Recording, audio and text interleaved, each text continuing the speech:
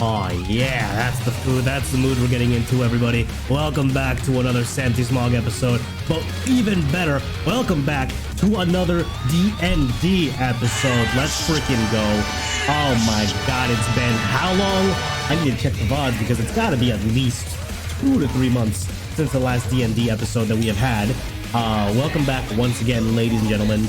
I hope you're having a great time, a great Sunday. Thank you to everybody that joined us yesterday to our extravaganza stream of finishing off Grounded, playing some Risk of Rain, and beating a run, and some Dark Tide with friends. I hope you all had a lot of fun watching that, tuning into that, and what have you.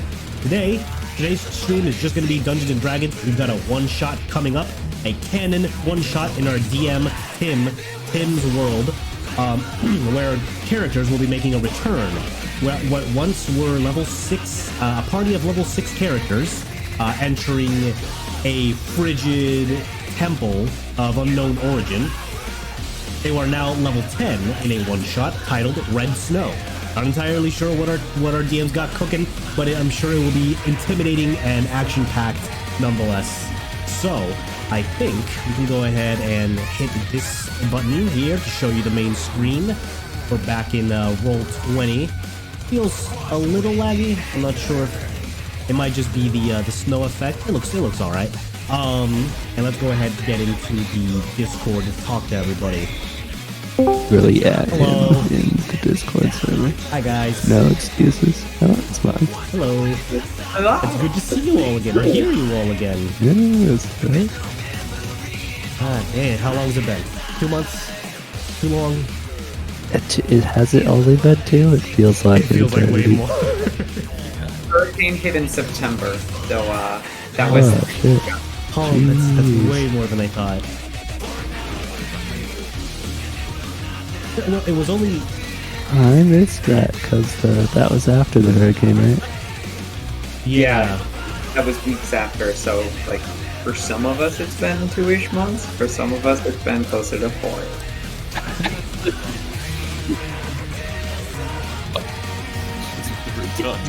Oh, Tim's really quiet. Oh, well, yeah, I popped in like good mic again, so... Oh, I like this background. I know, I love it. There we go. It's so immersive. Tim. I can feel the cold. Here comes the wind. There we go. It's too bad it's not like a week later IRL. It's supposed to get cold in Florida. Yeah, but like, how cold But is not cold today. in Florida? Well, Yeah. like 40 something. That's as cold as it's gonna get. Not swamp ass. It's cold. You will be God. lucky if you kiss 32, and then you will skyrocket.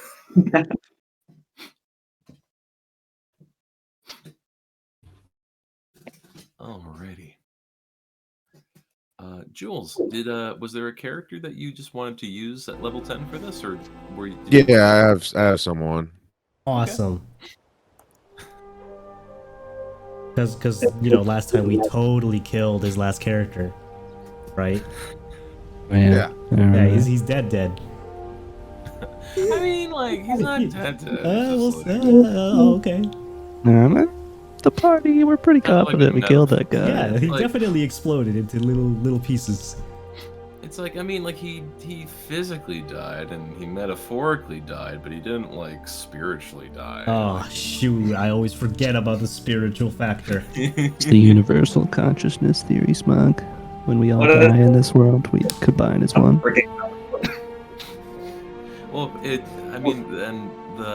more of a lore thing in the world now, because in the War Sands Desert, I forgot who I have and haven't said this to, but I kind of made this loose spiritual tabaxi character that kind of roams the desert, Yep. and like it's like getting a 100 on a D100 where he just shows up and essentially grants you wishes, maybe not as powerful as a wish, but without negative consequences or world-altering effects, more just small-time beneficial.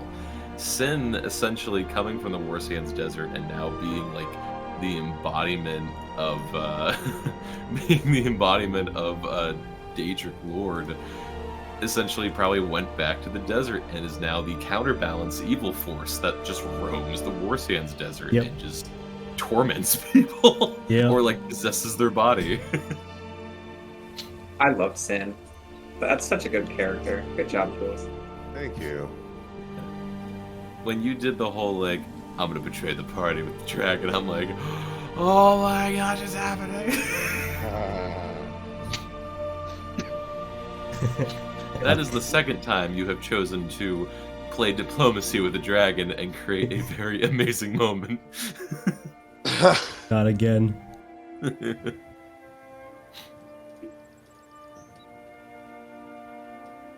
I'll still tell that story of like the dinner scene with Rakir. And I'll go on like Facebook forums or Reddit forums and share that story, and people are like, how did they not hate you after that session? Like, if I lost my player, I'd just cry. Well, to be fair, we only knew the cleric for that one session. We didn't really get that much rapport with them. You still like him better than you like Nasira. True. But Nasira goes out of her way for us to hate her, you know? That's true. Sometimes. Like every Nasira, session is the party hated that. Nasira's trying to make us hate her. Misha didn't try to make us like them, and that's why we like them.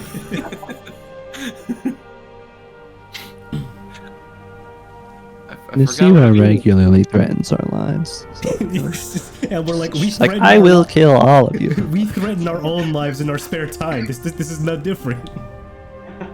Right, but that is of your decision. Like, you threaten your own life of your own decision. Nasira threatens everyone's life with her own decision. Oh, God. I hate her. Like, even Gimli, he asked Aragorn to toss him first. He didn't just leap, and Aragorn didn't just chuck him without warning. Consent. Consent is sexy.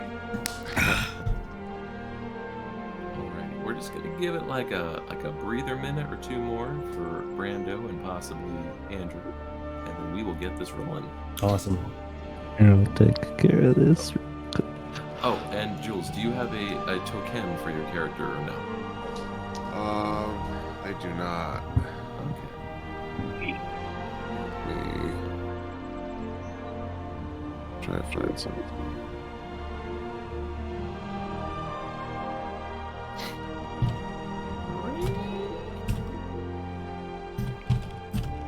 I just imagine like you guys are in like Mortal Kombat. Oh my gosh, where's Pryor? And then he's like, he has like a beer belly out. He's on a sofa and he's just watching like the World Cup.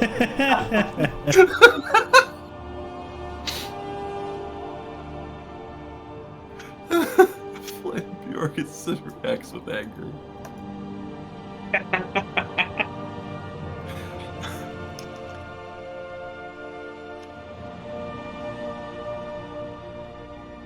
That means his couch.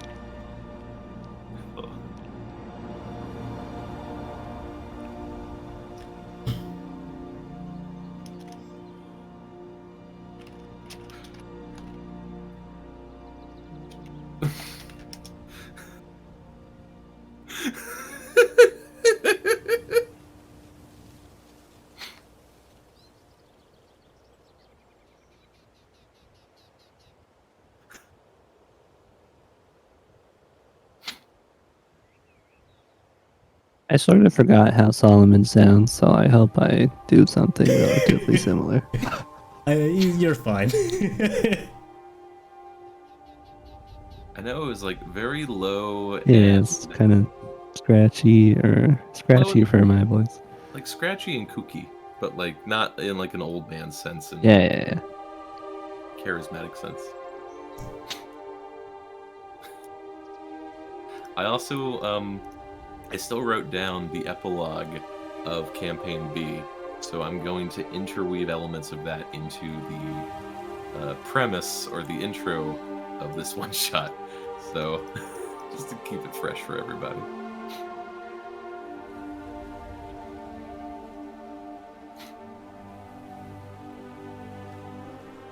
The Adderall spell's kicking in now. My power is here. We're dead. I'm leveling up. I've upped the dosage since the last time we. Ian's just over, like, peering into the Matrix. I've exponentially increased my dosage. You fool. 2 words: extended release. We're not on that short-term pill anymore. Your hair's, like, billowing in the wind from your aura, just radiating. There's no gust anywhere. It just is. Papers fluttering in the room. Roommates are like, what the hell? How do I get that?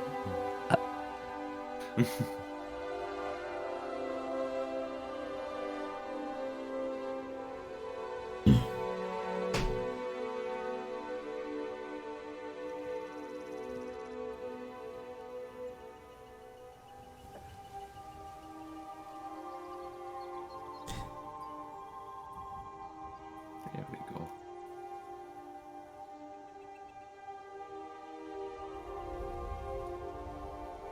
That's us, guys. Bottom right. These shady Oh, figures. Yeah. These ne'er-do-wells over here.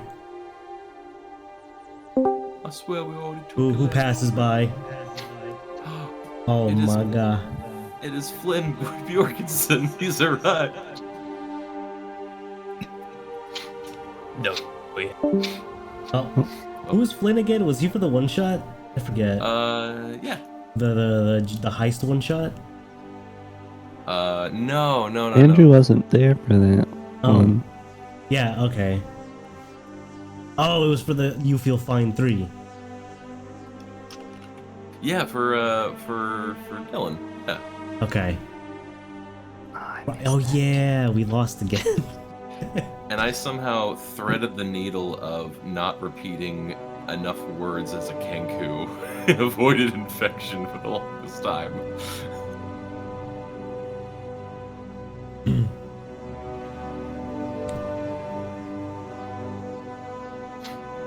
I guess Andrew's not playing. He said something Yeah. like that I couldn't understand. That's just his everyday speech. All right, give me like. I'm here. I am here. I am wow. trying to find geolocate my AirPods in this clusterfuck of a room. Because Did your I team thought I was win? not going to make it today. Are they that accurate? No, I'm not geolocating them, Alan. I'm looking for Did them with you my win the hands World and Cup? knees and eyes and ears. Give me a second. Hold on, there we go. If you guys want, you can start it, because I also have to start some things. So you can start the campaign. I'll just listen in the background. Start the campaign. If you need oh, to. we're starting the whole campaign. Okay. Is Brandon coming? I don't know, because he kind of just like maybe I don't know anymore. Okay. I'm hearing double. That's He was- Andrew's. He was. Yeah. Yeah. Oh yeah, it's mine. It's definitely mine. Until he finds his I AirPods. thought you said we it's have mine. a debuff. Let me mute this. Hold on. You feel fine. It's fine. Is it done? Okay. I love how you can hear part of it muting itself before it cuts off. That's next The level. last. The other day, Brandon was talking about, like, as if he was going to be here, but just didn't have a character. And just to double check, Right. Santiago, you are playing Slaughterhouse, correct? Correct. Yep. Fantastic. I missed that guy. Me too. We still have Watts on here. Oh, Jangle Broker. Okay, I was like, where the heck? What name are you using this time? Oh right. Let me change that. Boop. Okay. Unless because I haven't heard anything from Brandon at all on this, other than him saying like, I don't have Kai. I'm like, okay, well either re-alive him or pick something else, and then that was kind of it.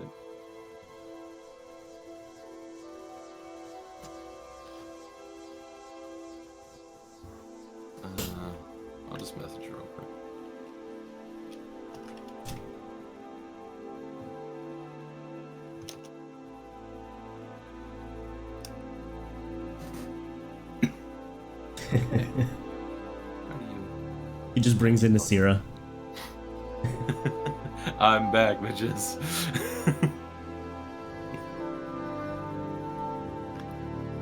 Oh, and then Jules, your character is large size, correct? Yes. All right.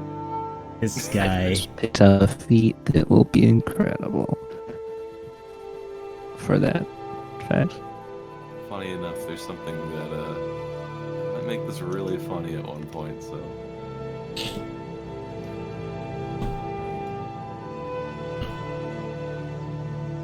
Flip Andrew upside down.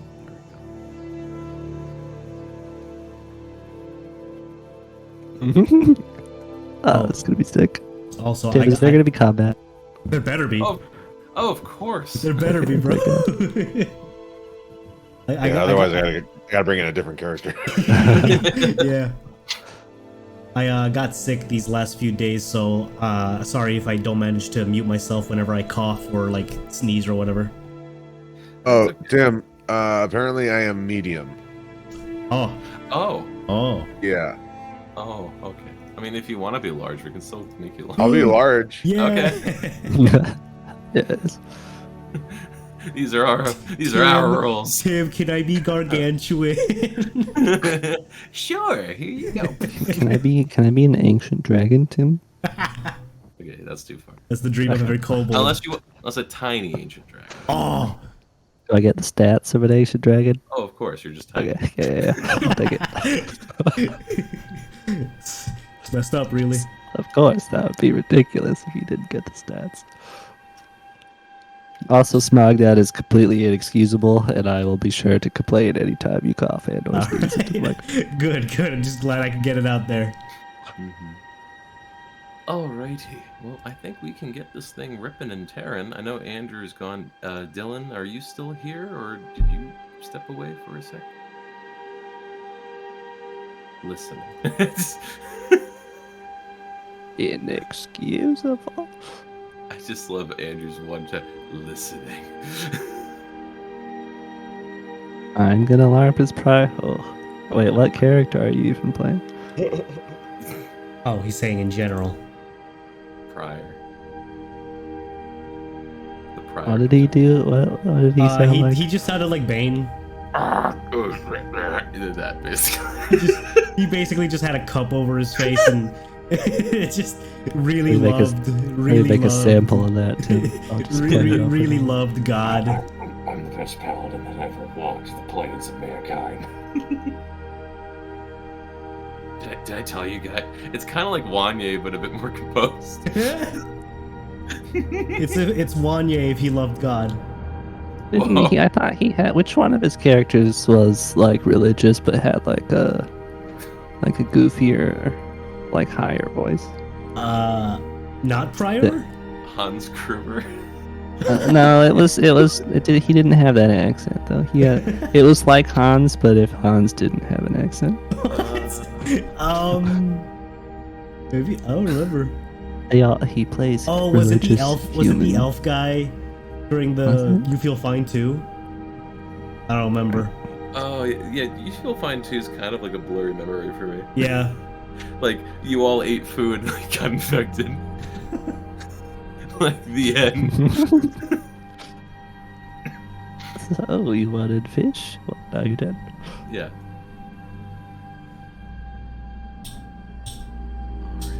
I don't know if Dylan stepped away or not.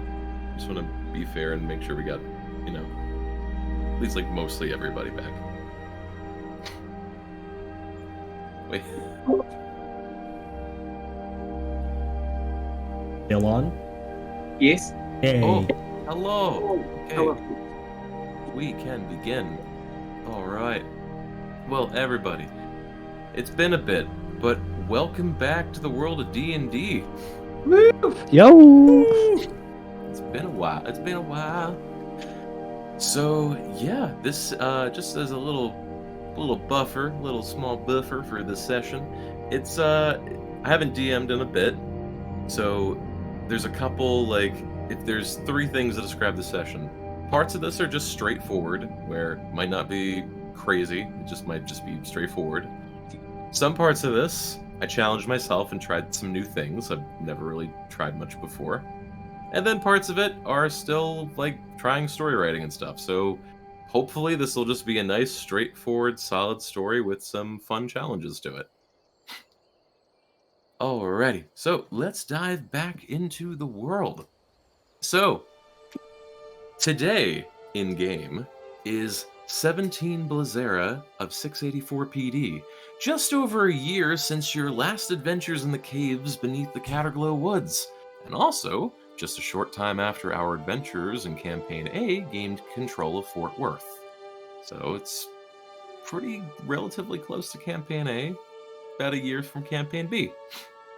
So, we return to the land of Jubik, once again, during its coldest, most frost-bitten time of year, with record-breaking low temperatures and high heights of snow. In the surrounding areas, the Lizardfolk invasion of the Romalian Empire still rages on, although the Romalians have gained significant advantages in the past few months. And also, rumors are flooding the Jubikian market talking of unknown evils taking shape in the south. There aren't many answers on this, and paranoia is beginning to set in slowly. For Jubik itself, not too much has changed overall in the past year. The Bottle Barrel Gang continues to thwart the guards, violent clashes between the lower class and the middle class, absence and avoidance from the upper class continues, and the prohibition of alcoholic goods has become stricter than ever before. Times are worse than ever, if you are booze-bitten. Time will tell when the citizens and royalty of Jubik have had enough of each other, perhaps for the last time. But we have not gathered today to discuss and mull about the economic and political shortcomings of a kingdom. No, we have gathered to tell a story. This story. Since our last story, your characters have gone down separate paths and done some unique things. Going back to the epilogue of Campaign B, Persephone, you hung out with Blue, employing Blue a bit from Hogbear to find some dead bodies, rebuild and fortify places destroyed by the Night Shrieker Knoll Band. You also traveled around a bit as a mortuary group and basically became the incarnate version of the Greek goddess Persephone, so it's pretty rad. Kai is unfortunately sick in bed, but as far as in-game Kai, after the adventure, just went back home. The adventure of Campaign B was essentially just a training session in order for them to evolve into an aristocrat assassin. What Kai may or may not be doing right now is probably high-stakes stuff. Slaughterhouse. After Campaign B, you reported back to the Jubikian guards and used all the information from the adventure as leverage to gain information on skirmishes and the war and all the other combats going on. You were curious on missing person cases, and you hoped to save others and find them and find engaging battles along the way. Lastly, you also helped commission a statue of Kratos, which is also in the main religious district of the Jubik Kingdom. Prior, you are listening. You went on a pilgrimage to Breaker and invited Solomon to come along with you to the Wu Runwa Shrine. You hung out there for a while and also hangs out regularly at the Jubik Priory. You got a statue of the Wu Runwa statue. You made a statue of Wu Runwa and got a commission for it there. And you also sometimes hang out with Slaughterhouse and trades amulets with him. At least maybe the amulets at the end of the campaign. Solomon, you started your own grudge punk fashion line with the Arvindale's clothing line. It is. It's been going phenomenally well. And you bring a very unique artistic fashion unlike anyone else around. You joined Prior on that, I was going to say missionary, on that pilgrimage to the Wu Runwa Shrine, and to learn more about Wu Runwa in general, and, have a nice little long trip. Unfortunately, Gillig and Sin did not survive, and both of them fell to an ever more grim fate than death. They will be missed. And so, you all find yourselves in the Mooncup Tavern Inn. Well, on the floor of the Mooncup Tavern Inn. You don't remember much of what happened last night, and there seems to be someone with you that was good company, and you'll probably keep him around. We'll see how it goes. But you don't remember what happened much of last night, but it must have been quite a good story, so, everyone, please introduce who you are. Hi, I'm Slaughterhouse. I am a very old, what's the cow race people called? Good question. Furbolg. Thank you. A very old Furbolg war cleric under Kratos' banner. You all vaguely remember Slaughterhouse drinking as much that could probably kill 5 men times over. He gets up slowly, slams his fist on the table angrily that those drinks were still not enough to kill him. And he looks to the others to see if they manage to achieve peace. Amazing. Well, how's it? I'm sure that y'all remember me. Definitely. I have been doing my things recently, and I don't know how I got so intoxicated. I never drink any alcohol like that. However, and usually I'm making my own grapes and fermenting it myself into some wine, but something was tantalizing about this bar. My tortoise shell is full of a lot more fungi and lichen and a whole bunch of stuff that you haven't seen before, and I seem a bit more worldly for that, but nothing else much has changed. Is the screaming plant still inside? Oh my god.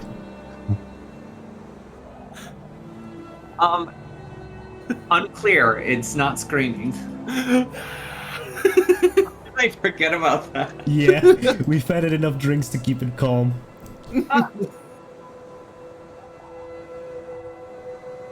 Amazing. And Sullivan he falls off his stool onto the floor. Oh God. So Solomon, as we all perhaps recall, is a little green kobold, only recently relieved from homelessness and is now a successful fashion designer and has had quite a turnaround. It's religious now, I think. Part holy man, part bow master, crossbow master. Still very smelly, wearing his rat cloak probably. And I suppose he's probably happy to be here. Nice and drunk. Fantastic. This, on the other hand, is not so happy to be here. You can't tell because in this human paladin figure, his helmet has completely obscured his face. But he's Dark Souls style, just sitting against a wall, staring down silently at the floorboards below.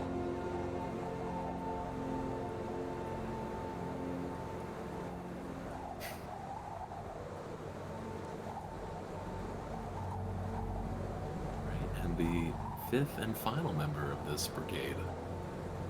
Over at one corner of the bar is a large minotaur.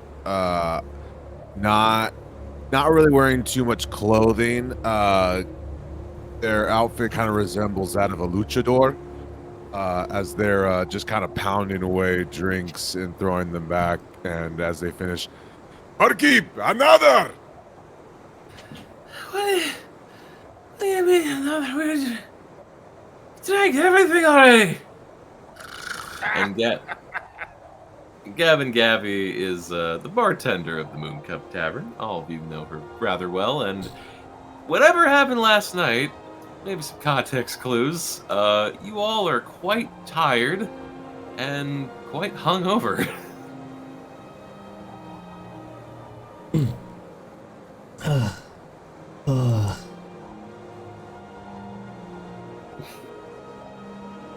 So what the hell do we do now? Are those dead guys over there? Are they?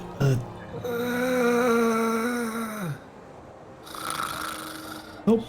Still breathing. Yeah, you see from this distance, you see their chest rise and unrise just like very slightly. Just enough to know that they're alive. Wouldn't be the first time I woke up with a room full of dead people. So I'm glad it's not again. It's not a real party if somebody didn't die. This, are Guess you we dead? Guess we didn't have ourselves a real party then. I guess not. I can kill somebody right now. I guess I can tell you that we killed so much last night. It was fantastic. That's not even like we drank more than like a Friday night. This is a Tuesday. Why did we drink so much? Did I forget we had a real huge battle or something? Camera pan to the abominable Yeti, bloodied and chopped to multiple pieces in the front yard, which is weird because abominable Yetis are like in the deep, deep north. What the hell is it doing in the middle of Jupik? What the shit? Hey, everyone, come over here. Does anybody remember killing this thing? Do I look at my hands? Are they bloodied? That's a great question. I would say yes, your hands are bloodied. Slaughterhouse, please make at disadvantage an intelligence check. Just straight intelligence. All right. Wow. Wow. 15. You close your eyes and you sort of feel the blood in your hands and try to use physical blood to enhance your memory. It doesn't work, but you feel like it works. And nothing comes to mind, but you feel in certain parts of your body and your muscles certain soreness and tenderness. And you feel like that probably you had a hand in killing this thing last night, because you are hella sore right now. Why must I be punished for this, my lord? Why can't I remember such an awesome battle? Why? He looks into the sky, gets on his knees.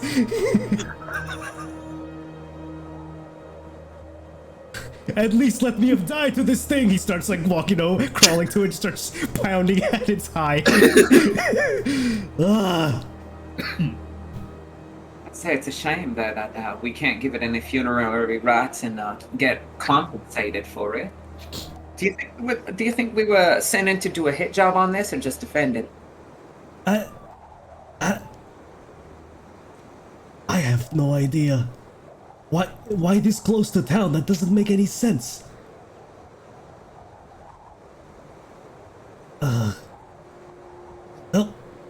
He rips up a chunk of meat. Why not waste not want not, am I right? Yeah, as a side note. Fire up the grill! We can cook that first. It's fine. Alright. It's good for like- Call dibs on the head. We need something for the wall. Alright! He starts ripping it off. Okay. It's a due process of you pulling in the head of this Yeti as Gabby taps Gord on the shoulder and just goes like, hey, look, just do the thing. Gord's like, and just starts stumbling just all over into the kitchen. He's never used a grill before in his life. And Gabby knows this, but fuck it, whatever. I thought he hated fire. Oh, he does, but he's too drunk enough to remember that. Just as like a sort of side question, as a lead designer of Arwindale's punk fashion line, do I have like a hide guy? Hide guy. Like someone I could call in and have him, collect some materials here. I'm pretty sure you do. Yeah. I'll send word in some form or another. We got a nice piece laying on the floor. Come get it. I'll write this in a letter or a note and give it to some guard or something. Okay. Make a one persuasion check. All right.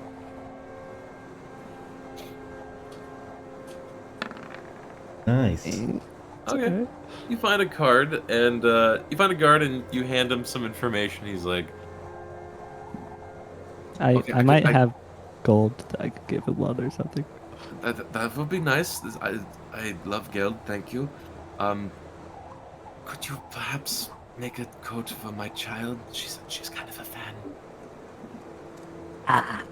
You know, we don't really do custom requests. Oh, actually, I did custom. Yeah. All right. What's your name, guy? My name's Cedric. Cedric Ivanhope. I'm gonna write his name on the note and like to someone who I assume works there and tell them to sort it out. Okay. And maybe we'll figure it out later. Okay. At one point, Just Gabby as a side. walks over to Toro and goes, "Gotta be honest, no offense or anything. I don't really remember you. When did you? How did you? When did? What? Why?" Don't worry, my dear. Many people forget the day they meet Toro the Terrible. Everybody is in awe of my size and strength and muscles. He's so good. He's fine.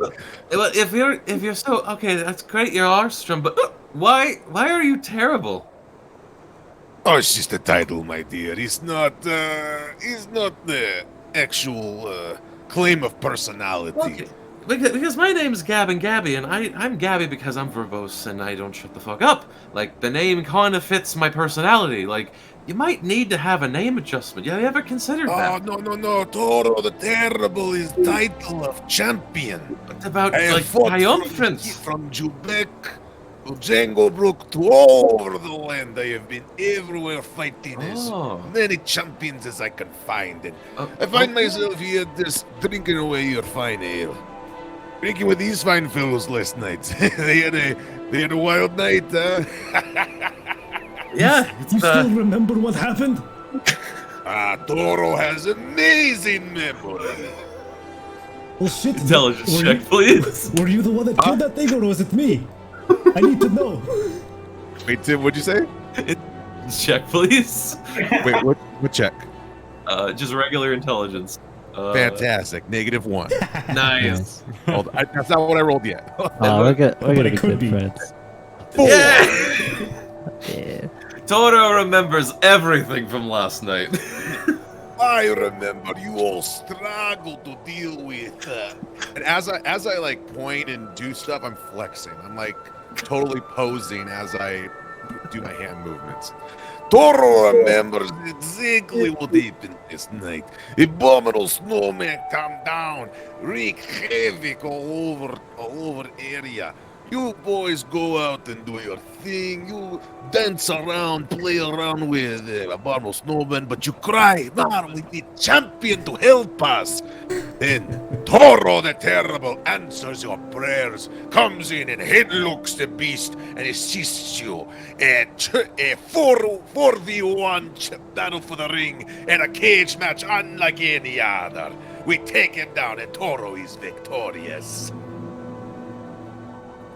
So that's what happened last night. Ah, Oh. now I know you had too much to drink. Yeah, he just starts clapping. Thank you, my dear. Please continue cheering with more ale and more beer, please. Oh, yeah, of course. Other question. Is that your horse? No, this is just my carry-on. Then whose fucking horse is in my boat? Get it the fuck out of here! Oh, sure, I throw the horse out of the window. Oh, God! Shattering the glass! Bye-bye, horsey. Just starts sprinting off into the snow. I'm gonna go over and mend the glass so that we don't get thrown out. Thank you! Much Magic ain't cheap in these days. Well, while I was assisting you all, I never caught your names. You were too busy in the fray and pride of fighting to really exchange pleasantries. I am, like I said, I am Toro the Terrible. You already know that, of course. I am very well known all around the land. And you all are? I am called Slaughterhouse. It is good to meet you, Toro. Slaughterhouse. My God, what a name! I have to consider a name change. No. Title stays. But good name, Slaughterhouse. Names come and go. I'm sure you can change it to something just as great. Toro the Terrible is already synonymous with a champion. There's only maybe a handful of fighters that are known to the land that I still have not yet challenged, but one day. Is this like open arena or is this like underground arena? Underground, open, championship, wherever there is a fight, Toro will be there to claim victory. This guy gets it. Gabby's just like, proud of you, get a room.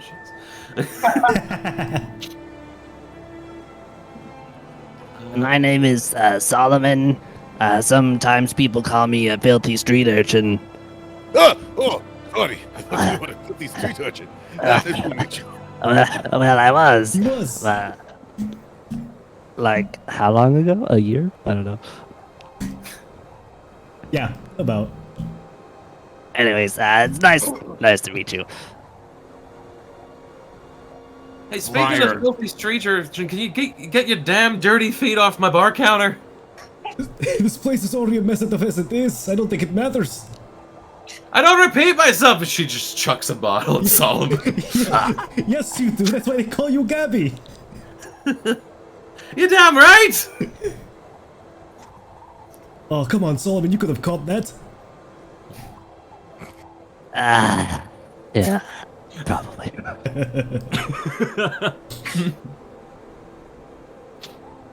Well, I'm Persephone, and I suppose I might be cleaning up some of your messes, depending on how brutally you beat the opposing forces. Oh, the fight was most brutal, but I put on good show. Well, that's good. I put on a good cleanup afterwards. Briar's just gonna lumber on over quietly. He's cleaning his sword with a little polishing cloth, and he's gonna turn his helmet towards a giant lad. Briar, quietness. And he's just gonna keep cleaning his sword. What in the hell's? Briar, this is call the him Buckethead quietest for I've ever short. seen you. What's wrong?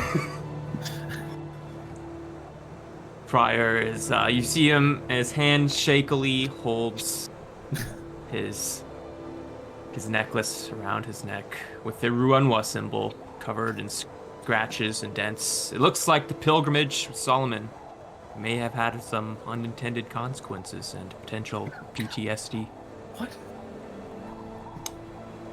His helmet turns towards Solomon.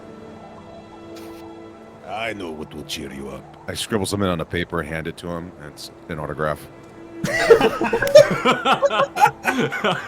There are no facial features, it's just black cloth behind his mask, behind his helmet. But you see the black cloth and you see it kind of push out a little bit as he chuckled. You can't hear the chuckle, but you saw the cloth move. And he puts it in his satchel. No, I put my hand kind of over where I assume your face is. No. Thanks is not necessary. Shit, hold on. And shit, speaking of signed papers, and she starts reaching in her pockets, and she's pulling out like all the tipped forms and receipts and everything. And she pulls out what appears to be this long letter, and she's just kind of reading it real quick. Shit, I completely forgot. This was for you all. So, kind of vague.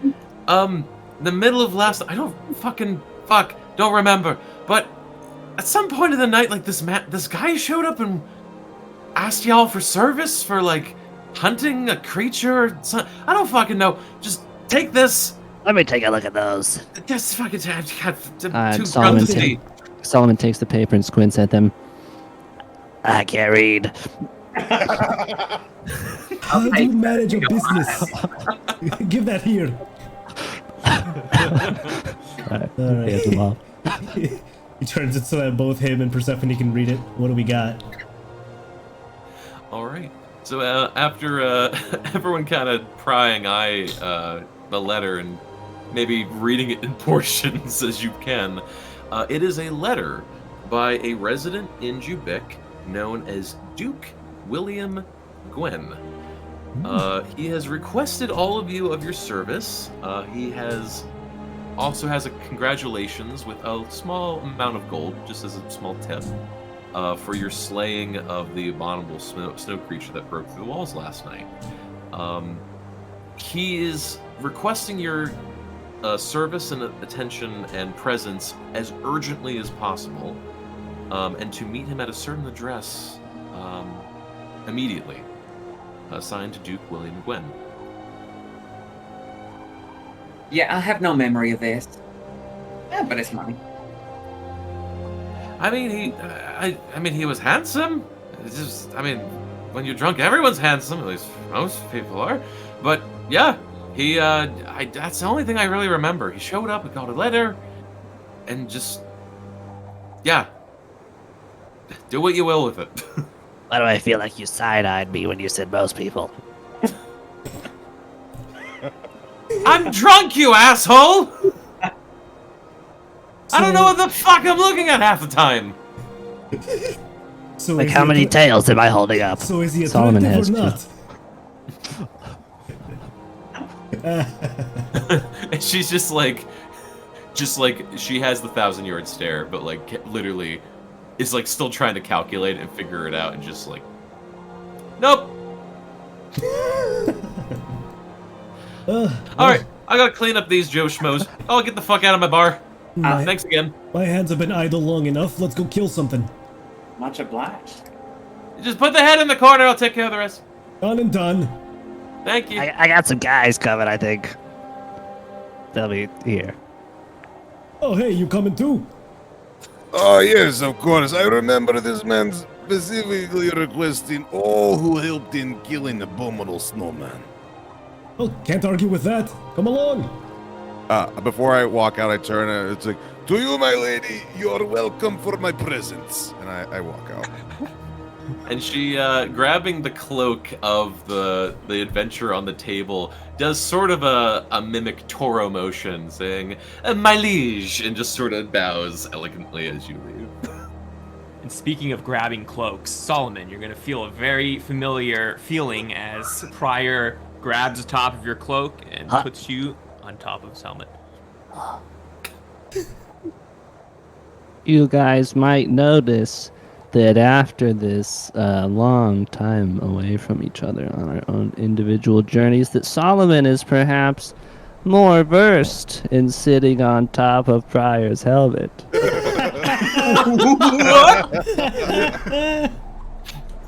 Y'all look more stable up there than you used to. I'm getting used to this, lady. Good on ya. Okay, for the heck of it, I'm going to also give Andrew control of Solomon. Let's go. Oh my gosh, that's amazing. Y'all look more pleased than a pig in sunshine. Where the heck is you? I was like, I'm having campaign A, B, and one-shot characters all in the select screen. I'm like, who's who anymore? I don't know. Alrighty. So you all, very slowly, one by one, make your way out into the cold, which, by the way, it is freezing. It is absolutely freezing right now. Again, record low temperatures in Jubik. You all start making your way through the streets, and you may move about the screen as you will. But you all, ask around a little bit. Jubik can be kind of hard to navigate, even for people who've lived here for quite a long time. But you get an idea of the landscape eventually. You follow the address until you finally find this small wooden house. It's in the middle district, in roughly the middle of the middle district, so it's, not high, not towards the slums or tents or low class district. It's fairly okay. It's kind of a Barovian style house to a degree, with how some of like the ironwork fence and shingles and wooden roof and walls go about. But it seems like a nice small place. And you do see, towards the door, this large black oak wooden door, you see this golden placard that says Gwyn, Guine, or House of Gwyn.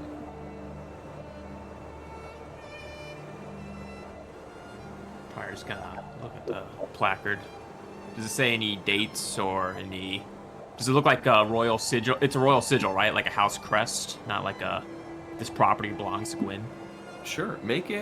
I'll say make an investigation or history check.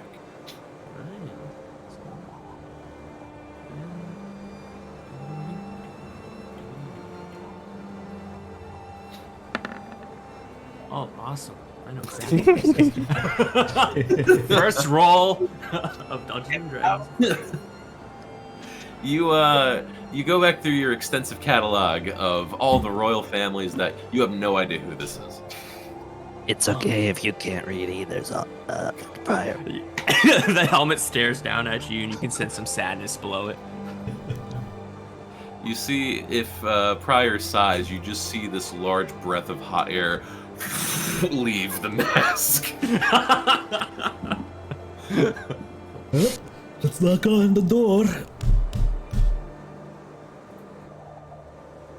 We knock on the door. Knock on the door. There's a bit of a pause.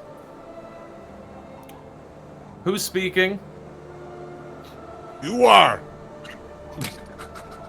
Who's speaking now? This is the No, party. you. We were hired by the Lord of the Manor. I am he. You may step inside. And the door, you hear it unlock on its own and creak inward as the door opens for you. Come inside. You have my permission. Walk inside. I'll be second. Okay, so you all walk inside, and it's the situation of the home. It's from the outside, it seems quite simple, but from the inside, it's not. It is and isn't what you expected. There's parts of the room which are incredibly elegant, super high thread count rugs, some golden embroidering, this nice fireplace, these placards and pictures, very high class quality items. But then there's other parts of the room where you see this menagerie of plants and herbs and spices and all these different types of plant life. And then just to the side of it, you see an alchemical set or chemistry set. Seems like something of science. But in the middle of all this, you see a man, human, bundled up in these large, kind of raggedy-looking clothing, this very thick scarf around his neck, and these large black monocles over his eyes, and this very kempt, curled-back hair. He's sitting in this kind of wooden rocking chair. It doesn't go back too far, and he's sitting behind this small desk. But without making eye contact with you or tilting his head up this way, he just simply raises his hand up. Come forward. Thank you. I walk forward. As we come inside, I throw my rat cloak onto the floor. Because it's hot, I assume. It's probably toasty for you. That's fair. And he stares at all of you.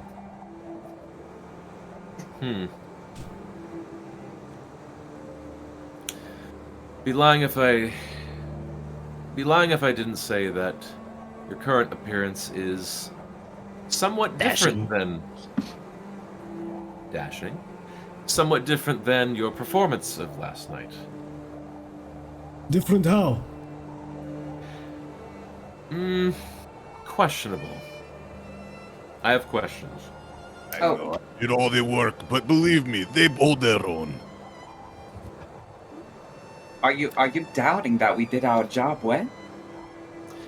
I'm not doubting that you did your job last night well. You were fantastic and wonderful. Oh. I'd also did some personal research and asked around and asked all of you, and well, not all of you, motioning to Toro, but most of you also spoke of some prior adventures that you had, and I became curious. let me not be so perverse. First off, greetings first. I am Duke William Guinea. The rest of your names, please. My apologies. Company knows me as Slaughterhouse. Slaughterhouse. Stephanie. Much obliged. Stephanie, and he starts writing these down. Solomon. Solomon. Prior. IOR or Y? IOR. Oh, okay, gotcha. Interesting. And you, good sir? I am Toro the Terrible, Toro the champion of the ring, I remember. grappler of... Okay, thank you. Oh. No. Apologies, but yes, thank you. How would you say your expertise are in regards to monster hunting? And I don't mean monsters such as what you slain last night, but something with intelligence. Hunting? No experience. Slaying? Much of that. Solomon kind of nods along to the slaying part. All right, so I don't want to say impulsive, but just see monster, slay monster, get gold, correct? Prior Salmon nods. The slaying is more of its own reward, but yeah, that's the gist of it. All right. We've done a bit of the hunting portions of it. We're not the best, if you catch my drift. Well, if the records speak true, I may not say that you're the best, but you're quite qualified in my personal taste and opinion. In my taste. So, let me not beat around the bush anymore. I have an incredibly urgent matter that I need taken care of by tonight. It is incredibly clandestine. What does that mean? Limited. Speak again, sorry. What does that mean? Oh, Means urgent. Only we can know Meaning about it. important and quickly, and that it needs to be done today. Oh, you meant clandestine? Yes. Yeah. Secret. Shh. Very shush. It must be done under wraps, and I can only give you all limited information. It is very important. Any questions so far? What are we hunting? That is private information, but I can tell you that it will be somewhere within the vicinity between the Middle District and the Lower District tonight. So you can't tell us what we're facing, but we just need to. Like, this isn't enough information for us to go off of. I'm sure you're aware of that. I understand that I am giving information that provided would aid you in the knowledge of what you're hunting. However, given the urgency and the emergency of the situation, less is better in this case. We know about the spider. We were introduced to the spider. We can take care of it. The what? The spider. Spider? I thought that was our friend. The god Yeah, spider he's- from the alternate universe. You've He never seen. spoke Jubikian. He was a Oh, spider. all right. We don't have time. We can play Exterminator later. Yes, I understand the confusion and concern and not knowing the creature. It will present itself tonight. How do you know? Because... And he leans Squint back as he says this. and he really thinks about choosing his words extremely carefully, and you can see the meticulousness in his thinking. I was in possession of this creature. So it's an inside job. It's an inside job, yes. It's, it got loose, and I need it back alive. Alive? Oh, Preferably alive. you got resurrection magic. Cover that. That's out of the question. Resurrection is out of the question. I need it alive. If you must kill it, only as a last course of action. Only as a last course of action. Look around at the party. Well, is it going to be hiding among people? Are Yes. the people outside of it, around it, in danger? Yes. It has the ability to... We'll say it has the ability to look like other people, and let's say it has decided to appear like me.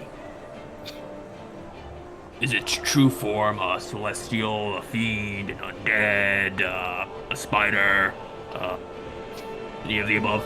Make a persuasion check, please. Did like a spider get in here? You'll have to meet him. He's a good guy. Alright, he looks at Pryor at this question. As far as that information details, I can say it's not celestial. That's about as far as I can say. That's fair. It's a start. I'm guessing this is not something you should have normally. Is that correct? Not normal. No. At least for Jubik, no. This is entirely out of the ordinary for Jubikian standards, and incredibly, incredibly urgent. We have pretty much tonight to get it solved. We don't need, tonight. I have gold, platinum, and he sort of like motions over to some of his chests. I am a duke. I am known throughout Breaker's Landing. I'm originally from here, but spent some time there and made some negotiations with my brother. So, if money is your preference, sure. If there's something else, I will happily pay whatever price it is that you're looking for. So let's do the other side of the equation. What is it that you all would like from me?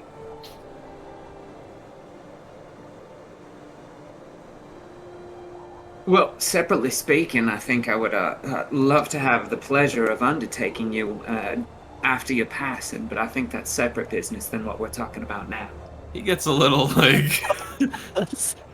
he gets a little like kind All of... of it Like, also. it's a little like, excuse me. He just goes, I'd say I'm touched.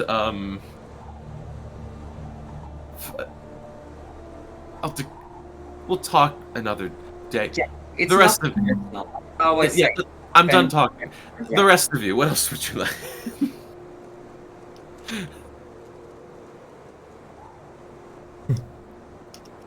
Pryor looks around. He's never actually been asked this before.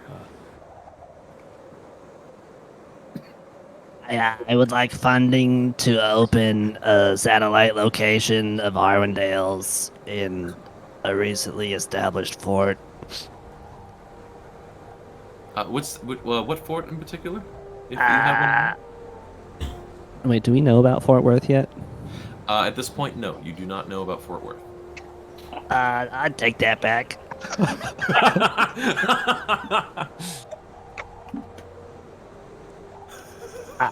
Maybe I'll just take one like in another side of town. Another Avondale's in Jubik? Yeah. Okay. Okay, sure. Second Avondale's. Fantastic. I will get that done. And the rest of the three of you. Apologies, we're in a bit of a time crunch. Alright. Forward whatever gold you're willing to promise me to the Temple of Kratos. We could use more for training better warriors. Alright, so Slaughterhouse. Money for the Temple of Kratos. Okay, fantastic. And then Toro and also Praya. Can you offer chanted title championship? Or some kind of tournament entry or anything like that? If not, gold will be fine. Okay, do you mean like a world championship or regional championship? If you have world championship entry, I will take.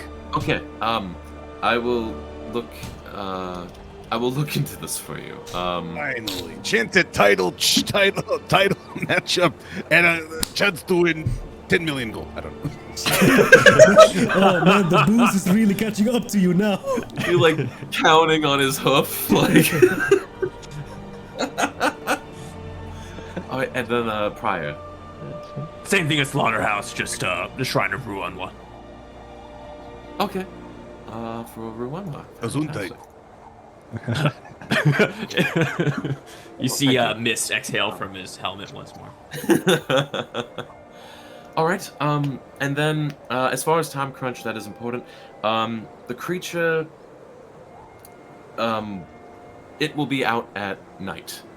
And being in Lazera, night falls quickly, so I would suggest getting to the lower district as soon as possible. Any other questions before you go?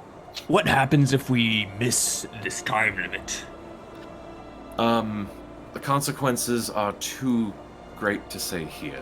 It's, like I said, Should we go to another room and you could say it? I think that's a good idea. You see the helmets, like. What if you just tell me and I promise I won't tell anybody else? No, the consequences for this are too great. Just focus on the task at hand. Capture it, bring it back, kill it if you must. I have an emotions over to the alchemical set. I've created I've created a tranquilizer to knock it back out and get it back into custody. So just bring it back here. I'll take care of the rest. Please, just... Yes, thank you. It doesn't have a pet name or anything, right? It's not like your... Yeah, does it go It will look like me, most likely. I grab him and I'm like, got you! Oh, If only it were that easy. Hey, yeah. Oh. If only. And he looks Easy very job. distressed, and Slaughterhouse says that.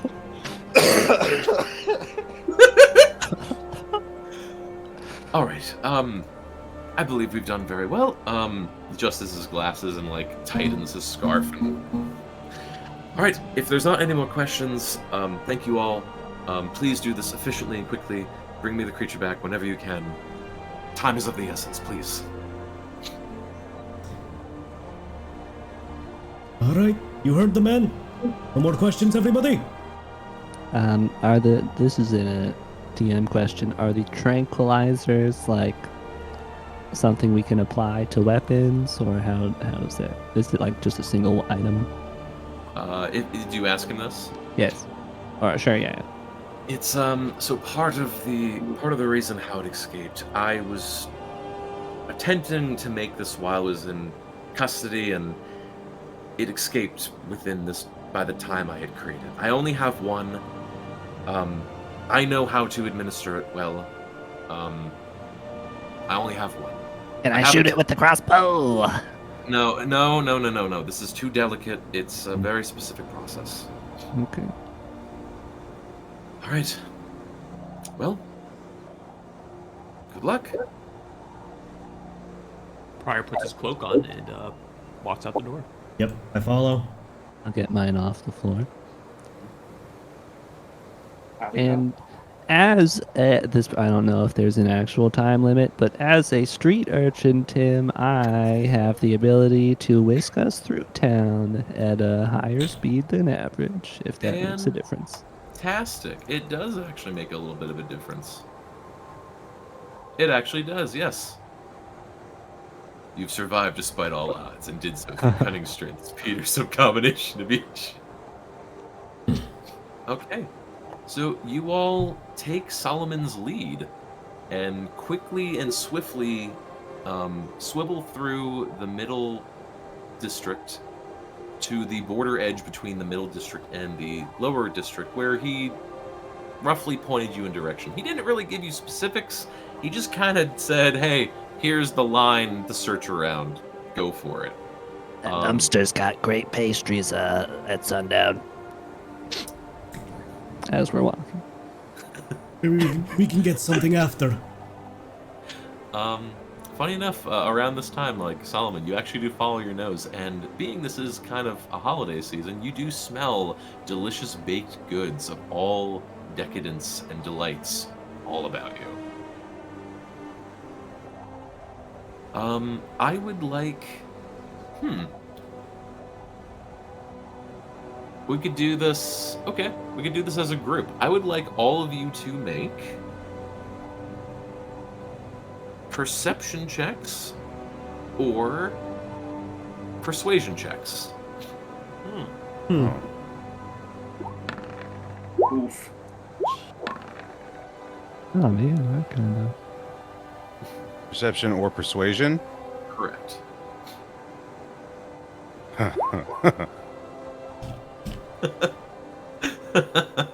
Okay, so as you guys are roaming around and trying to kind of get an idea on all these loose details and what to do, Pryor and Toro, you guys take the social initiative and start going around and asking some of the townsfolk if they've seen anything or what have you.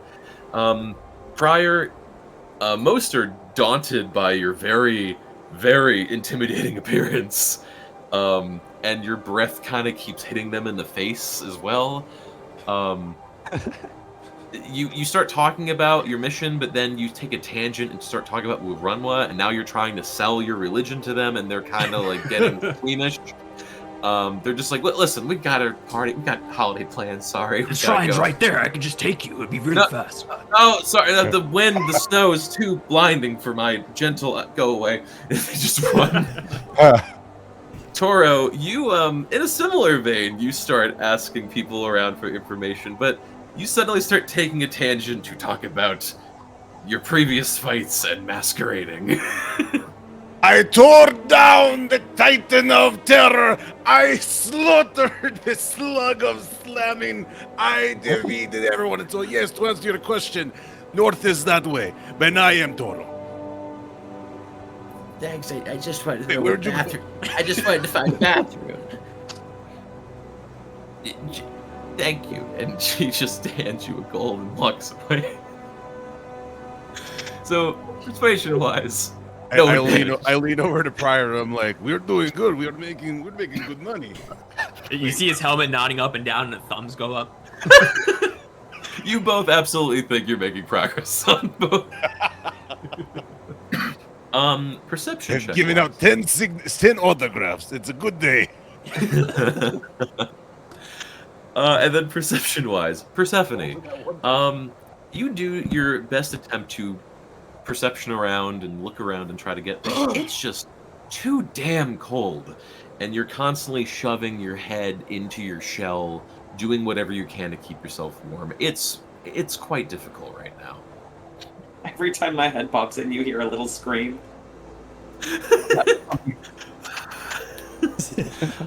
I got wounded when my head's out or head's in, but on the transit between, And then between both Solomon and Slaughterhouse, you guys are more perceptive. You don't find any leads specifically towards what the mission entails, but you do get these moments of looking down alleyways and notice some shifty behavior. You notice a couple group of people kind of making some kind of deal, maybe a bottle passed between them, and then looking over at you guys before darting off. Hey, that's a crime. I shout down the alley, if you keep running, it'll only get worse. Get back here right now. they just take off as fast as they can. Do you pursue? Yeah.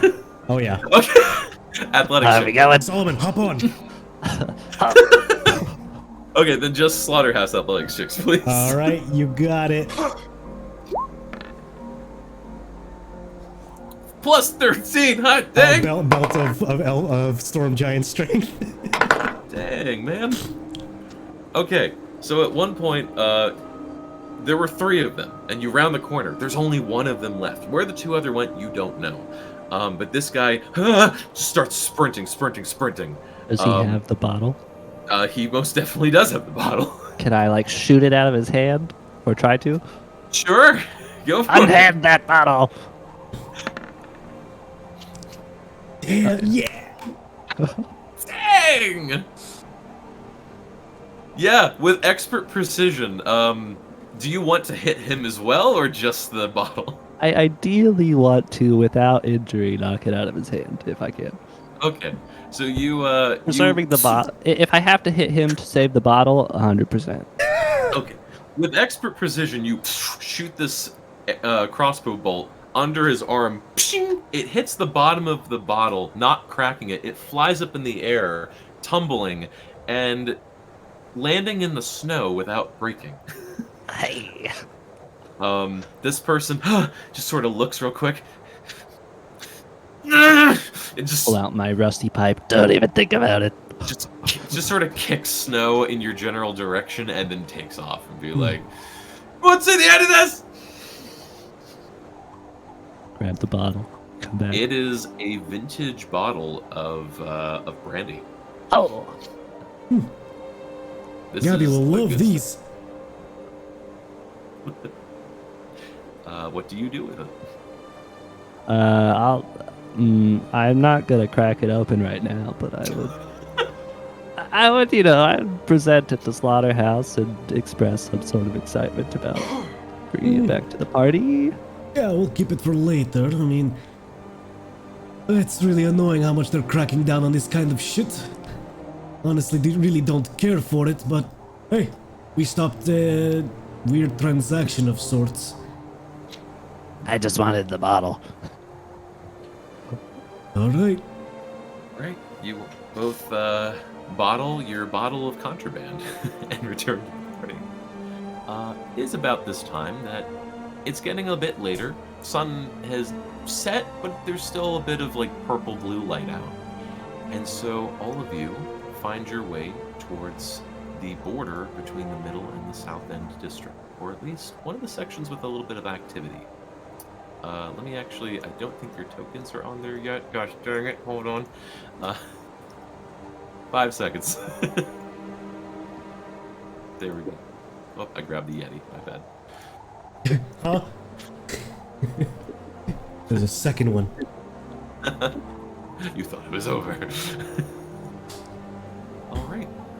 And so you all, I'll switch up the music and see how this goes. You all find yourself in one of the street sections. And you're at the border where the middle section district, the wood's nicer, there's some brick laying roofs, there's a lot higher quality, and you hear like cheering and laughing and some music playing from each of the houses. To the right, you see these very ramshackle houses with stone roofs or hay roofs, or just completely destroyed, broken down houses full of ash and soot. It is night and day between the middle district and the southern district. It's no wonder why the political elite and the high society of Jubik try to shove the poor district as far back as possible into the city. It's good to be home.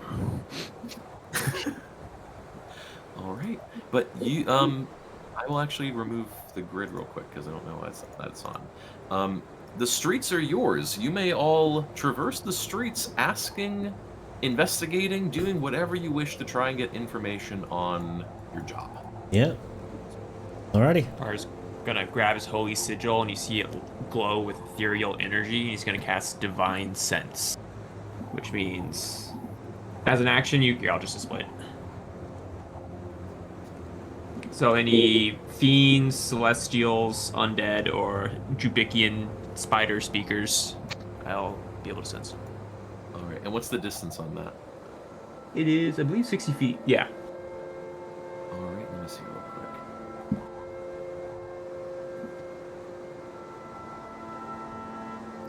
$60 feet. Okay, let me see real quick. Okay.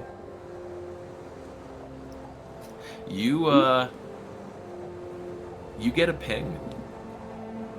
You see Pryor hold his hand up real quick. Give you a high five. You get a ping. I also give a high five. Doctor. I think he has something to say. You get a ping directly from this house right here. Pryor is gonna, trying to be quiet as possible, stealthy as possible, put his finger up to his helmet and do a hand signal towards that house. No, that house. I think we should just bust in there. You see him Pryor kind of shrug and gets out his sword, shing, and he's gonna start walking over there. And Toro just immediately starts booking it. No reason to beat around the bush. Come on. Here we go! As you start running over towards this camp of 2 homeless Jubicians, you see 2 of them, and you see them cooking this large stew pot of sorts, and they're just like, hey, no, not the good stuff. And they immediately, like, as a weapon, hold up the frying pan, like, get back!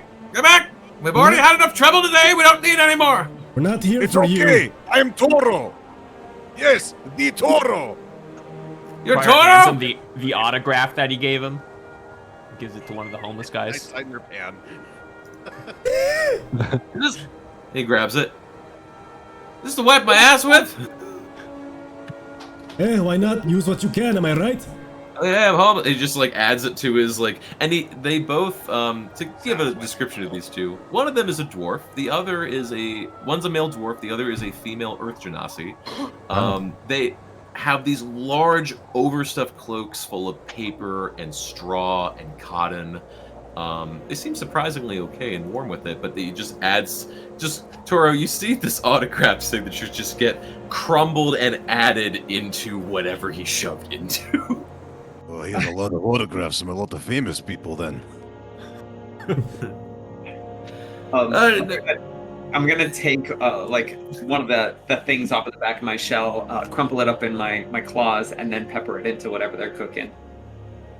Hey! This is that might actually work. But yeah, no, that's a bit of flavoring. I could smell from a distance. I could use it, and she's gonna use shaped water to stir it. And the female Genasi speaks. Are you into stew making? Might be a bit. Okay, well, my name is I'm looking at the sheet here. My name is Masika. Masika, yeah. And this is my hubby Lou. And then Lou raises his hand. They call me Stew Lou around here. Me and Masika over here, we've been living on the streets for a while, and no matter how cold it gets, but out here between us, just the stew brings people together. And that's like a community service thing that you're doing? It's more like we make soup, and sometimes we make too much, and we just make soup. You want some? I'm not. Well, is there any meat in it? Nope. This one, he just kind of like looks through. He's like, he had this moment of like, what the fuck did we make again? So looking at this real quick, this one, we usually make lemon carrot and bacon tomato. This one is a cheese broccoli, if you want. I think I'd love some. All right, well, pour it on up. Here you go. And Masika pours a bowl and passes it to you.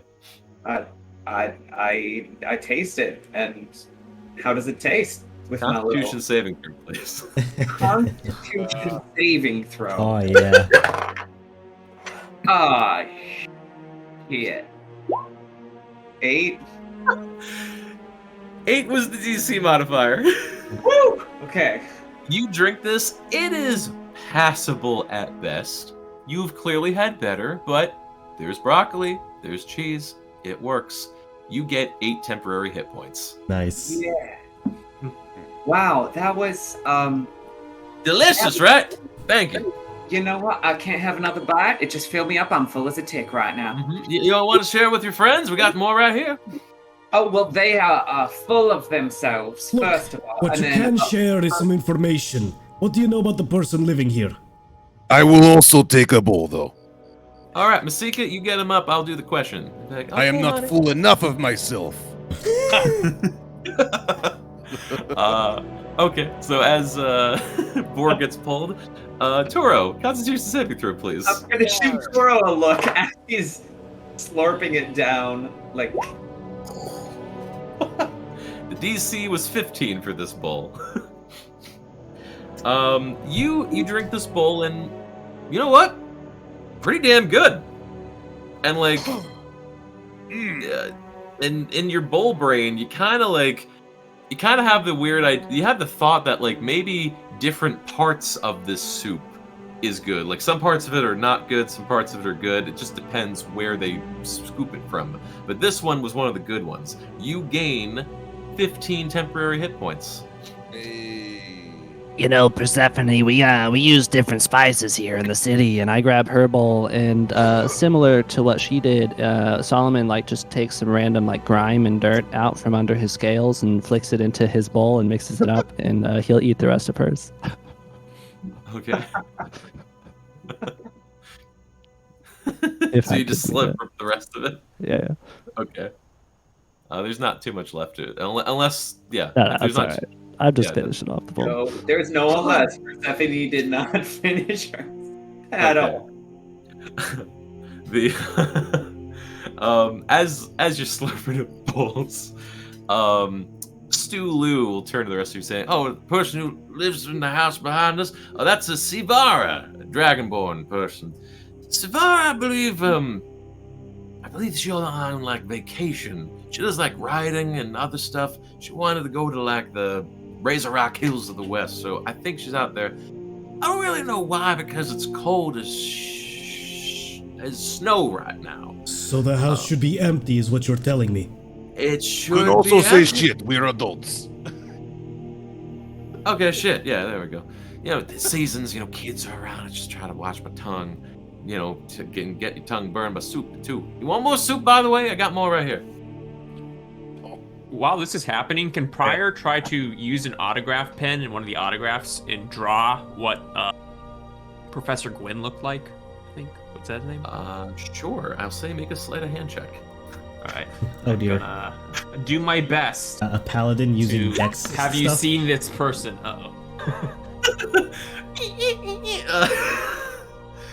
Okay. So you craft up a doodle. It's not terrible. It's just very you're drawing from memory. Pryor maybe not is the most skilled artist and is drawing from imagination rather than memory or real life. So you present a picture. Stu Lu looks at it, goes, that is a face. DM, can Solomon redline Pryor's paper? Redline? Like when someone does like corrective drawing over. So are you doing a roll, or are you giving him advantage? Could I do the roll, or Okay. I guess whatever you Pryor think. hands you his paper and a red pencil. I don't know, he looks a little more like this. Also, Oh, okay. That's good. he just draws some really thick, frowny eyebrows on him. Yeah, and like it's like I mean, he had a stern expression on his face. You get a little bit more of the hair detail, and he's like, "Hey, well, that's a face with detail." I might be a fiend, a celestial, a spider, a demon. Yeah, demon. And Masika speaking, "I'm sorry, that does not look like a spider. I'm sorry." How's that stew coming, by the way? Oh, here you go. Pass it to you. Did you eat it? Yeah, oh yeah, heck yeah. Yeah, you should save through, please. Oh. This ain't my first hobo stew. DC was 19. This is the best broccoli cheddar soup you have ever had in your life, Solomon. That's good. Like, this is top grade, top shelf shit. 19 temporary hit points, please. I'll lick the God bowl. damn. Persephone jims the camera. And so they look at the picture again, saying, "I'm sorry, friend. I don't think either one of us know who this is. But Sivara, she's not there. I don't think she has any mistresses or anything. I mean, I don't have no problem against beast folk, but other people do.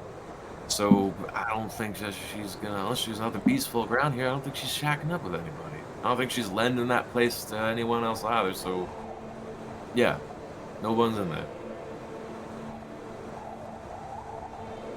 Are you aware of any, perhaps, back entrances, basements, corner offices, attics? Not that I know of. No, I don't be snooping in people's houses. I mean, I live right next to it, but I don't snoop in people's houses.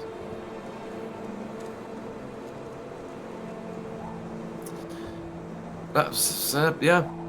Shakes her hand, says, sorry. I mean, there was that other thing. I mean, I don't know if it's like celestial undead or something, but there was like, Masika, what'd you say? And she said, like, I mean, I saw something like dart out from the alley and like run over that wall over there to the right, and like points over where the tree got chopped down, and like it ran over there and like it tried to crawl up, but then it dug underneath and went through the. I don't really know what happened out of that.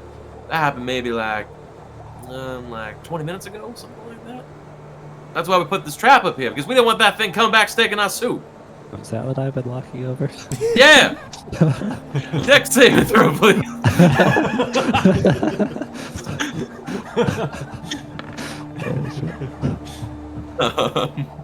You pass. I mean, like, yeah. You gotta be careful with those. You kind of Mr. Magoo'd it this entire time. Are you all done drinking your soup then? I think so. I finished ages ago. All right. Well, pleasure meeting all of you. If you guys hear on anything or need anything, just let us know. We got more soup. Ruan will be with you. And Gesundheit. And you see Ryer, instead of laughing, now he's just kind of concerned. A concerned breath like kind of goes through his helmet cloth, and he's gonna continue walking forward. What does concerned breath look like? It's like a regular breath, but there's more curls at the end. Curly mustache. That's how I imagined it, honestly. Is there a door over here to this door? To this house? Yes. You are in front of the door right now. Stand clear, sir. We're about to kill somebody. I try to open it. What? Load the crossbow. And double checking prior. Was your spell like an action just like 6 seconds, or does it last for a bit? I'm pretty sure it's just instant. I think it's 6 seconds, yeah. So I would get a ping in here, and now I don't know where it is. But I'm going to hold up the wanted poster and just hold it in front of the door when he opens it. Okay, so you tried the door. It is locked at the current moment. Gonna knock. All right. No. This is not how we're doing things. I try to bash it open. Thank you. All right. It is it's lower district, so the door, especially for your natural strength, you immediately break into it. All right. Is there anybody inside to shoot? Lord Gwyn's pet, come out. You check over the apartment. I'll say, since you're the first one in, make a perception or investigation check. Your choice. This one. Perception. You look all about the room, and from what you can see, like the bed was like. It seems like whenever the Dragonborn had previously left, she had left everything as tidy as possible, so that upon her return it'd be okay. From what you can see, you see a couple bookshelves, a nice bed, low valued item stuff, but as far as you can see, no one is in this room right now. Pryor's gonna take a handful of snow and throw it in there. Does it get on anything invisible? Ooh. Yeah, so you reach down, you take a bunch of snow, and you sort of waddle in there, and you start peppering it throughout the room. Now the entire cabin or house is full of snow. Nothing invisible to be found. And you're just throwing on the floor, right? Yeah. Okay. All right, Pryor. Pryor takes Where his to necklace, holds it up in the air. You see the ethereal light shine from it, and he's going to cast Divine Sense once more. Okay. So you flash Divine Sense into the house. It goes out 60 feet. You do not sense it anymore.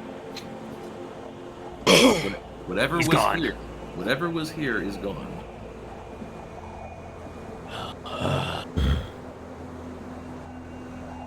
I hate nobles. They always give me the boring missions. All right. Well. Are you a demon? That's a good one, actually. It's got horns. I mean, Tora's got horns too.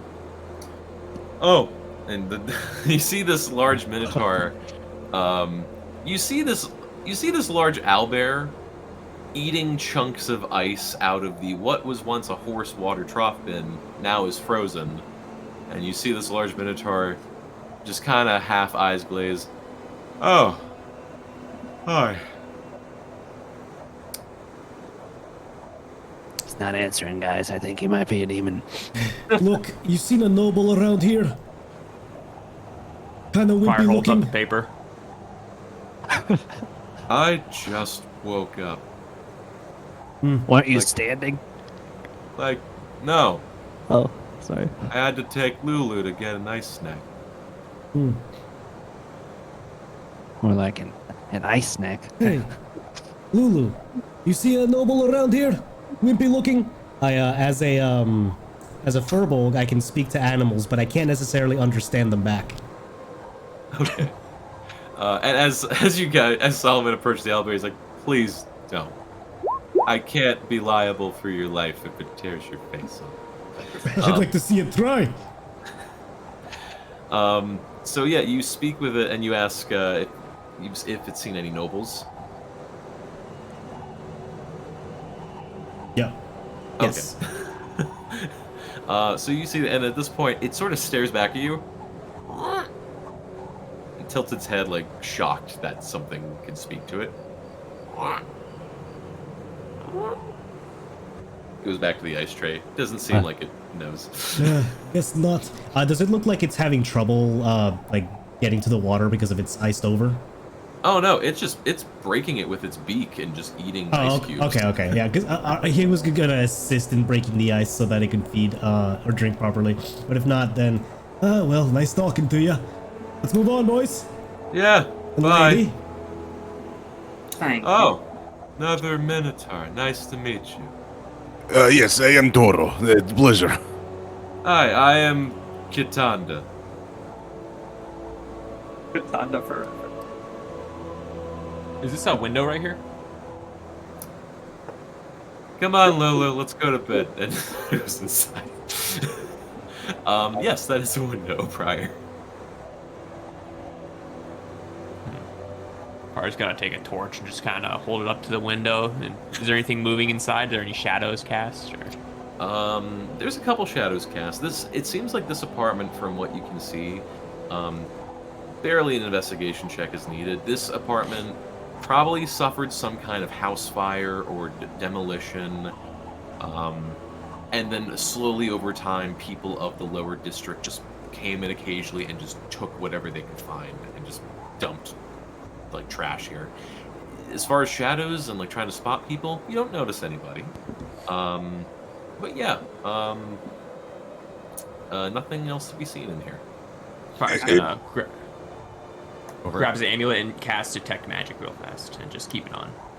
Ooh, okay. At the current moment, other than the magic of your friendship and your items, no other magic pinging.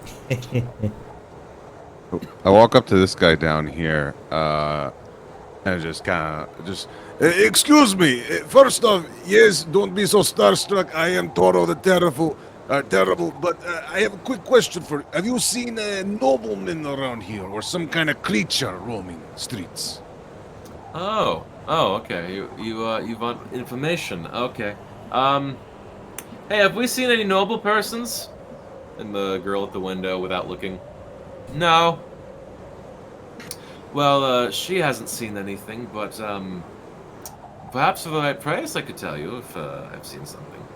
Ah, I know exactly what you need. I turn around, I scribble something and I hand him an autograph. There you go. One order. Oh, how could I forget? I sign another one. For your friend as well. You're welcome. Thanks. And he just takes the paper and puts it in his pocket. Now you do your part. And she, at this point, Persephone, as you're encroaching on her, she turns around and just sort of like blocks the window casually with her body. I'm sorry, can I help you? Yes, actually, we're looking for some information. If you were paying attention to this conversation at all. No, I wasn't really paying attention. What was it again that you wanted? Information about. Oh yeah, I don't have that. I'm sorry. Okay. Perhaps we could inspire you. And I go to reach towards my gold pouch and unholster the crossbow right next to it.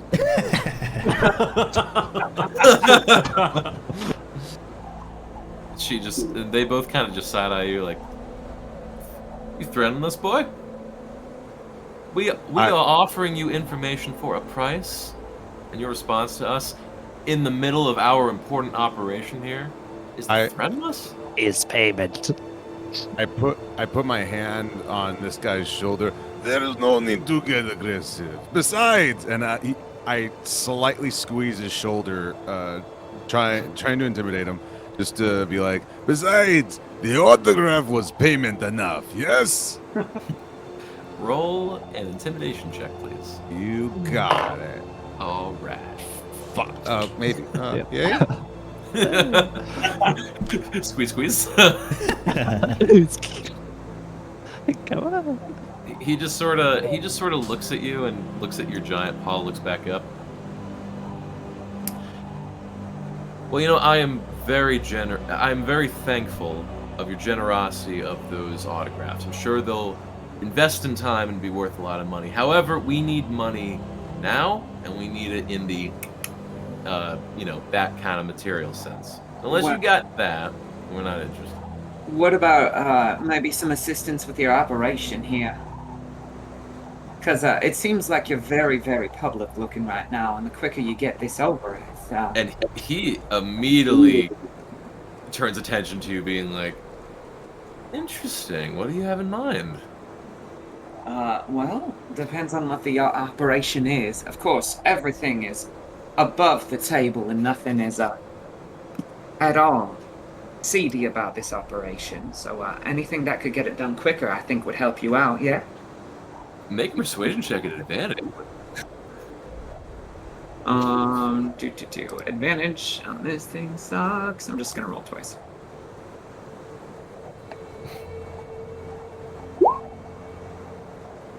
I'll be 19. Okay, he looks at this and goes, points over the Toro. You the muscle of this group? Wait, say again? The muscle of this group? Mm-hmm. Huh? Points over at Pryor and Slaughter. You guys also some muscle? Thumbs up. Nods. Looks at Solomon. You good at cleaning? Nope. You good at making an accident? What? Good at making something look like an accident? Most things I do look like accidents, my friend. Fantastic. Okay, give us 5 minutes. We're gonna move these things out of here. I want you four, and points at everyone but Solomon. I want you guys to clean up whatever's in here. You, maybe have some fun with that fire right there. Before you light it on fire, we'll let you know some stuff. Okay? Is that all right? What am I setting? Just clarify. What am I setting on fire? Points at the house. Wait, the one that everyone's in, or this crappy one? Well, like after we get out. Like, oh, okay. Shit. Jeez. Gotcha. Okay. Looks over at her, thumbs up, crawls through the window. 5 minutes. Hold on. Crawls in. You guys just wait the 5 minutes. Yes, but I kind of circumnavigate the building so they don't slip out. Okay. For as long as you guys might watch, straight up, it's just grave robbing. This seems like a building where the lower class district didn't have a place or money to bury their dead, and they just sort of chucked it in a house, or maybe this was a killing or an accident, quote unquote, and these people are just trying to loot what they can from these fools. I'm gonna start the fire a little too early. Where do you start the fire? Like probably just this corner or something. Well, no. If I want to make it secret, I'll do that back corner, of course. Okay. So around the time you start the fire, they start walking out, and they're like, "Okay, just clean up that stuff, start that fire when you're ready." All right. What do you want to know? We're looking for a noble. Noble. Okay. That Fire folds final up the answer? paper. fuck is that? The noble. The goblin has been quiet at this point. Just goes like, I can draw better than that. You tell by the eyebrows. They're arched. See? So you just want to know about like fucking noble? You just want to know about nobles? Like Anybody what, you've seen here, at least within the last day? Ooh, within the last day, that's really good. Well, I mean, we paid a bit to someone. We can never say who. Yes, Celestials, spiders. I don't know about that shit. But look, as far as I know about nobles, we have a couple come through here every so often, very clandestine. Not in the past day, but I can say that maybe like, I don't know, maybe like an hour ago, like I heard some like screaming coming from any notions over like the direction where Toro is. Of like, I heard some like screaming, and I heard like someone on like, what was it? What street was it? I looked over at her. She's like, Perch Street. Oh yeah. There was like some screaming going on at Perch Street. Like something happened at the house over there. I'm not sure. Looks like the only action going on right now. So that house, eh? No, and just like points all the way down. Like Perch Street's like, oh, 10 blocks that way. Further that way? Okay. Just look for the really creepy house that like no one goes to. Okay. Why didn't we start there? Should we be standing so close to this? I assume the fire's spreading. You're like, and that's our cue. Pleasure, gentlemen. The cold one will take care of it. And they are gone. And they are literally just like holding 2 bodies and a couple loose, expensive items, and they're just gone. I'm surprised you were okay with that, Briar. Yeah, I do think I just committed a sin, but I was keeping watch for the rest of you guys. I wasn't necessarily part of it. Let's continue to Cork Street. All right. Solomon, what happened in that mission? Yeah. It's not that as intense as I remembered him.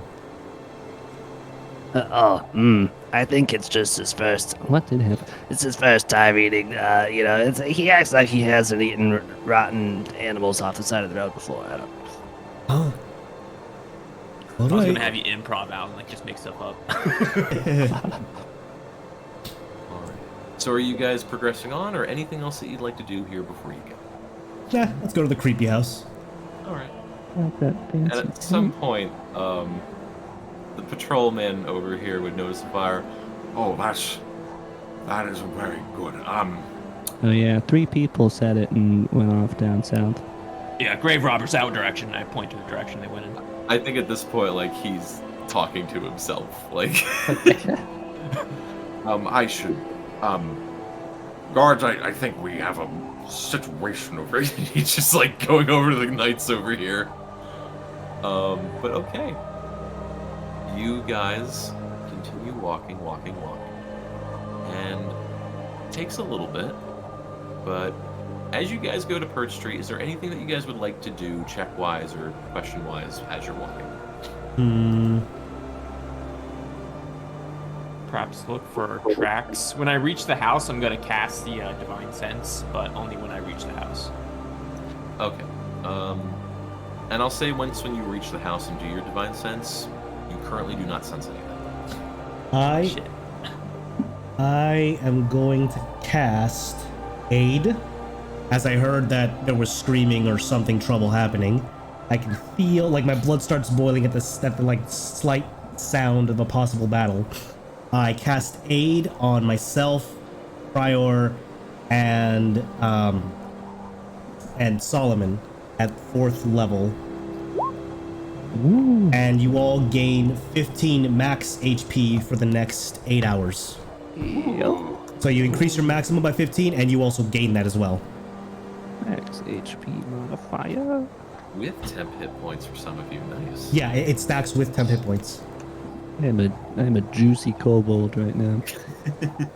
I'm also going to, you see me take out my sigil, I'm gonna grasp it, and it's gonna do a whistle in the air. And I'm gonna cast... Shit, where is it? I'm gonna cast Find... I just got this, yeah. It's called Find Steed, and it's not for me. I hope it's Solomon. It is a 10-minute cast. Oh, shit. So maybe you see like the maybe- battery on my sigil slowly going. I'm like, oh no, it's just Are you doing this as you're walking? if it's possible for 10 minutes, yeah. It would take at least, it would take more, but yeah, at least 10 minutes to get to Birch Street. Absolutely. Oh yeah, then definitely. Okay. So what is your steed? It would probably be like an incredibly grimy, large swamp rat, I would say. Like, it might be bald and have different patches of fur that Solomon would have scraped off for our travels during the Great Pilgrimage. And good name, Queezus. Jesus. Jesus. Queezus? Queezus, Solomon, look! I'm gonna point to Queezus, and he's like jumping down the street, you know, he has his tongue hanging out. Oh, it's been a while, Queezus. Ah, I long for your soft purr. And I just grab a sort of like gross looking patch, twiddle with it. Starts squeaking like really loudly. Funny enough, I actually have a token of this already. I'm gonna pick Solomon up and put him on Queezus. Okay. Unplanned, by the way. Alright, so you guys walk down and rat your way across the lower districts, which going through, like, it just, the poverty gets worse and worse and worse. But eventually, you guys get to the house on Birch Street, which is this.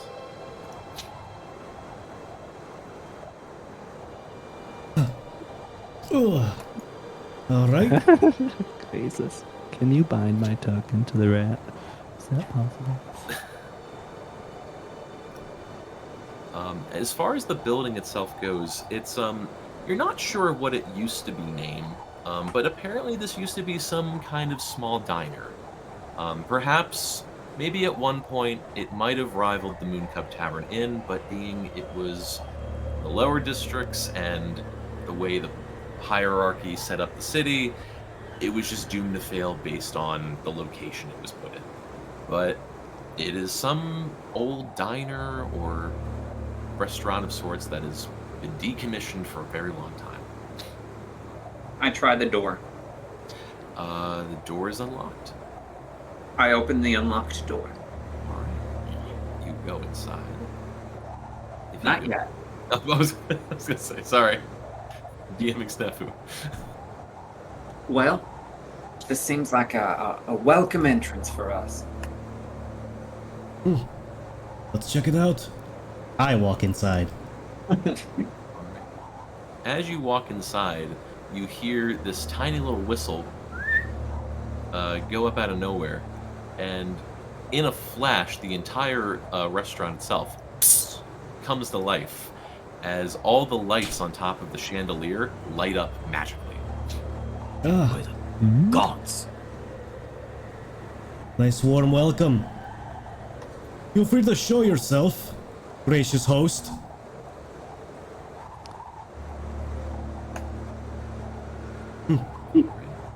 This place is lovely.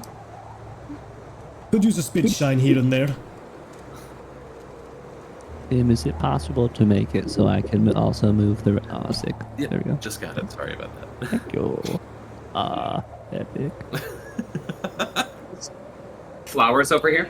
But yes, as far as you can tell, this is a very ramshackly looking magnetizes to flowers. Are there any interesting plants here? Anything that could be used in spells, or anything that's could be used in broccoli cheese soups? Make a nature check, please.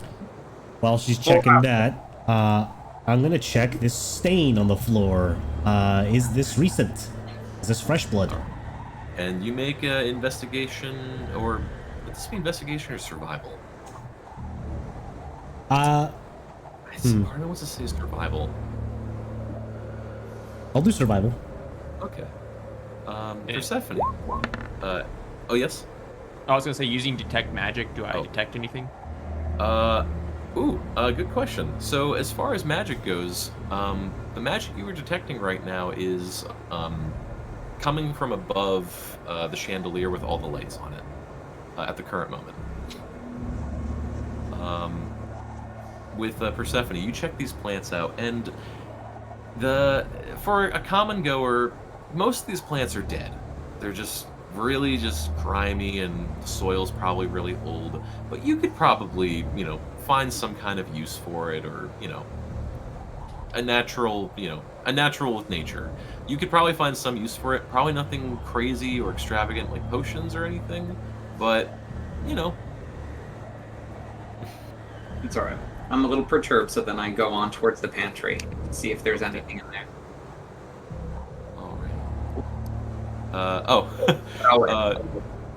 So for Slaughterhouse, you checking the blood, you check this over. It's a little bit hard to tell. You can tell very clearly that it's very dry. This is not fresh. That is very easy to tell, but how old this blood is, you have no idea. Persephone, if you check that back room over there, it is not a pantry, it is a bathroom. Even better. And as you open the door, the stench of what has been contained in this windowless, ventless room for a very long time just reeks out into the whole restaurant. Well, and it's only like actual human waste, not any bodies or anything, right? No bodies, no, but definitely waste. All right. Well, that was a waste of my time. Nice. Close that up, would you? What?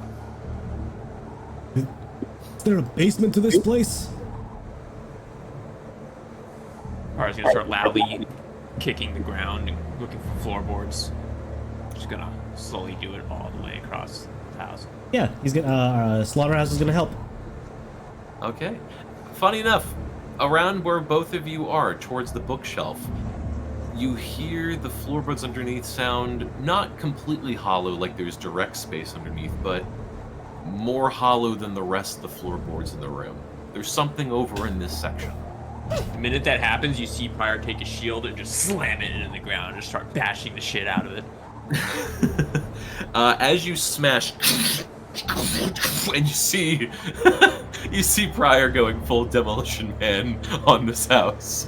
You notice with the floorboards here, very quickly the floorboards break, and you see these long bars of metal.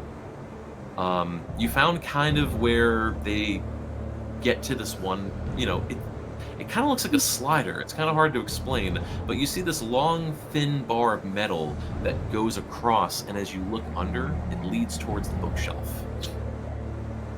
Pryor's gonna run his fingers up towards it, and is there a book that it looks like it connects to? The metal bar runs underneath the bookshelf, so it's not connected to a book per se, but it seems like it's connected to the bookshelf somehow. I mean, look at the bookshelf. Can it be pushed or shoved, or does it feel like it's bolted in? Make a strength check.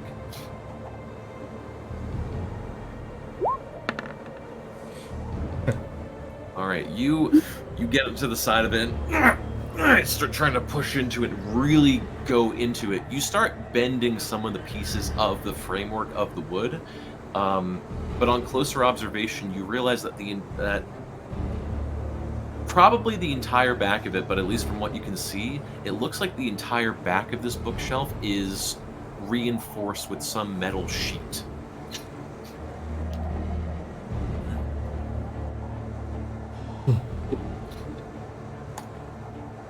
Is it a lever in there? Probably gonna start pulling books out and looking for levers and stuff. Yeah. Okay. So you just start... Yeah, just throwing books behind him willy-nilly without a care in the world. Right. All of this must go. So you start pulling books off like crazy. First off, let me ask real quick, Toro, what are you doing right now? I'm just assisting where I can. Just kind of poking and prodding at things, not really searching too hard. Are you doing something with the bench or the chandelier or the chair next to you? Yeah, I mean, specifically? like tapping the chandelier, just kind of like just half-assed tapping the chandelier, moving like furniture slightly. Okay. And I'll say, as the books are being thrown, you tap the chandelier. It swings very gently, and the lights spin around the room. You try moving the bench just in front of you, and you notice that the bottoms of the bench has metal reinforcements as well. Yeah, metal schmeddle. I try harder with all my strength now. Are you trying to push it, or like? Yeah, I'm trying to push it. In what direction? How so? Wait, it's which bench is this bench? No. You're actually your icon's on top of it. It's right. Yeah. I'm trying to kind of push it this way. Okay. So you're trying to put. Okay, so make one strength check real quick. Got it. Yeah. Okay. With as the last of the books are being thrown, you grab the plank of the bench and just immediately rip, and it gets chucked across. As you chuck the top of the bench away, you see that there is this underlying metal framework, essentially like an underlying metal bench that was built within the wood and under the wood. You're not sure exactly what it is, but it's like a bench built in a bench. Oh wait, the wood bench was like a cover? Essentially, yeah, like the wooden bench was essentially a cover.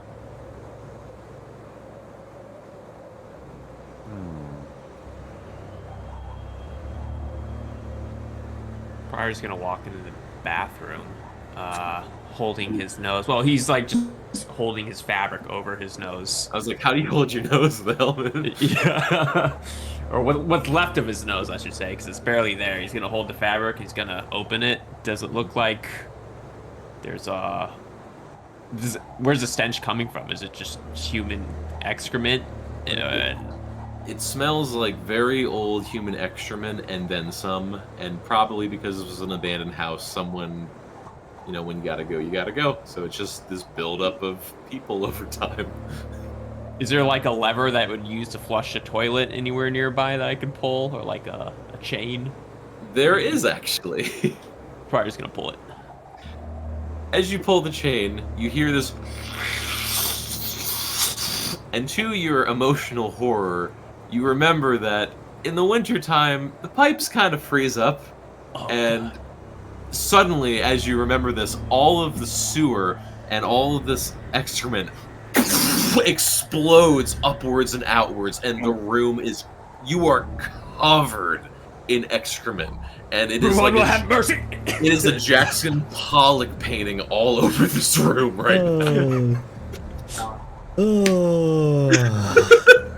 Fire's gonna like start walking back, and his back appears fine, and he's gonna turn towards you guys, and it's just brown, disgusting. Oh. No, yeah. Literally, holy shit, Pryor. Instead of a mist coming from my helmet, you see vomit start dripping down my chainmail. You might want to take that off. You might drown in your own vomit at this point. No, you and me outside. Let me clean you up, because you are not going to stay in here like that.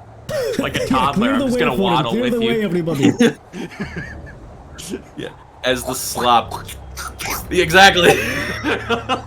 Do not touch me as you are walking out. Go to your right, please. What the fuck? Said right, not left. Right. Thank you. I lived in the sewers, and that is disgusting. I'm just gonna do snow and shape water, and maybe I'll bring it up to a passable temperature. Mm-hmm. Yeah, But and like some of the snow by the torches is a little bit warmer. a little bit warmer. Yeah, no, I'm gonna, yeah. We're gonna clean that shit. And I'm gonna so that he doesn't smell so foul. Alrighty. Fantastic. And I'm sorry. Solomon, anything you're specifically doing right now? I was simply because we stole one earlier. I was going to look at these bottles and just compare the two. Okay. Comparing your Okay. bottle that you contraband Yeah, compared to these. So as far as these bottles go, your bottle is quite exquisite. Maybe not the most expensive thing, but definitely, especially in this day and age, like this is. Good If this stuff. was a Hennessy, this is at bare minimum an XO for extra old. This is not very special or B stop. You got a good bottle on you. These bottles, however, some of them are vodkas, some of them are red wines, white wines. Similar to the excrement in the opposite corner of the building, it seems like people just use this site as their personal dumping site. Gotcha. As Wanya gets a bubble bath. But yeah, basically, these are just old bottles. They're all empty. Some of them cracked. Just literal trash. Did we check this thing? I don't think so. Not yet. No. Yeah. Can I check it out, examine it, and all that? All right. Yeah. Make an investigation. Alrighty. I'm And not these- good at it, but 12. Well, and how are you investigating this? Just kind of like feeling it up, touching it, like kind of looking around it. Okay, so you give it a thorough outer inspection. You tap it a bit, maybe kick some of the soot out of the way. For what you can tell with this thing, doesn't seem like the bookshelf or the benches that there's any extra reinforcement to this. This just seems like a common furnace that leads up to a chimney. Very old, no wood. The little bits of wood left is just charcoal. Nothing that you can see from the outside. But I know if it's made of the same metal as the bench. Good question. This one is more stone than metal, but the bits of metal that are on this, it's more of like structural reinforcement from the outside. Like, it's not so much as like the actual form itself. It's more decoration, actually, if anything. Really, just a quick thought. I want to drop to the floor and kind of pound the ground a bit and see if it's hollow or if it's there's something more underneath the floorboards. Okay. So, like they did by the bookshelf, you stomp around. For at least this section of the building, nothing hollow. Everything seems pretty hard.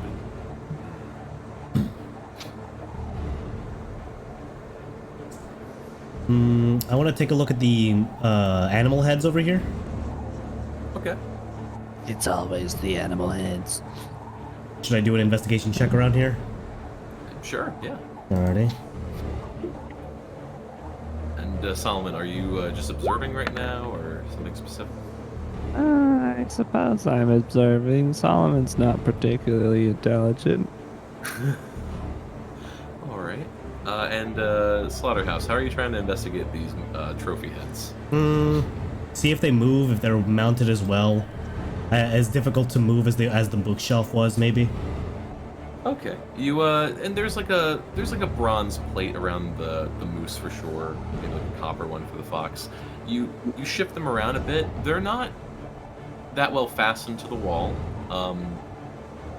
You check like the mouth hole and everything in case, like that one book that you read that time, the key was in the mouth the whole time. Yeah. You do the common things and you try, giving it a basic friction test. It passes, and you don't see anything extra added onto it, at least for right now. Okay. Well, I think we can get underground somehow through here. Goes back to the bookshelf. I just don't know what I'm looking for.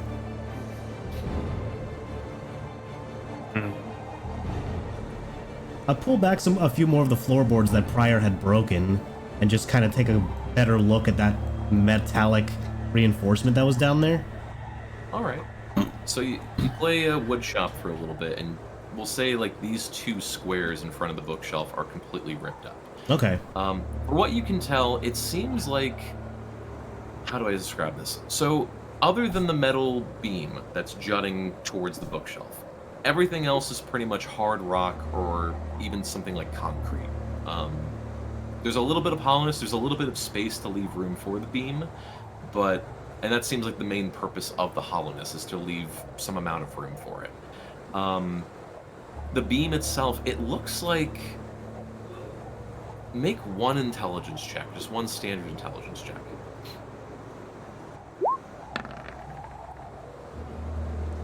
Okay, so the beam, it has this divot that runs along the middle of it. It looks like a rail. It looks like the bookshelf could slide across, this. Right. I mean, at that point, I tried to pull back off the wall of the bookshelf. And then one more strength check, please. Okay. Damn, man. 12. It just kind of like before, you try pulling this thing outward, and try as you might, your strength is formidable, but it seems like what's holding this back is some kind of mechanism or some kind of lock.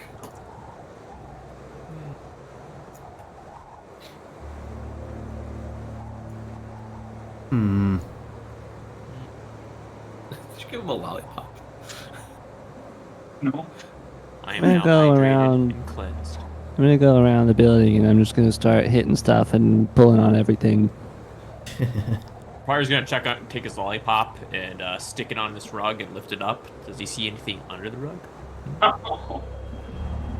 Okay. So first question, Solomon, what are you breaking first?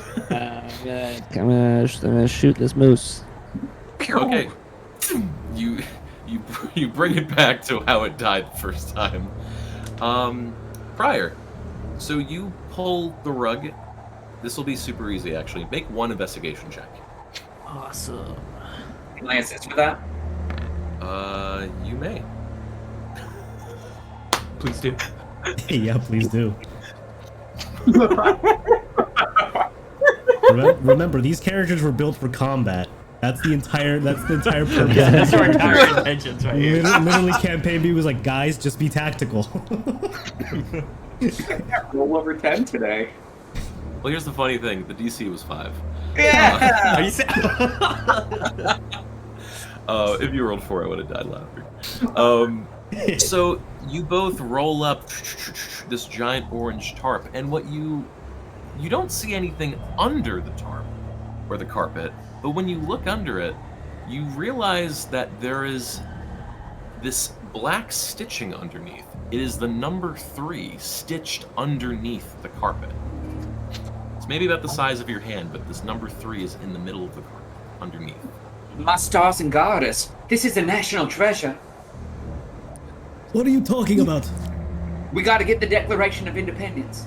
Pryor flips open the rug and shows you guys 3, like with dramatic flair. hell is Maybe that? one of you guys will know what that means. Oh, good, you're clean again. Never seen that before. How the fuck is that useful to us? He holds up a hand with 3. What? You see the helmet, look towards 3, look towards his hand, and then look towards the tables. There's 3 tables. I shoot one of the tables. Pryor immediately hits the table that you shot with a sword. Throw a table. There's actually 4 tables. There's one over there. You all impulsively TKO this middle table. Toro, you get a flashback to one of your prior fights. Yeah, I just start going ham and just start throwing chairs and tables across the room. At one point, I get a little too into it. I might smash a chair behind someone's back. I suggest we take this a step at a time, maybe not destroy everything before we see if there's any numbers anywhere else. He's One of not these has to listening. do something. Look, I'm getting... Table, say 1, 2, and 3 on the bottom. Look out for the yellow ball! It's all that's happening in the background.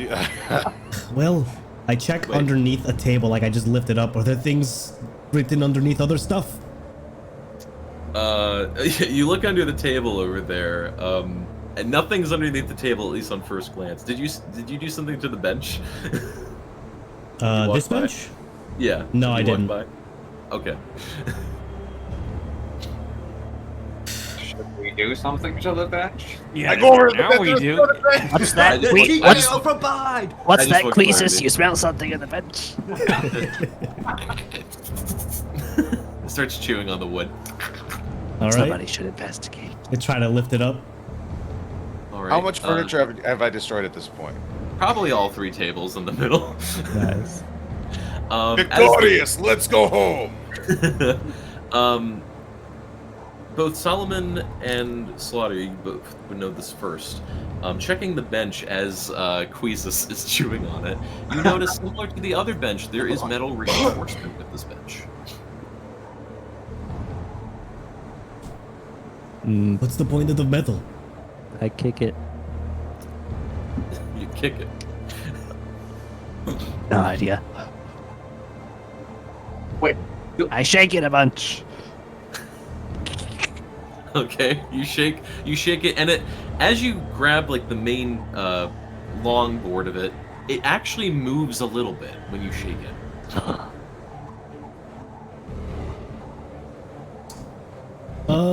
Move it some more. Maybe see if it clicks. Here. Par's Wait. gonna try to move this bench too. So wait, what are you doing, Solomon? I want to tie a rope to Queezus and have him pull on the bench. Oh my gosh. Okay, so you tie a rope, and kind of similar to what Toro did, eventually the wooden longboard gets pulled away to reveal a similar sized metallic longboard underneath. Well, Are there any other metallic things around here? well, there was one over there. I think the bookshelf can be moved. It's really rusty. I think. And you've tried like all the books? Yes, sees a pile of books. Yep. Oh, yeah. I don't know. There's 3 benches. Maybe all the 3 benches move, and then that thing moves. I don't know. Awesome. Wait, I'm missing the third So, bench. I mean, I try to move the bench in the line with in the direction that the metallic rod is facing. So you're trying to pull the bench? Yeah. So you try pulling it, and the metal reinforcement, it seems like it goes into the floor, and it's keeping the bench locked in place. We need to remove the floors. Well, maybe the rug is telling us an order in which we need to do something to the benches. Maybe. I'm gonna start drinking.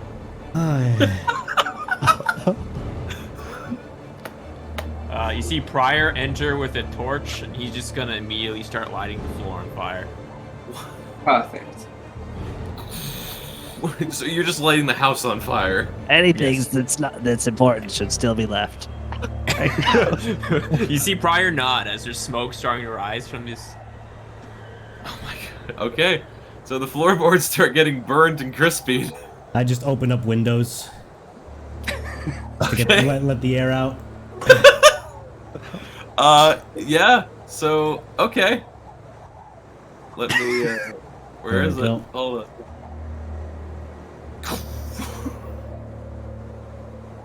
My hypothesis is once all the wood is gone, all that the higher. remains is the metal. Huh? Mm-hmm. Then Well, we I mean, do the puzzle. I don't want to stay in here while everything's burning, so let's just wait the smoke out. Come on. Alright, DM, we wait for the house to burn down. Are we letting the house Nice burn down? puzzle, We're letting the DM. house burn down. Toro, are you staying? Oh.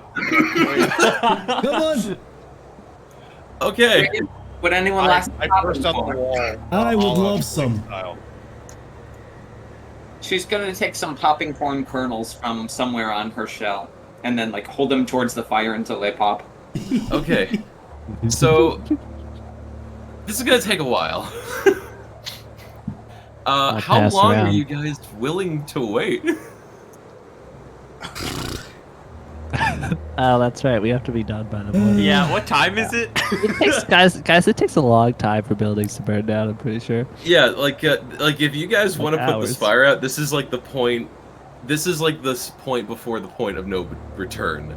Like I removed it real quick, but hold on. Like the fire is probably like encompassing this much of the house right now. Our collective IQ, we're just staring at the house. I think this wasn't a good idea. What are we doing? Are we stopping the fire, or are we letting it burn down? We can either make it burn faster or stop it right now. Oh, make it burn faster for sure. Well, Pryor takes the rug and starts like airing the fire.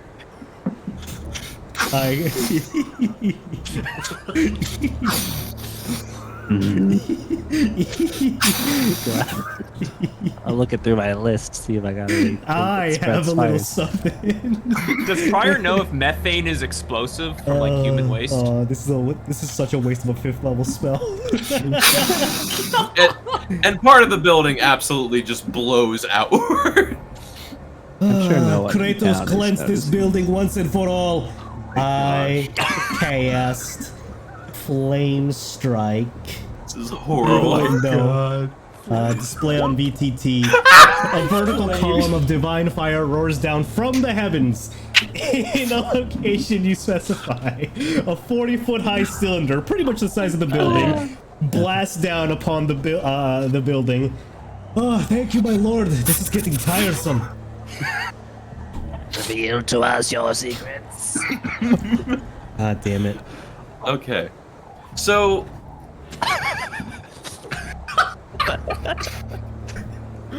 This would make a perfect funeral pyre. This goes on for about an hour. Perfect. You think at some point the building has been fully emulsified and charcoaled and cindered.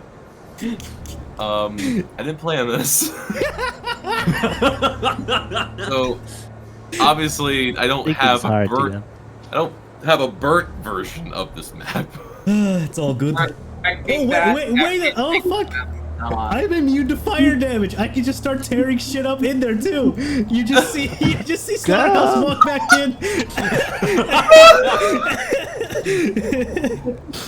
Present you sarcastically because no, wait, stop. You have so much to live for. Yeah, Pryor reaches for some popcorn and just nonchalantly puts it in his mouth. So he'll be able to put out the fires himself as well. Okay, so you guys play jury and executioner in this house at the same time. And after an hour and drawing a crowd, but to a degree, this is the lower district, there's not as much guards or sentry here. They looked and realized, okay, it's not connected to any other buildings. It's gonna burn down. Nothing else will burn down. We don't need to do anything. And then everyone else is too freaking cold, so no one gives a shit to help the burning house that no one likes anyway. If you stop the fire, it'll stop being warm. So about an hour passes. Popcorn, yeah. What would you all like to do? All right, reinvestigate the shit that didn't burn down, and let's move forward. Yeah. May I say, this is peak D&D content right now. Why did you send us your toughest battle, Tim?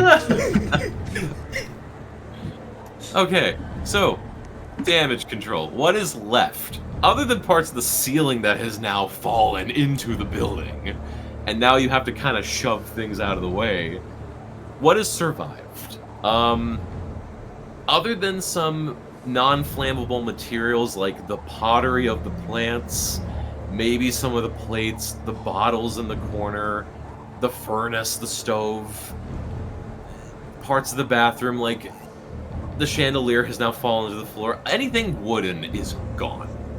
And anything biodegradable is gone. Anything else like that is remaining.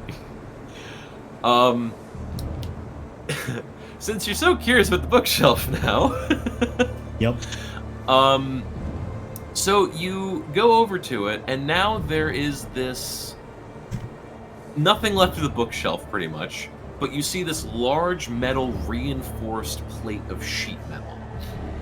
And towards what would have been near the top shelf, you see these three plates, these three like silvered plates with text on it. And below each of these three individual quotes, you see 3 turn dials. The tiles are numbered. You can turn them 0 through 9. I'll do a 3. Do a 3. Okay. I turn each of them to say 3. Okay. So, they're all 3. Nothing happens. Burn it down. I'm just kidding. Upon closer inspection, all 3, above each of the dials is a plate with a quote. So I'm just going to give you all 3 of them at once. Huh. I wonder why we didn't see this before we burned it down. So, let me go here real quick. There we go. So the 3 quotes. For the very first dial, it says, "Wash your face from your troubles." The second dial says, "Feel the earth with your hands." And the third dial says, "Home is where the heart is." I think one of the numbers we need is in there. At least it might no longer smell too bad. I'll take care of this. And I'll check over here. I'll check underneath. This is the chimney kind of thing. Mm-hmm. Yep. Okay. All right. And who's checking the bathroom? I'll take my coat off and put it on Queezus. And then I'll check the bathroom. Okay. And where are you checking the bathroom? Solomon doesn't know. What am I looking for? Check the basin. Wash your face, Solomon. I wash my face. And then Persephone, Toro, and Prior. Are you guys checking anything? I'm sticking my hands in anything that's left of the dirt. Okay. I'm getting ready to plug in some numbers. All right. And Toro. Just kind of sifting around everything, trying to see what's left. Okay. I will say, other than Persephone, because Persephone is just on dial control, the 4 of you, please make investigation checks. Oh boy. Awesome. Jeez, my rolls. Just kind of kick around ash on the floor. Yeah. Toro, kind of like a toddler, is just sort of kicking things and just like seeing how things move. You don't find anything. Prior, you start sifting your hands through the dirt and the pottery and start moving around. You have a gut feeling the answer is here, but you are not finding it at all. Fortunately, though, because the DC was low for Solomon and Slaughterhouse, you both find something. So, Solomon, you look in the basin that has now been dried of water because it's been evaporated and you've dumped some of it out with the charcoal. You look in the basin and you find another silver placard with another quote on it. Your quote says this. There we go.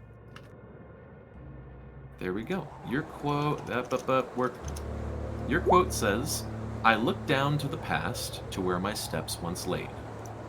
Slaughterhouse, you look up the chimney and you have to wipe away some of the soot, but you find another placard with a quote in the chimney, built onto the chimney pretty much.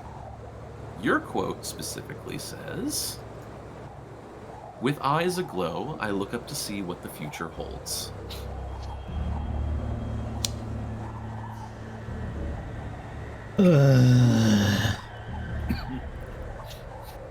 Here's what I got. Anybody make any sense of it?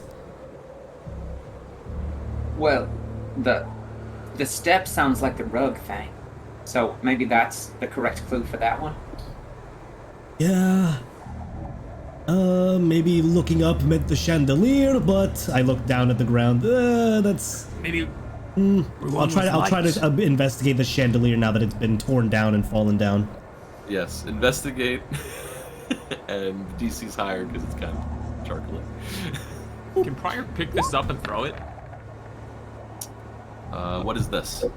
The giant trough of dirt. There's you can throw the dirt. There's multiple potted plants and stuff. So, well, Oh, okay. I just meant the entire trough. Oh, okay. Yeah, why not? You threw a minecart once before. You can throw this. Heresy. I'm just gonna chug it. So investigating this, the condition of the chandelier is horrible. The magic that once was infused in the candles is deactivated for some reason. For the most part, the frame itself as it is still all in one piece, but bits and pieces of it are destroyed or ripped or chewed or charcoaled. I got nothing. No stairs or anything, is there? I guess. Fire's just gonna continue to dig in here with his shield, just using it as a spade and trying to unearth as much as possible. Alright, do you want to do another investigation check? Ruan will guide me. Give me your blessings. Allow me to unearth your secrets, you... 15. 15. Okay. The original DC was 5. 4. And I raised it a bit, and I don't know if I was gonna make it 10 or 15, but hey, you rolled 10 to 15, so fuck it. So you with the trowel just start like stabbing the wood, going through the dirt. You're just like, what am I looking for here? You catch it just barely, but you look at one of the shattered pieces of pottery that was holding one of the dirt and plants, and inside the pottery you see another nameplate with a quote on it. And this quote, which is the third of 3 quotes that you were looking for, is, "To the present, I look straight and it stares back at me the same." To the present. Are there any presents here? Anyone?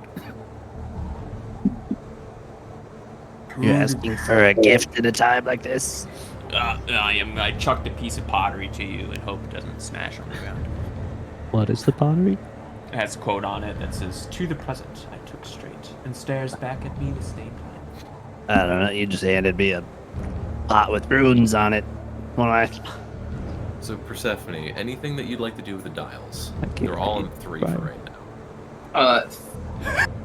now. 3. Top one. I think if I'm tracking everything right, 3 is the top one, and I'm just waiting for the answers for the other 2. Yeah. Yep.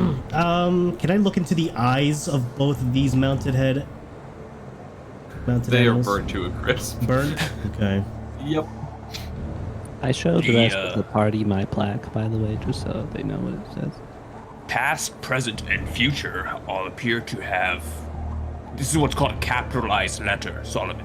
And I point to the big P, and then point to the small P. She's bigger, capitalized. That's like you and me. Yeah, I'm capitalized. Yeah. Yeah. I kicked So? the table. I look up, standing where the carpet once was. The burnt down roof. Oops. Yeah, there's no roof anymore. There was stuff up, but now it's... Ah, the stars. It's beautiful. Ruan was beautiful light. Never gets tiring. Well, you might as well start checking every other number after 3. TM, how long would it take to brute force? How many potential combinations are there? Well, considering we've narrowed down a number, then it's considerably less. Yeah. Just about 100. 100 combination possibilities. Down to the. Did we miss? How possible is it that we burnt some of our answers to the ground? Slightly There's possible. probably like stairs. Yeah, we just burned the stairs. We have no idea. There's gotta be some spell, right? Is there a clock? Well. Well, not now. Is there a sundial outside? Maybe the chandelier's a sundial when the moon. It was. So I'd say at this point, being you have 100, you feel confident that you can narrow it down to 100 combinations. You want to spend time trying every possible combination, hoping it's correct, or is there anything else that you'd like to try and do? I will do that while other people come up with other ideas. Yeah, just keep brute forcing while if we find a number, we can narrow it down. Okay, because this is sun is down, and a lot of time has now passed. Hey, Tim. Yes. Hey, I'm really sorry. I actually have to get going. I have a holiday thing I have to take care of today. Okay. Yeah, I apologize, guys. Okay, man. All good, Jules. All right, but just story-wise, Toro's just like, I am fed up with this. Start buying fishes and everything. Bye. And then We'll see you at the tavern. Fantastic character, by the way. Yeah. I love him. I He don't meshed so blame well him. with us. Honestly, I'm about to leave myself, but if this thing we find puts up a good fight, maybe it'll all be worth it. I'm gonna go around and see if there's any part of this building that I can cast Mold Earth on and reveal something interesting beneath the floor. Okay. But I'll talk to you guys later. See you, man. See you later, Jules. Jules. Merry Christmas. And are you just doing it in the front section? Yeah, I think so. All I right. would consider that the past for me. After Prior. Oh, sorry, continue. I was gonna say, if you take time to do Mold Earth, you find nothing in this front section of the house. Watching Toro go back the way we came, Pryor's gonna walk outside and look down the street from where they came, the past to where their steps once laid. Is there a hint when I look back there? Down the street? Make a perception check. Pryor, with his shit-covered like visor and vinyl-covered helmet, is going to try his best to perceive awesome. It's not our day. Who would have thunk this group of badasses that went through all these dungeons and fought dragons and were tactical badasses get beaten by puzzles? That's all I had to do, apparently. The sky's nice. You really want to go home. You don't know if this is worth it anymore. I miss the shrine. He's gonna walk back in. Nothing poetic out there. So, hey Tim, with a combination, is there like an unlocking mechanism handle thingy? Like an actual pull handle or something? Yeah, or any like submission answer, like answer submission, anything. That's a good question. So yes, there is like a small. I should have mentioned this, but yeah, there is a small, tiny handle that you do have to pull every time. Okay. That said, 100 answers isn't that much, so it could only take a couple minutes maximum. Right. Yes. Like what mostly took up the time was the house fire, and that's with you having confidence that the first answer is 3, correct? Yeah. Yeah, Persephone at this point in time after the fire is basically all in on let's just manhandle our way through this because there's no other recourse at this time because the rug would have burnt. Or did the rug burn? Yeah, rug is burned if you didn't take it out. Oh yeah, we Pryor definitely holds up a charred destroyed rug. the other 2 numbers somehow. There's a number in the forge, I'm sure. No, that's where the plaque was. Oh. Yeah. Alrighty. So after 100 tries. Wait, I have to do all of them? I love this group, man. This is so Sorry. Sorry. Okay. After beginning to attempt 100 tries. Roll 100. You get to the answer 346, and as you pull the handle, this loud clinking noise is made, and the bookshelf starts moving towards you and pushing away.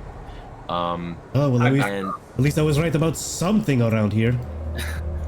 And as the bookshelf comes out, it moves away and bends, and the floor. You see these staircases, like, magically, basically begin lowering and lowering into some undercroft of sorts. It's too easy. Yeah, you see me like dust off my shoulders and immediately confidently walk down there. Thanks for doing that, Persephone. much obliged. There was really no problem at all. It happened after what, the 16th that I tried? That's Can't good. count that high. Yeah, we can't. Right. As we get closer into the dark of night, you guys start going down into the unknown. Let me actually. My sword emits light, so I'm gonna walk in front and hold it above our heads. There we go. So you guys start walking quite a very long way.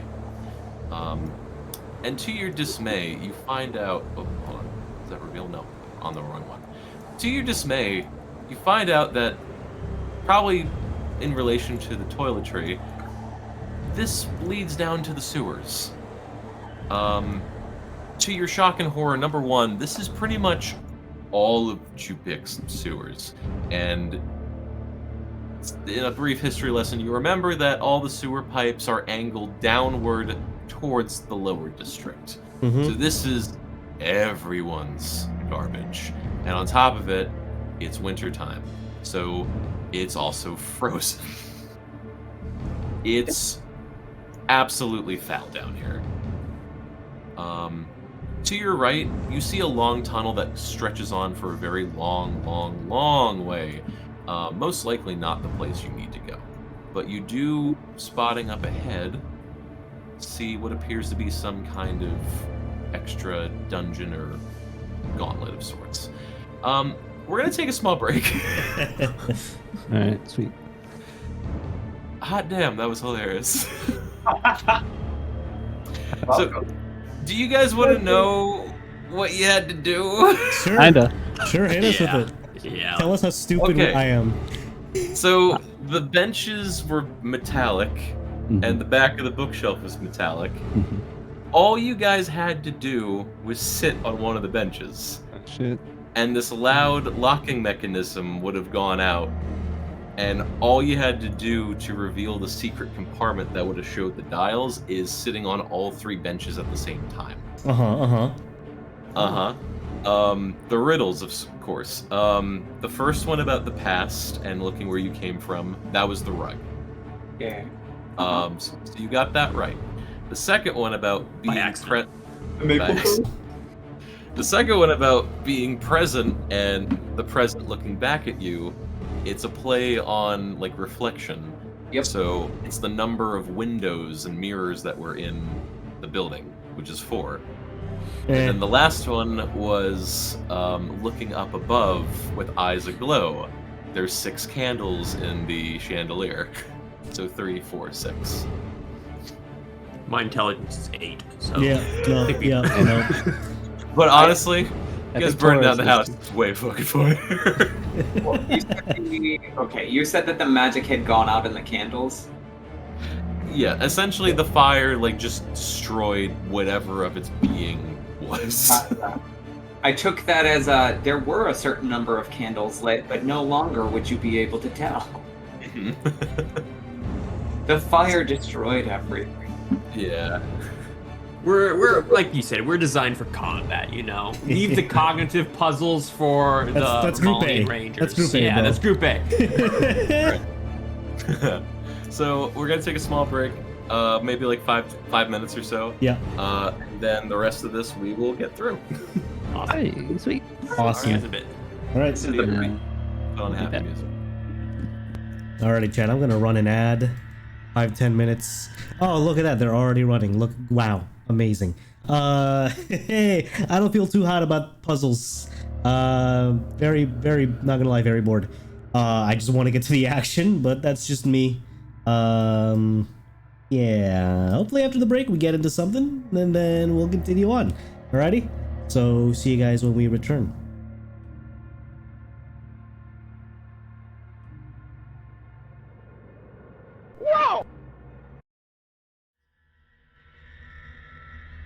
Hello, Brooks. Thank you for the bit.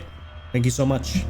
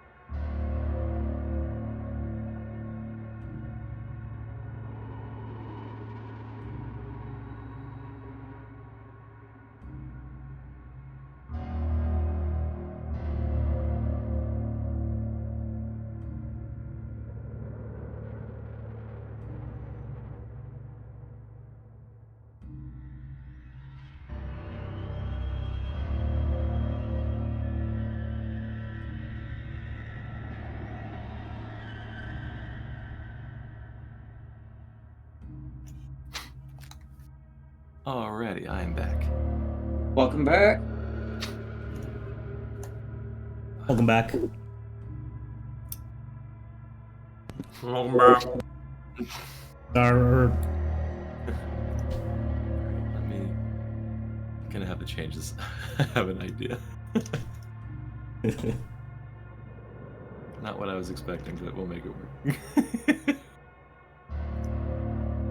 Honestly, this was a great session to like. This has been a great session to like. Hey, it's been a while. Let's play again.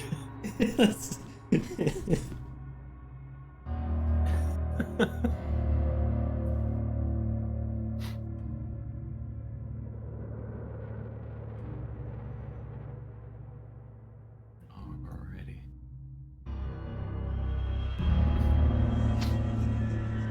I did not expect house burning today, but that was the best. Yeah, puzzle too hard. Burn house. That was part of like I'm challenging myself to try something new and see how it goes. Oh, he nailed it. Like, You nailed it. It's like, the way I see it, it's like we found the clues to the puzzle in a different order than we should have, and that kept throwing us off and spiraling us into just burning the house down. Right. Look, brute force worked. That's what we proved, right? Yeah. So our brains overclocked and heated up, and we burned the house down, and it worked. So Brute forced punches. We brute forced the puzzle clues. We brute forced the combination. we totally were gonna breach and clear that house without any stealth whatsoever.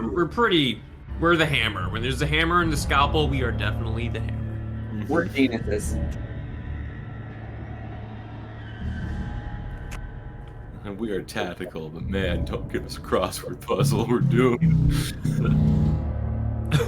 Yeah, strategically we can use like mine carts and environments, and we can do sick combos and tether people to the ground, have damage over time, but when you have like word puzzles, it just makes us angry. Burn it to the ground. We'll beat this with force. We don't need to be smart. We're just gonna burn your ass. Yep. There's no portal.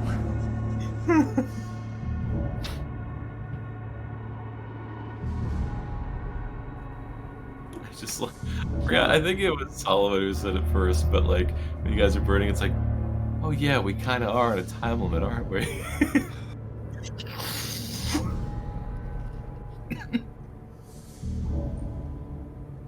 I mean, we told the guy straight up, how good are we at hunting? We don't hunt. We kill. Hunting.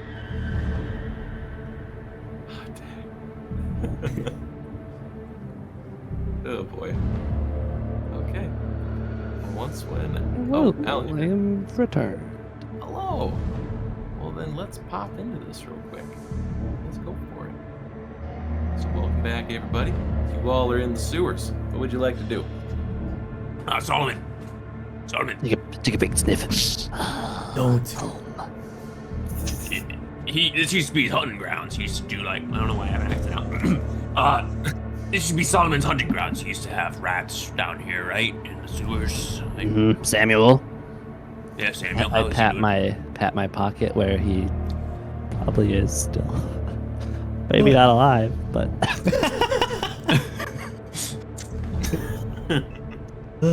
Well, you want to take the charge? Sure. Everyone knows that when you go into the sewers, you find the darkest tunnel, and you go that way. Alright, is this where we came from, Dieppe? Yes. Wait, you need light, Solomon. And he's gonna give you his legendary god sword, and then I'm gonna hold a torch. Sick.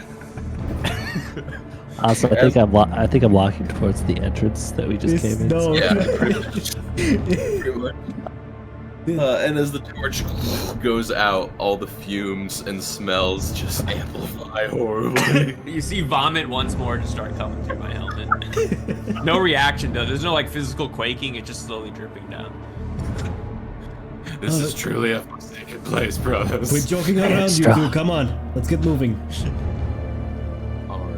Hey, is that a grasshopper? I'll eat that. So you guys it's a plan. forward. And it's about when you get about there. Persephone, if you'd like to move forward, you can as well. You see to your right, or what you can see, you see what appears to be another corridor with some mushrooms at the end. Stephanie. You see a little bit of this way. Ooh, okay, stop. Wait, you gotta stop there. Right here. You're going crazy. To the left, from what Do you I guys see my weakness in that corner? you'll see something in a second. So, looking ahead, and I'll just grab it all, why not? You look ahead and you see a couple things to the left. You see a campfire with a dead woman bleeding out, and hunched over it, you see a were-rat consuming her corpse. And then to the next of it, you see 2 giant rats. Oh, that's why he had it ready. and they all immediately notice you. Persephone, due to your slight horror, you round the corner. There we go. And you see a couple more mushrooms, but just before the mushrooms, you see, wait for it, select, you see 3 giant rats right in front of you. So, for the first time in a while, let's all roll initiative. Let's go. Let's go. Oh, please let me get a 0. Damn. I'm gonna roll. What? Let's go. Oh, rest in peace. Pardon me, rats. Could you hold off while I finish this fungi? Thank you. And they just immediately start chittering at you. Oh, It's a little lycanthropy section. Hold on a second. I just gotta check its dicks. I appreciate Persephone's obsession with mushrooms because in real life, I like mushrooms very much. The fact Yeah, that I the heard sewer mushrooms. The fact that I heard a girl was bleeding out in the other direction, I was like, wait, I need to double back, because dying people and mushrooms, I'm in heaven. You're in heaven right now. alrighty. The were-rat got a natural 20. Oh shit. It's got 22. I believe you. I Wow. don't believe you. And then these rats got... Their dex probably isn't that good. Oh, it's +2 as well. Yeah, okay. Sure. Alan, does Solomon have my sword or just a rat? I figure. Well, I don't know if it's like maybe- Dark Souls 1 where the dog has a sword and he's like jumping around with it. yeah, we could say you put it in Queezus' mouth. 2 natural 20s. Fucking A. Hot damn. Okay, well, the were-rat will go first. So, he's only got 30 feet, so at this point, just looks at all of you.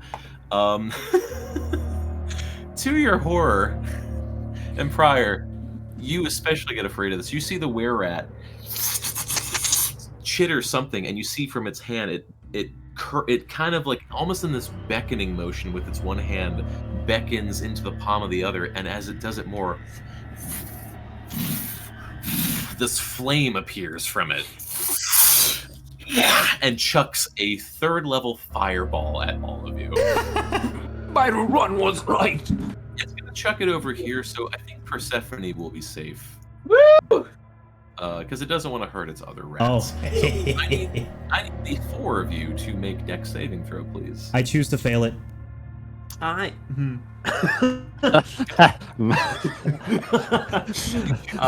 believe Oh yeah. I'm immune. everyone has advantage against. Oh no, the rat's holding it. So everyone within 10 feet of the rat has advantage against spells and magical effects. Nice. What? Or maybe just the rat. I have a my shield, rat? so I get +2. Yeah, I get so I don't take any damage.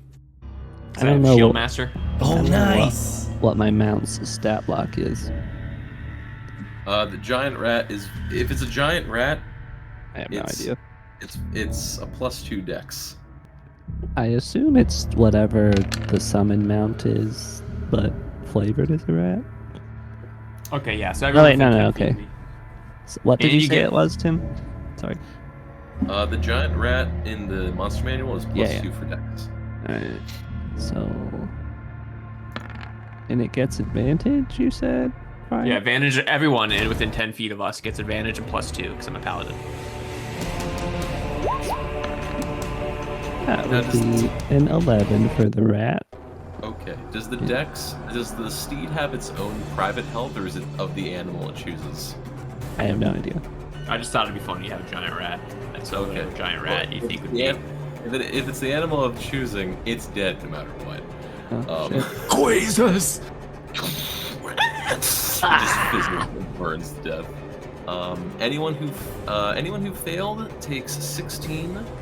Anyone who passed takes 16. Anyone who failed takes 32 fire damage. What was the fail? What did you roll again? I rolled an 18. 18. That succeeds. Sweet. So we take 16 fire. And the were-rat at this point just sort of just chitters a little bit more and like takes another chunk of woman flesh and eats it a bit more. Next up are the were-rats over here, or not were-rats, just giant rats. They are all going to pounce on top of Persephone. No. Yep. Oh shit. Every last one of them. These are a little bit stronger than the regular giant rat, just a little bit. I'm gonna roll for each of them. That's a miss. They all might actually miss. Highest was a 15. They all miss. Okay, so thankfully you didn't take any damage, but you now have 3 giant rats just like scurrying on top of you and literally like pushing you to the ground. Oh my, well, I think y'all need to mind your manners for a hop. Alright, that is their... Oh wait, actually, I forgot. They have pack tactics, so I get to reroll advantage on all of them. Sorry.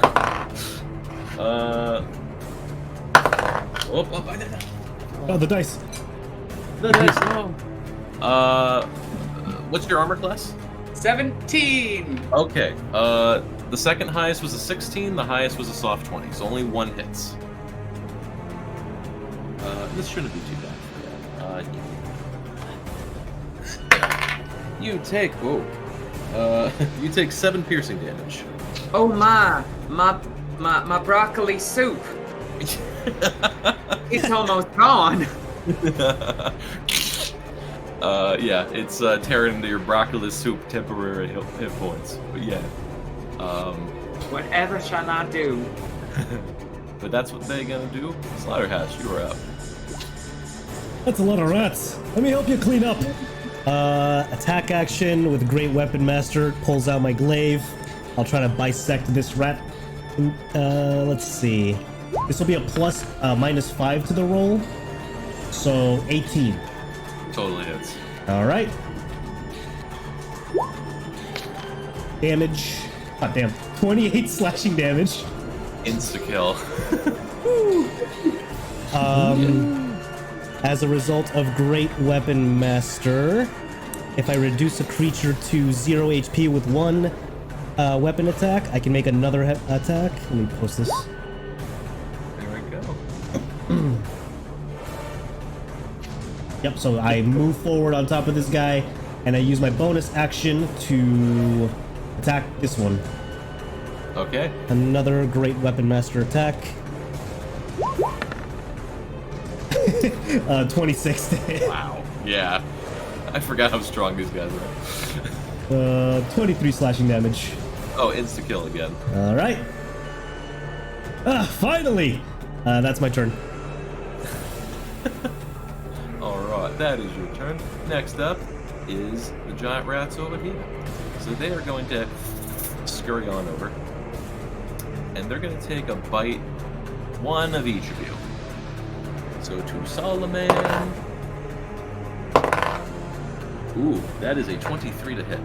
That hit. That is 7 piercing damage. Ouch.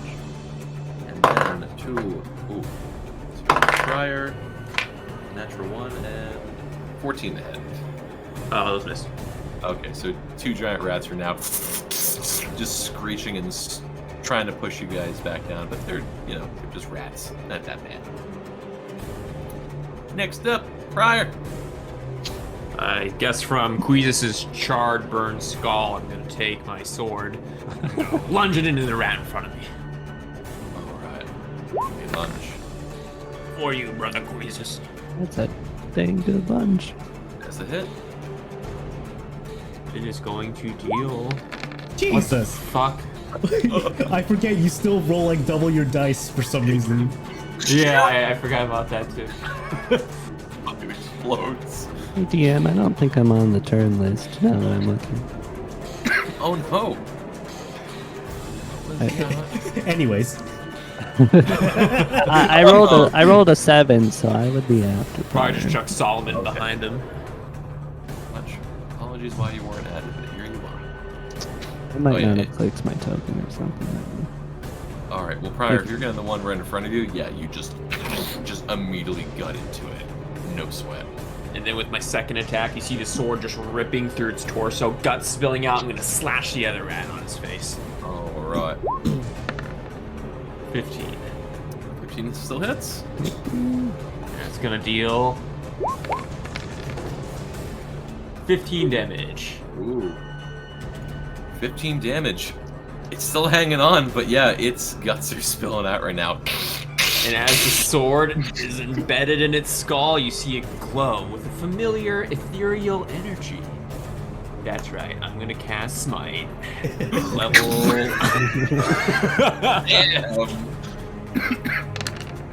Was it a D8 or a D6? This is D8. Well, either way, it's dead, so... It makes its last ring as its head just explodes with such force, it gets thrown back to the wall. It's done. And now not only is Queezus' skull on this, but that rat's skull's on this. I'm gonna point it to the were-rat.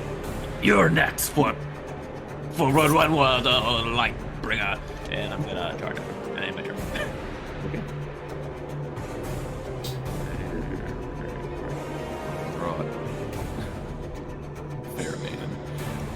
Solomon, you are up. You took Queezus from me.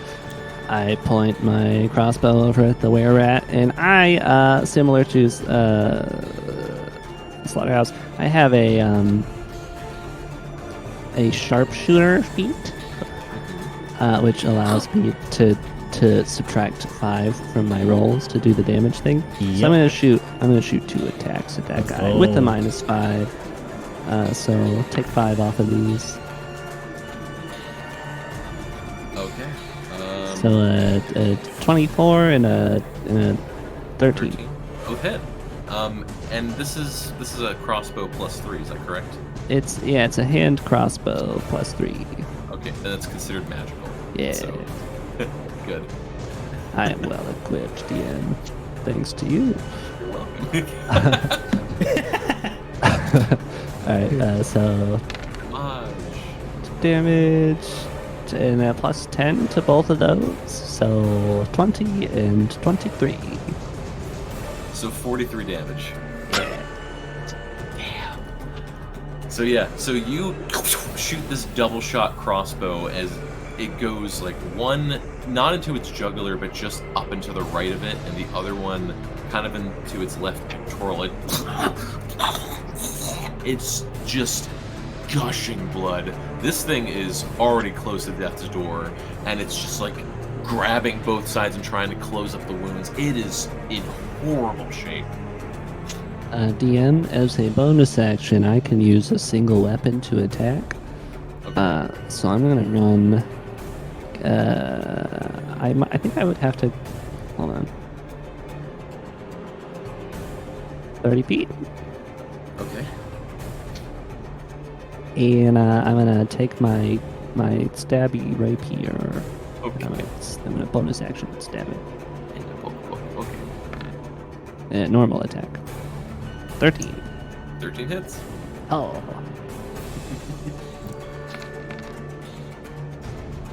5 piercing. Oh my gosh. So yeah, you go straight, if not for the heart, near the heart. You just drive your rapier in.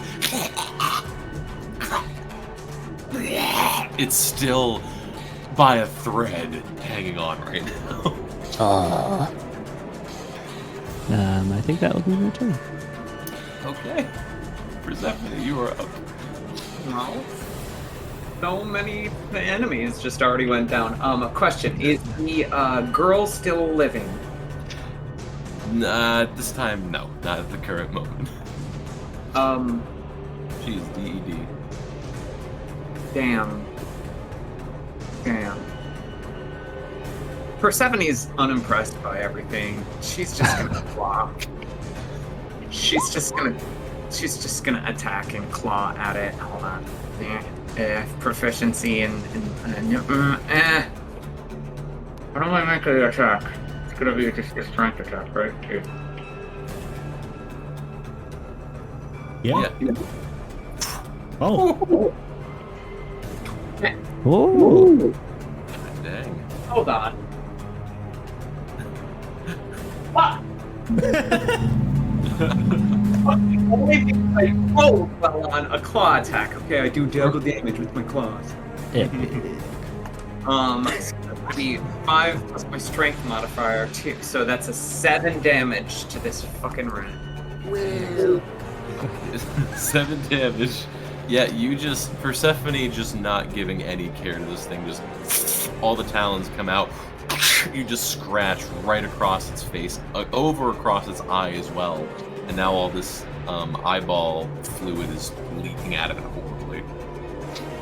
Y'all come back now, you hear? I'm not even gonna use my bonus action. Okay. Wait, you're not using it, or you are using it? I'm not gonna use it. You just bitch slapped a rat and then ended your turn. That's it. What else should I do? I don't know. Just slap it again. No. It's okay. Alrighty. Next up is the barely hanging on were-rat. At this point, it's freaking out at this point because it's not expecting. It's not. Yeah, it's in a bad bear situation. So it's going to look at Prior, it's kind of the more sturdier looking one, and it grabs your helmet with both its hand, and you just see this rat just like shoving its face in your face, and you feel something draining from you. It's going to cast Vampiric Touch. Ooh. By the gods! Baldrus killed a kid with that, I think. Allegedly. Allegedly. Does a 16 hit you? 16? No. Okay. So it tries its best, and it tries to get underneath your skin, but it's not working too high. Okay. And then that would be its turn, but I'm gonna burn its one legendary action. Uh-oh. Oh. And I'm gonna do a multi-attack. It's gonna try and claw and bite Solomon. Actually, yeah. So the claw is going to be how much? That is 14 to hit. That misses. That misses, and then the bite, the big rat bite. Ooh, that's a 22 to hit. That hits. Okay. So first things first. You take 6 piercing damage, and I need you to make a Constitution saving throw. I've lived in the sewers all these years. Don't go towards the light, Solomon. Okay, so you take the damage, and you feel some effect trying to take course within your body or your being, but whatever you do, you flex it off, and the effect takes no effect. Like me, will you, Phil? Solomon's tattoos, which we have all forgotten about, begin to glow at display I of remember VTT. them. And as a reaction, I can make an attack and add a charge of damage to the spell. Okay. It has to be a melee attack, so there's that. Oh, For yeah. God. Not funny. This is gonna be gross. Is that idea? Every charge.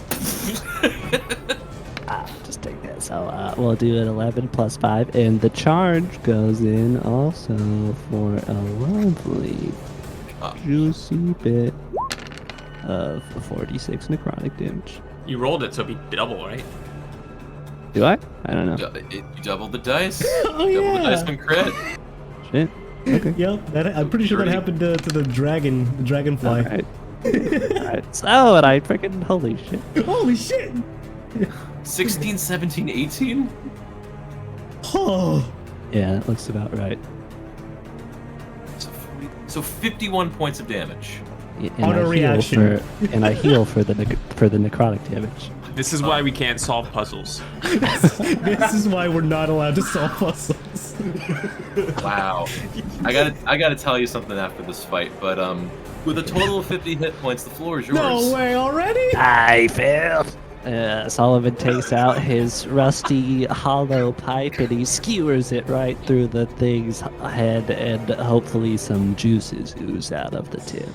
Okay, so you, through the pointy part of its nose, you grab the rapier with all of your energy and might, and you just drive it through, and just everything of its head collapses internally, and then pieces of its fur just start collapsing, and just like this thing, its head is no longer a head, it's just like a wet ball, and just immediately it goes limp, and you can actually hold it up from its head from your rapier.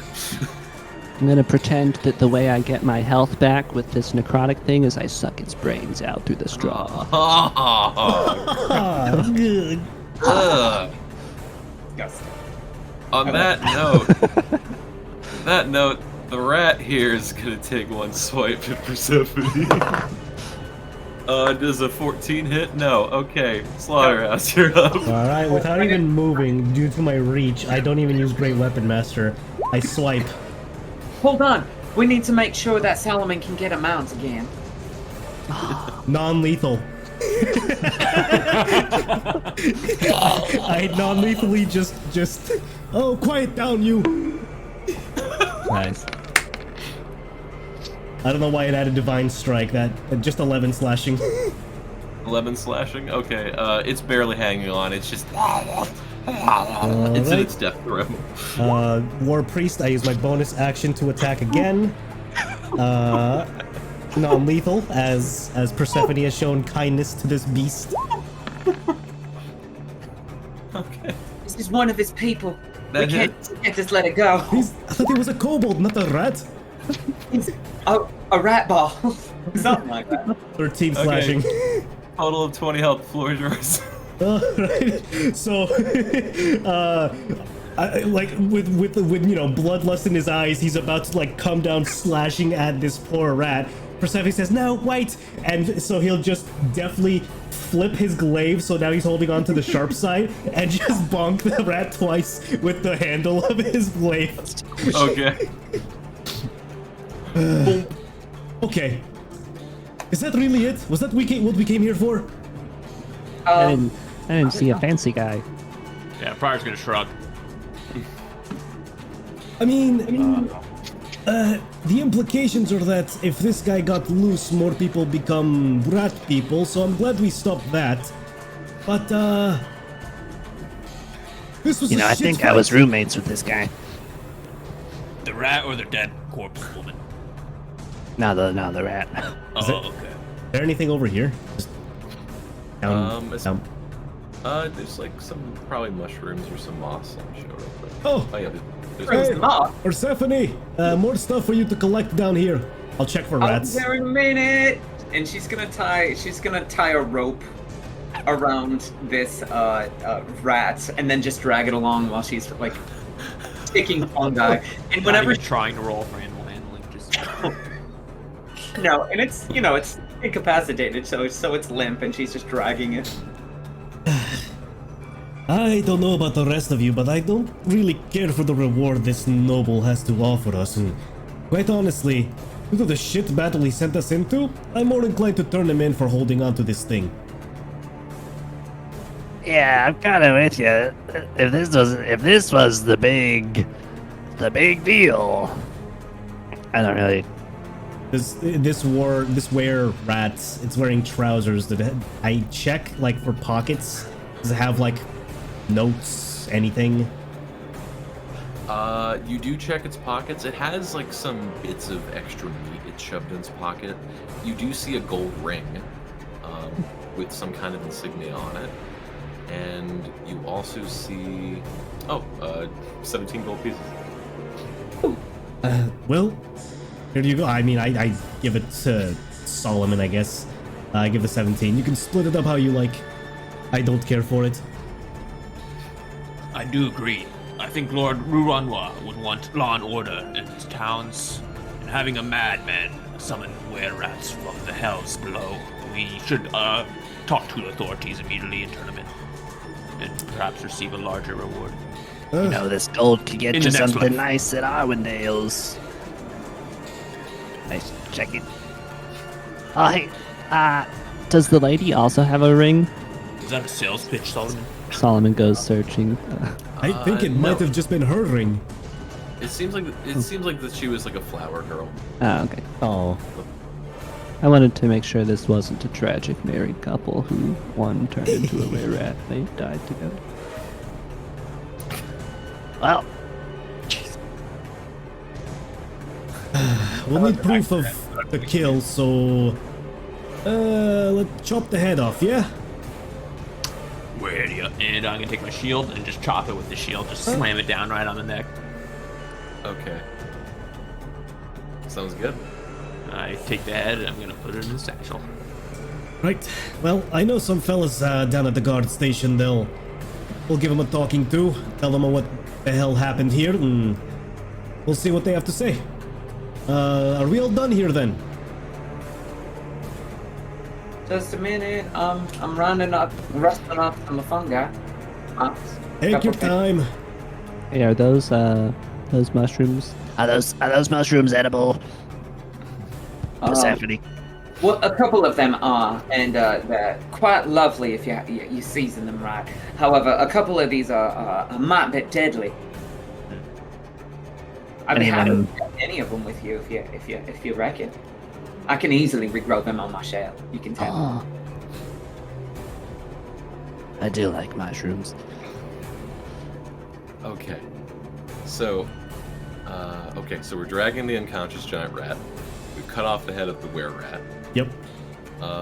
So first and foremost, hilariously enough, the were-rat had a total, I gave it, of 50 health. Yep. It had 2 remaining. Alan got 51. Yep. So if for some reason you wanted to be non-lethal with it, if it had 1 hit point, it wouldn't have mattered. You would have reached its max health past 0 and killed it anyway. Whoopsies. Okay, so just to be clear, what are we doing right now with the head of the were-rat, the giant?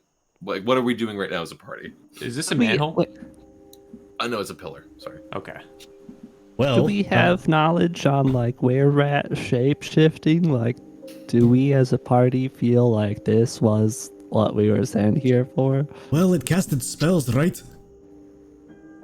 I mean, yeah, I but did cast spells. I've never seen a were-rat cast spell. you made it seem like a really big deal. Solomon, make either a nature check or a history check. Awesome. Oh, actually. Nature. As far as you can tell, Wait, didn't you say Solomon? yes. Well, I guess both it you make. doesn't matter. Okay, good. Now you both It's know. basically the same. All right. So you both kind of think over with were-rats and stuff, and kind of think over what William had told you about with the mission. First off, as far as were-rats, there have been some under Jubek. That's been very clandestine. Like, it's very... That's why most commoners don't really ever go to the sewers, is that there are were-rats in the sewers. They're very rare, though. As far as, like, lycanthropy stuff, it's like, okay, well, it comes out at night, and this is pretty unique. The only other thing that you remember it's William saying is that it will most likely look like me. It doesn't look like him. Yeah, I hold the head up and hold the drawing up and kind of look at both of them. No, it doesn't look like it at all, actually. Well, I suppose we gotta find it first before we turn him into the authorities. So where are we going? What are we doing? We're going this way. These pillars Let's go aren't. back to the lower district. If this really isn't what we were sent here for and we just took out some random were-rat, maybe the thing we were sent for is actually causing trouble up above. It did try to escape in the little farmstead up in the northeast. That's fair. We could hop that gate over there, question more locals. Right. Oh, Yes. Solomon, by the way, this is for you. Ah, Do you want to name it, or would you like me to name it? I call it Queezers 2. Come on, little Queasy.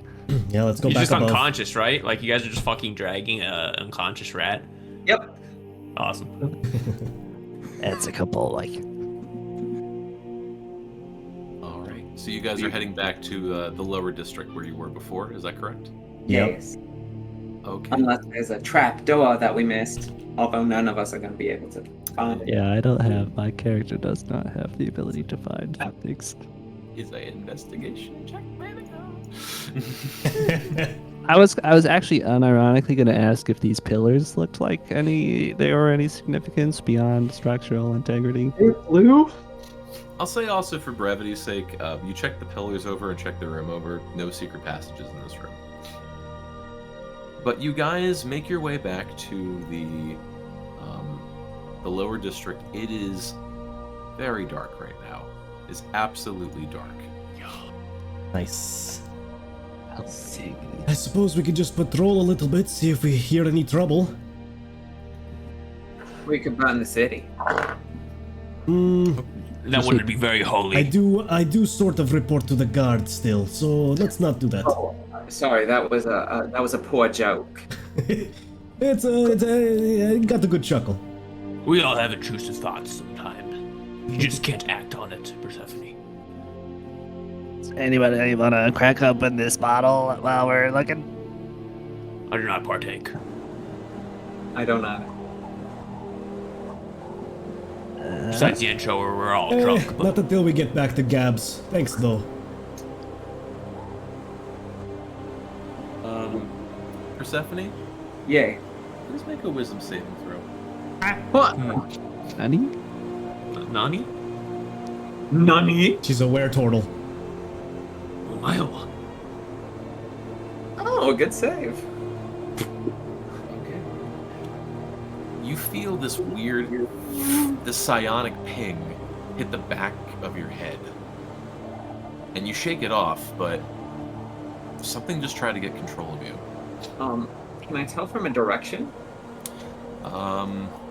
From the way that Slaughterhouse and Pryor are going. Gentlemen, pause for a moment. Now I need you to steel yourselves, because I think something's trying to take hold of our consciousnesses right now. Pryor sheathes his weapon. Snuff them out. Pryor's gonna hold up his sigil of Ruanwa to the sky, and he's out of charges. You see it kind of glow a little bit, and then it just slowly... He shakes it, and he just shakes his head now. We'll do it the old-fashioned way. Cracks his neck. Alright, where are you demon rat? So hungry. Hungry for blade, I'm gonna pierce you with it. Where are you? I'm gonna kick down this door. And you hear the door behind you in the house that you previously checked open. And outside, you see one of the guards that was stationed in the street with bloodied horns and red eyes. And then from behind, you see the other one come out with red eyes and bloodied horns. And then from the south, close by to where Solomon is, you hear, you should have paid the toll. And Solomon, you look up at the rooftops and you see the three thugs that you saw on the road before you went to Perch Street, all sitting up on the roof. They do not look the same at all. I'm not giving you the liquor back. Roll initiative, everybody. Hey, let's go. I didn't click myself. Oh, it worked anyway. -1. Give me a 0, please. Come on. This is 10 times better than my last initiative. Nice.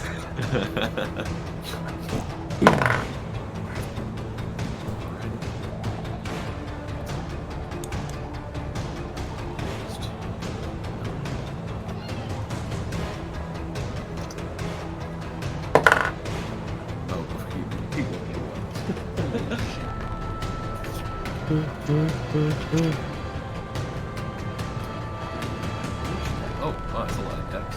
That's a lot of decks.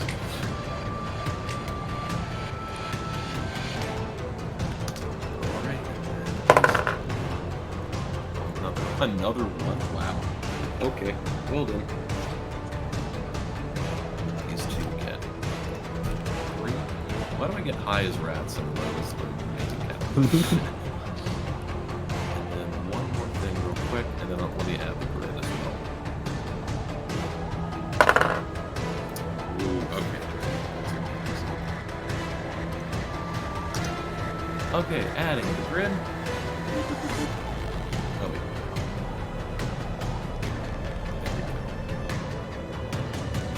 Okay.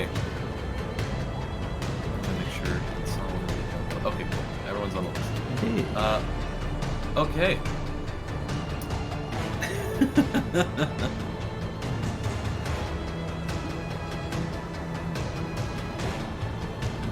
All right. Top of the round. Persephone, you would hear this closest, but you would hear this hiss, and you hear this flurry of bats. You see this ginormous swarm of bats swarm and fill up the night sky. They're not here yet, but next turn they will be here. So, Slaughterhouse, you're up. Oh, starts cracking bones. All right, Lord Kratos, finally you've sent me a tougher challenge. Let me repay you back with glorious combat. Okay. You know if there's any way to lock Sorry, this? I was muted. I was role-playing while muted. Sorry about that. Let's try that again. Cracks neck. Finally, Lord Kratos, you blessed me with another battle. Now let me repay you back in kind. I cast 5th level spell as a bonus action. Whoa. Holy Weapon. I rolled the dice, but what it really does is it makes my weapon magical for the duration. And you will see shining light emit from my glaive. And he points it toward the sky, it begins shining, and he crashes it down as an action on this guy. This will be a normal attack. Okay. 25. 25 will hit for sure, without even looking. Alrighty. It will do 13 slashing, magical, plus 6 radiant damage. Ooh. 20, you said. Mm-hmm. Okay. Then he'll move forward here. And that'll be his turn. Okay. So yeah, so you slap down completely on top of this knight and just immediately crash down with slashing and divine energy. And you said radiant damage for that? Yes. Okay. As soon as you slash it down, the armor shines and you see its mouth open and you see these 2 large vampiric fangs out of its mouth. And it just stares at you with these blood red eyes. So hungry. And just, when it's his turn, he's going to charge right at you. Alrighty. Elroy? Is that your turn? Yes, that's my turn. Alright. Solomon, you are up.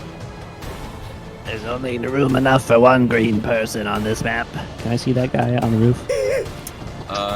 Yes. Is that you and me? You also, there's only room enough for 2 green people on this map, but it's not that guy. This is more like purple, but That's glow. I'm shooting the guy on the roof. Shoot him already. He just announces his Okay, and I'm going to make them both sharpshooter attacks. So -5, 1, 2 attacks. And I have the thingy that, oh wow, 31. I have the thing that sharpshooter basically ignores half and 3/4 cover. Okay. So he just goes straight. And so it's 18 and 31, you said? 18 and 31 to hit, yes. Both of them hit. Beautiful. You're shooting the green one first. Yes.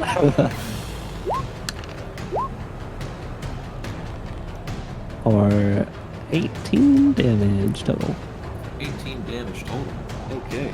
Look something real quick. Okay. 18 damage total. Yes. 19 damage total. 19 damage Sorry. total. Come right up. So yeah, you rip into him real quick and shoots into his neck. Ah! What the hell, man? I'm like, there's still like a little bit of their humanity left. At least for these guys. But yeah, you did a pretty good job to him. You laughed at me. Bonus action. I shoot him again. Crossbow expert. if I attack with a one-handed thing, I could use a crossbow thingy to shoot as a bonus action. This will be normal. Okay. 29. Hooray. That totally hits. Oh wait, that means those last two should have 10 damage added to the both of them. I apologize. So it would be 21 and 18 because I took the. Wait, sorry. Okay. Redo this, Tim. The first attack would actually be a 13 and a 26. Oh, 13. Because I took the -5. 13 would miss in that case. Okay, and I'll just take the second damage then if I can for the second attack that still hit. So that would be 18 by itself. 18. So it turns You out were right the first I was right. Yeah. All right, and then this is a 29, which hits for normal 12 damage. Normal 12 damage. Okay. Sorry. No, it's all good. There we go. Okay, yeah. So you shoot another bolt into it, and this time he catches it, but he still takes damage from it. It just cuts into his hand. He just, and he's just like, it's kind of seeing his blood drip from his hand. And then look back at you and be like, "You're next." That's a good catch.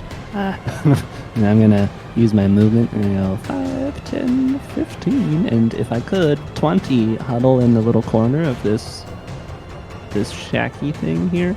Okay. As not like attempting to hide, but just blocking some line of sight, possibly. That's my turn. Alright. Briar, you are up. Bow beasts, and he's gonna whip out his Holy Avenger longsword and charge at him. 5, 10, 15. He's gonna bring it down right on his skull. Alright, go for it. It would be the 15. 15 does not hit. Alright, and then Wow. the 23. Because it's a double attack. Alright, and then 23 would hit. So yeah, the first one he blocks up with the shield, but then you quickly spin and go for the other slash. I slash it right across his throat, dealing 12 damage. Is it a fiend or an undead? It is undead. You see all the runes that were etched inside this ancient relic start to glow naturally, dealing an extra. Fuck. Are you serious? That's okay. That's okay. 5 radiant damage. It's okay. It's okay, dude. We'll get it next 17 time. and there is gonna be no next time for the demons of hell. And then you see a familiar white light gets emitted as I deal smites, dealing a grand total of fuck it, we do it live. 48 radiant damage. All right, so that's 19, 29, 31 damage total. With 31 damage total. Okay, so you grab your sword and you just jab it through his form and just straight through the middle of his face. and you just see it, and its physical body falls down into ash as the armor just leaves nothing behind. As I'm spinning around with a bonus action, Shield Master, I'm gonna hit the other guy and try to get him prone. Nice. Okay. With an athletics check. And are you moving in for this, or are you trying to hit it from here? Oh, is there a door? Can I hit him from here with my ship? He's inside the house, technically. Oh, if I can't hit him, then I guess I won't be hitting it. Okay. So I'm not hitting it. Yeah. Alright. Next up are the vampires. They immediately see Solomon, and they're immediately like, alright, let's go get him. They immediately just leap off the roof together. And they're just going, whoa! He said, he's a monster. And they're just going to leapfrog straight to you. How'd you find me? Amazon! I can't tell which square you're on. Oh, here, I'll put myself on. Technically, I was on this square. Okay, that's what I was thinking, but I wasn't sure. So, yeah, they're going to rip into you a little bit. Yikes. They're going to attack you each 2 times. Okay. Lucky again. One of them's rusty. That might make. 18 and 17 to hit. Shield. Okay. And the other one rolled lower than that, so you shield from all attacks. Sick. Okay, so literally they just... And it's kind of terrifying seeing these pale white, freshly made vampires just look at you like a meal ticket and just start sprinting towards you. But you pop up your shield as they start clawing and biting into the shield. You are safe for this turn. Alright. Let me check one last thing. Okay. And what they are going to do, because they are dastardly, is they're going to use Misty Step bonus action. Mm-hmm. So this one is going to pop up on the roof right over here. And then this one is he's on the roof right now, but just above you. That will be their turn. So Persephone, you are up. I almost didn't unmute myself. That would have been amazing. Yeah. Alright, what I'm gonna do is I'm gonna use my wild shape to do the fungus thing. Where The fungus circle. yeah, my fungus circle. My symbiotic entity. So I should be gaining 40 temporary hit points, and I will leave it up to you whether or not. No, never mind. Okay. And then at this point in time, I would like to. Where did you go? I had you pulled up, but then I had to do the thing. We're just gonna start with a simple moonbeam. Oh, the movie. Right. Oh no. Oh yeah. And is that is it dex save, I think? That is a con save for that. Awesome. Ooh. 21. 21 passes, so they only take 8 radiant damage, but since it's radiant... Yeah. Ah! Shit. Since it's radiant damage, it should be doing a little bit more.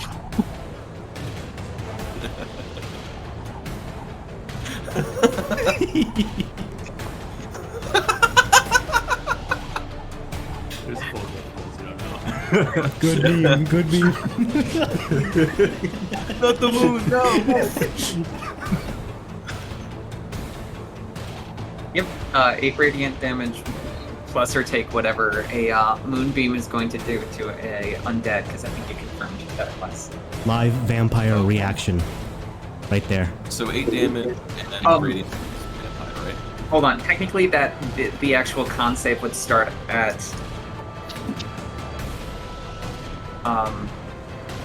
I think at the beginning of its turn. Oh, okay. Because it's when a creature enters it or starts its turn there. Okay. Alright. So it does not take the damage yet, but this thing is looking up just like that. Like, please no.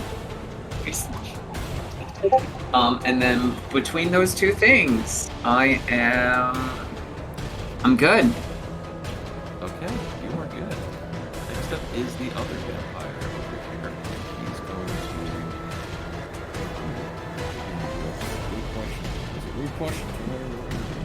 to. Okay.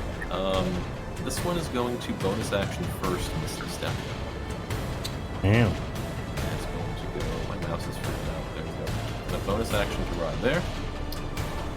And you know what? Yeah, it's going to just tackle on Solomon a little bit more.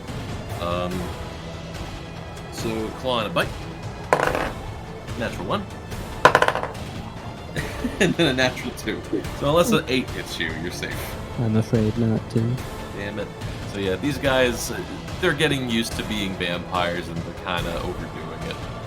First day, huh? Shut up. And they just move over here. This one's the one with the most attitude. But it's going to move on over here. Just 2 steps ahead. That's all. That's what it's got. All right.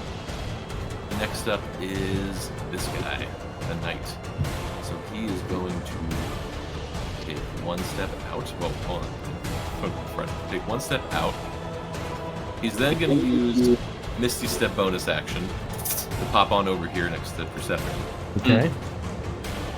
And he is going to attack with a sword and then try to bite. Sword attack is 14 to hit. That misses. Ooh, bite attack is 25. That indeed hits. We've made contact. All right. But that's the bite. So first and foremost, you take 9 piercing damage. 9. Okay. Followed by, please roll high. Damn it, double ones. 2 necrotic damage, and your max hit points are reduced by 2. Damn. Ooh. There we go. So yep, that's going to be his turn.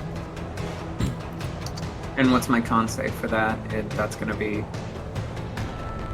No, there's no con save. a concentration check. Oh, for that one, total damage was 11, so pretty much just 10. I mean, Ooh. you missed now. No, he's like, thank you! Oh, wait. You hear the vampire scream, thank you, Kratos. Wait, what did he just say? This motherfucker, if you use the Lord's name in vain, I will come get you up there. And then, alright, so, top of the round. Persephone, you're looking at the knight, but then you suddenly hear from above, why, hello there, delicious. And you look up and you see a different kind of vampire. Spider walk, just like rotate from the heels and just stare right down in front of you. This is not a weaker vampire. This is clearly the target. He is going to use. Let's see what he's going to do. Hey, remember, guys, Tim had a rule that my character is the one that has to die in combat. Yeah, I remember. No, he's role playing right.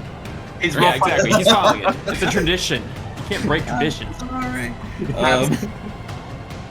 Alright, so he's going to unarmed strike you and also bite you. The unarmed strike is, numbers, 26 to hit. Yeah, that'll do it. And the bite is, ooh, you might get lucky, 15 to hit. That does not hit. Okay. Oh wait, actually, hold on. Actually, I think I messed that up. Hold on. Okay, I actually messed that up slightly. Well, okay, so then the one would just miss and the other. Okay, gotcha. So he's just gonna slash you once. Actually, this is gonna be funnier. He's not gonna do damage to you because he hit you with an unarmed strike. He's going to grapple you. Oh. So you were grappled, and then he's just going to bring you up to the rooftop and pull you away a little bit. It's been a minute since I've been manhandled like this. I don't like it. There's more of that. And you see this man's face, which he looks precisely like Williams, 100% like him. But you see just this maddening red-eyed look and this just blood all caked in his mouth and his chin. He's in his element. Next up, Slaughter. Oh shit, how'd they get up there? Oh shit, Persephone! Hey, get back here! And I will go over here and prepare a slashing strike. At the same time, spiritual energy gathers right over here. As a bonus action, I summon my spiritual weapon at level 4.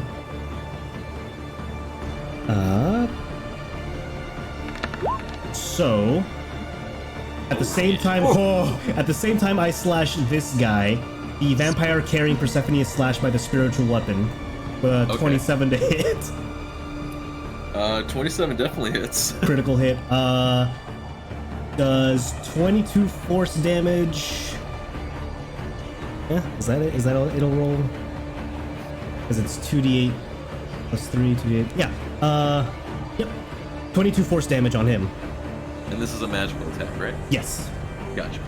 I don't know if you still have the glaive from last time, but I'm gonna place it here. Oh, okay. The spiritual weapon. I'll have to improvise, yeah. Gotcha. I don't know, you could just put a second slaughterhouse. That would be just fine. Okay, sure. And then main action attack this dude here. I wonder. I don't think I get holy weapon benefits because it has to be for my attack.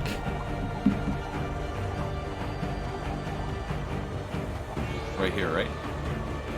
One more to the right. Thank you. Yeah, and then I'll do a regular attack against the knight, infected knight in front of me. Go for it. 30. Alright. It's gonna hurt him real bad. 17 slashing. Is that right? God damn. Yes, that's right. 17 slashing plus.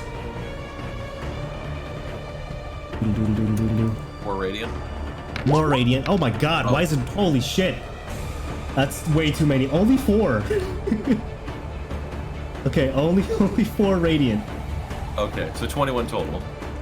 Yep. Okay. So yeah, so you slash into him and the radiant kicks in. And just this like sunburn is across like in this case his arm and just is not healing. It's just getting really mad at it. Alright. And that's my turn.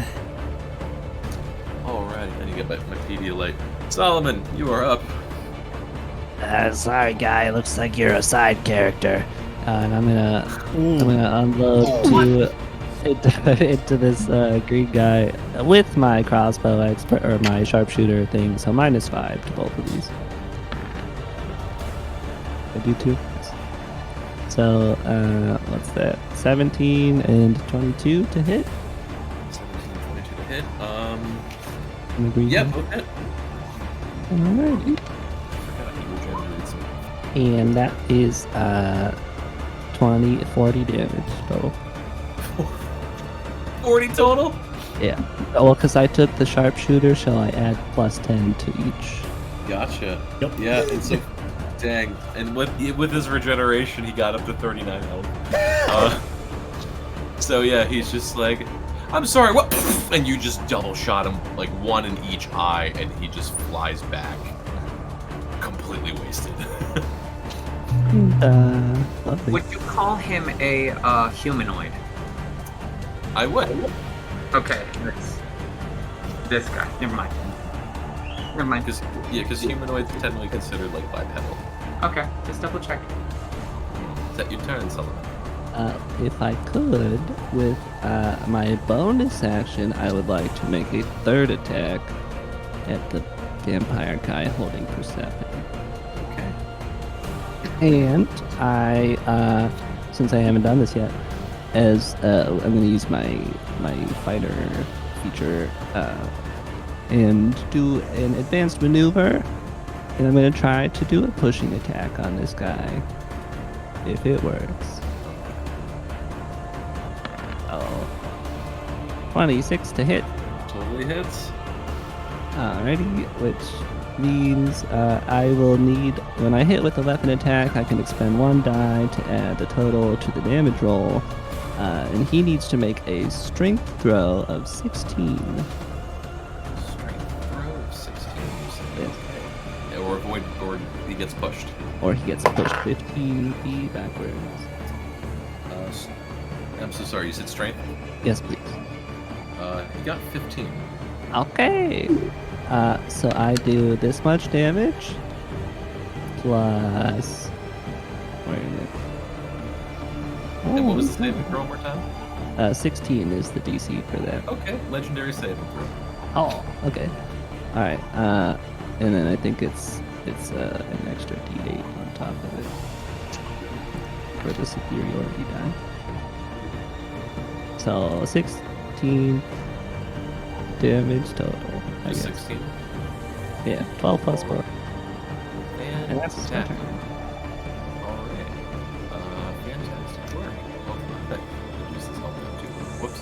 So yeah, you shoot into him, but he's super resilient and he kind of like fades back and forth with Persephone in tow. Next up, Prior. Prior's gonna start sprinting down this alleyway 5, 10, and he's gonna turn into mist as I cast Misty Step. Nice. Shit, he's a vampire too. You're not the only one with clever tricks up your sleeve, demon. And he's gonna take his sword and he's gonna plunge it right in his throat. Dealing. Does 24 hit? 24 does hit. Awesome. And it is a fiend or undead, so you will see it glow. Well, here, this is regular damage. This is regular damage. Yeah, let's get this out of the way. 14. And then the runes inscribed in my blade glow bright white. It's rolling, not rolling. It's very difficult to LARP when it's not rolling. Alright, you know what? We're doing it live. Manual, 2d10. Oh god. Okay. Oh my god. Are you serious? Oh, why did you get somebody? Shit. I was upset that it wasn't doing it. I was upset, Solomon, okay? And I'm like punching my sword. Okay. Doesn't do that much damage. It's okay, so that's 29 damage, 15 radiant. And that's past the previous damage? No, just total. Okay. 29 okay. damage total. Okay, gotcha. Okay. So yeah, so you rip into it, and yeah, the radiant rips in, and it... Well, it's got a wrench in it. It is not happy whatsoever, and it's kind of shocked and just looking at you, just like, how can this be? No, not like this!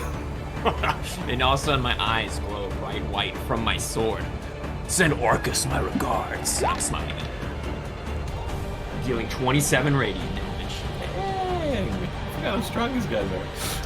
Yeah.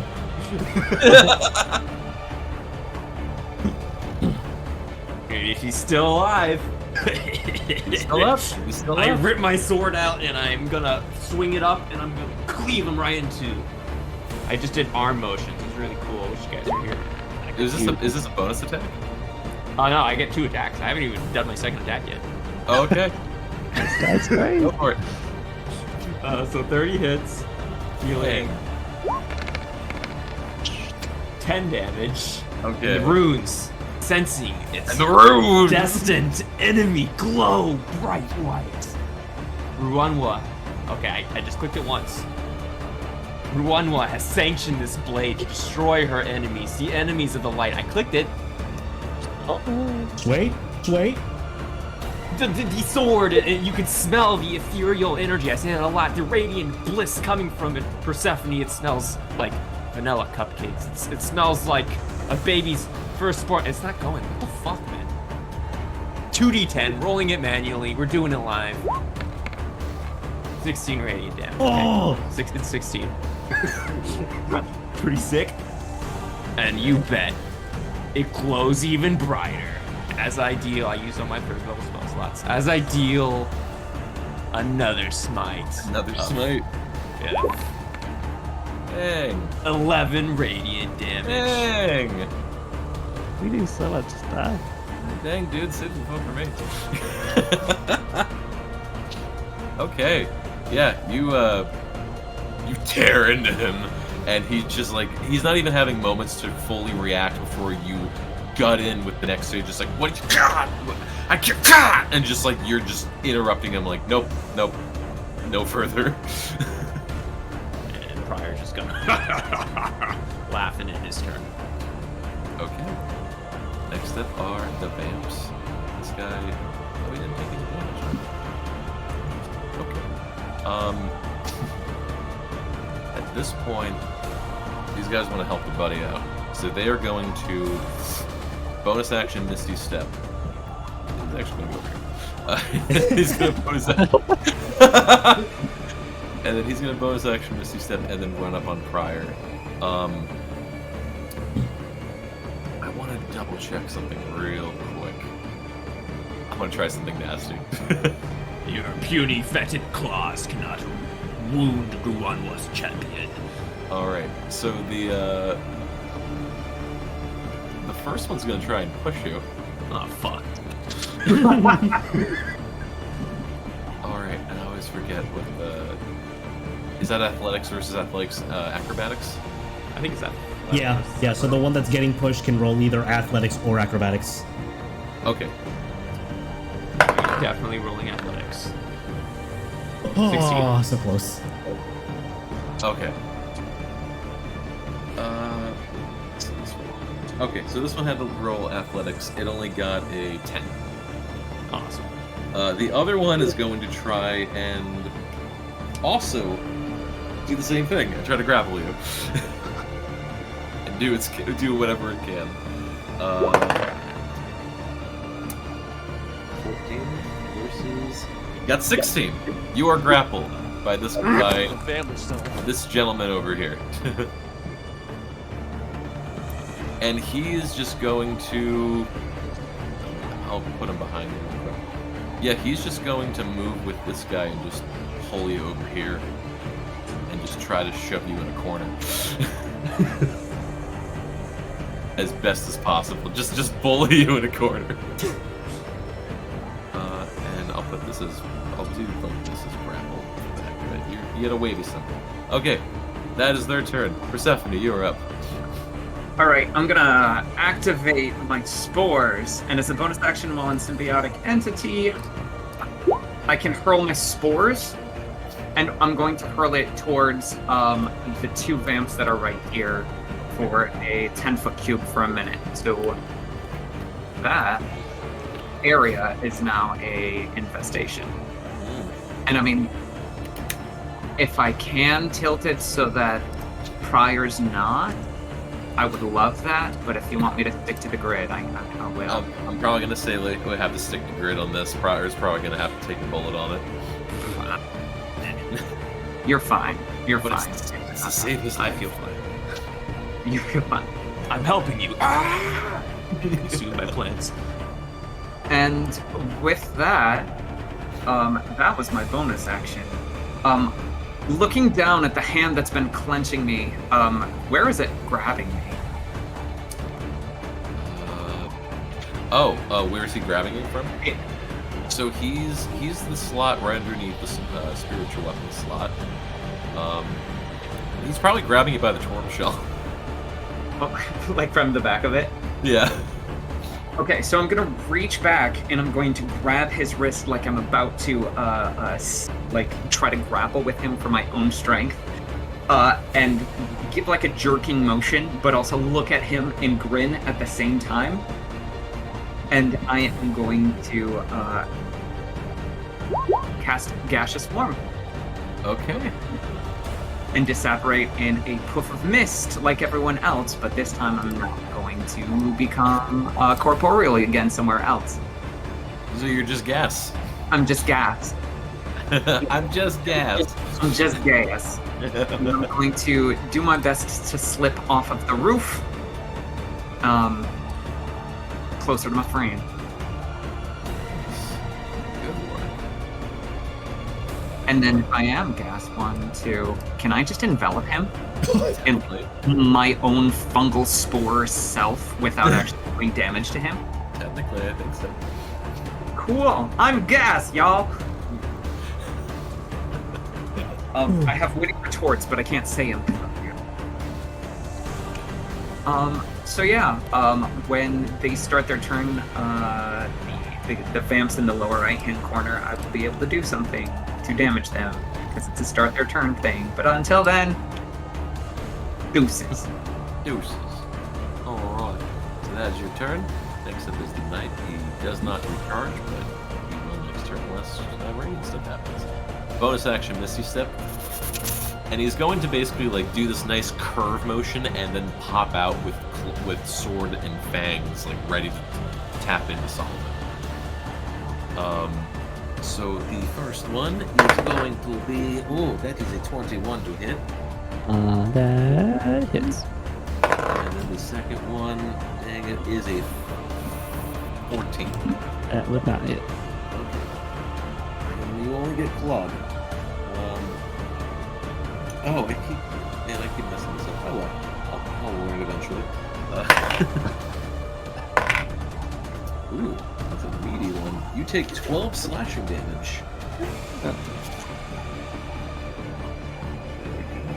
Yeah, as this vampire tries to go for the bite, but instead of using its sword, it just drops its shield and pulls up the claws and just scratches right across your face. They're kind of getting a little... Yeah, they're getting a little tipsy. There we go, top of the round.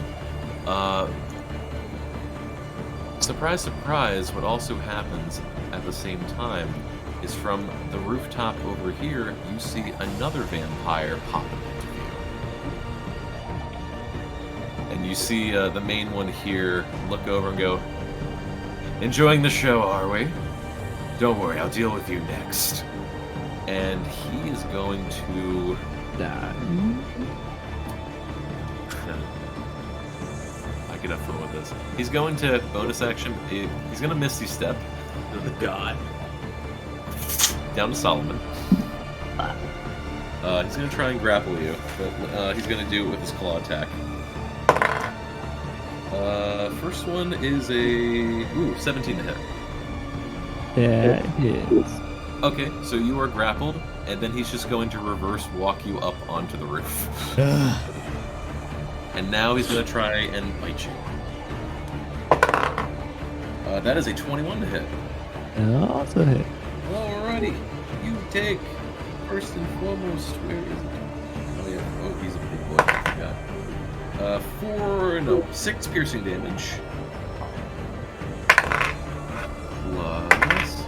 Why do I roll ones for the necrotic damage? Dang it! 5 necrotic damage, also sliced from your max health. And he gains a small portion of that. Dang it. Like, I'm rolling low with this stuff. Okay. But yeah, you are getting sucked on top of a building right now. That's gross. Jeez. Yeah, I wish I were me. Not how I thought I'd spend my evening. Find the room! And he just sort of tilts Solomon your head towards Pryor, getting kind of ganged up a little bit right now. And he'd be like, "You'll join him soon enough, don't worry." That is his turn. Slaughterhouse, you are up. If, do I have line of sight on those on the roof? From here, not on Solomon's side. Okay. What if I stood? What if I stood here? Would I be able to see the 2 by Pryor and the 1 right here? If you ran down, yes. The only one you see is this new one up here. Got it. Yeah. Slaughterhouse will thank Kratos that he's not allergic to Persephone, and move out of the cloud. Move over here.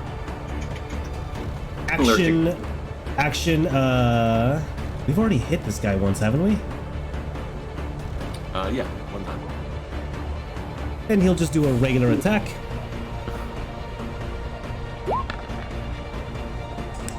$17 to hit. Does that hit? That's a good question. No, it does not hit. Can I use my...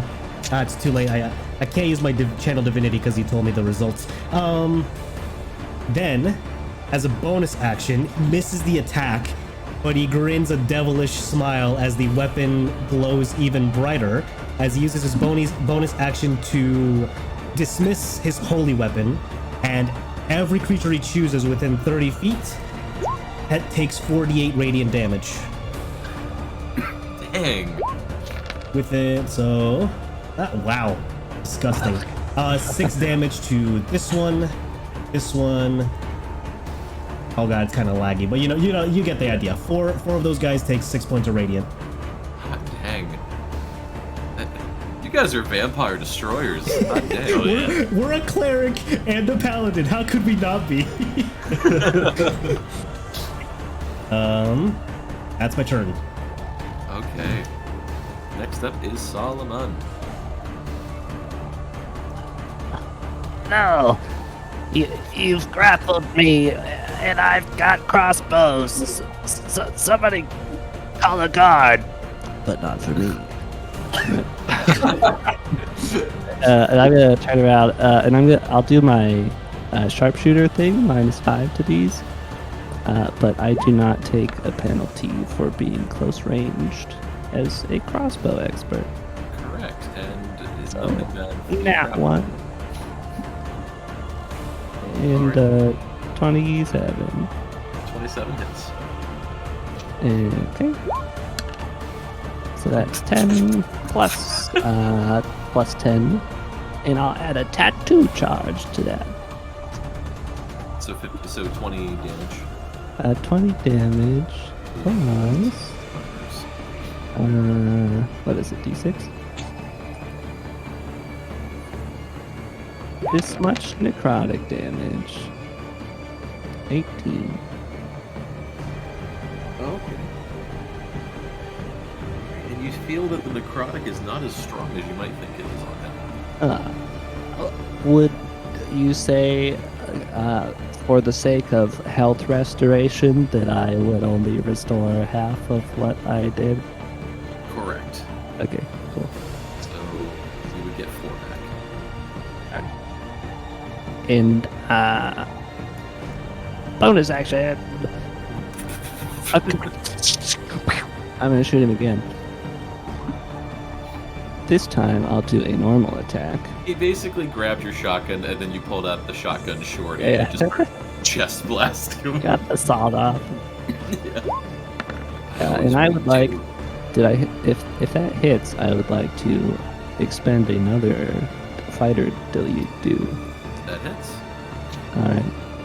For another pushing attack, if I could. So a 16. I need him to do a strength saving throw. Right. 11, so burning legendary saving throw. Alright. So did I? So 8 damage plus a D8, I think, for the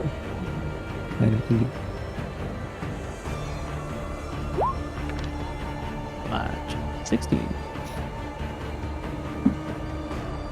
And that would be normal using damage.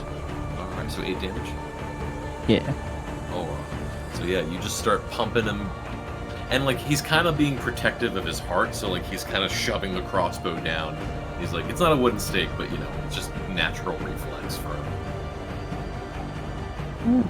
I think that's all I can do. Alright. Prior, you are grappled, but you are up. Do I get disadvantage on my attacks, or is it just roll straight? You do not. Awesome. Guy grappling me and would take my sword, and I'm just gonna cut his arms off. Okay. So the guy to the top of you. Yeah. That hits. Yeah. That hits. Yeah, Awesome. that'll cut his arm off. So that does 15, and of course those runes are gonna glow bright for him. Dealing an extra 20. That's 21 damage total. 21 total? No, 24 damage total. I can't do math this part. Yeah, 24. So he's still standing. He's getting Oh rough. yeah, and then that blade glows bright white. As we know, DM, come on, we're not amateurs here. And doing a classic 3d8 smite damage. 12. And is that radiant still? Yeah. Okay. God dang. Yeah, so he's not looking good anymore. His wrists and hands are still not cut off. I'm gonna take it again, swing it up. You're gonna die screaming, and I'm gonna bring it down once more.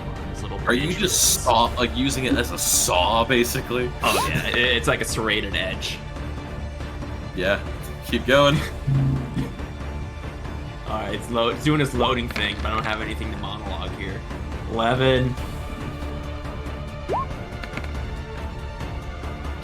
22. He's down. Oh yeah. Hey, I'm gonna spin around with my shield as a bonus action. I'm gonna shove this guy not off the building, but right here into the spores. Okay. With my shield. Athletics. 17. Versus. Ooh. 21. Well, it bounces off, and that is the end of my turn.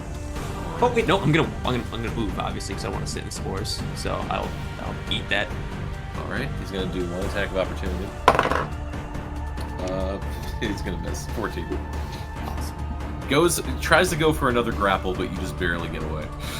I'm just gonna hold my shield up and casually walk by, and and I end my turn. I neglected to. That was away at the moment. I need a con saving throw for my spores. Oh yes. Don't worry, I'll pass it. I roll at advantage. Okay, thank God I roll at advantage. Oh shit. Okay, +2. Oh fuck. Is that it? You're gonna take 1 damage anyway. Oh, my no. God. His build is ruined. Jeez. Yeah. Alright, I'm deleting him. You're fine. You're fine. Is that your turn, good sir? That is. Alright. Next up in the order, which I forgot to put here, is going to be William. William is going to rush forward and then Misty Step right across. And William is going to slash into this vampire. Wait, is that the guy paying us? You take this moment where you see, yes, that is your client. Son of a bitch. Yeah, he's gonna get a good hit on that.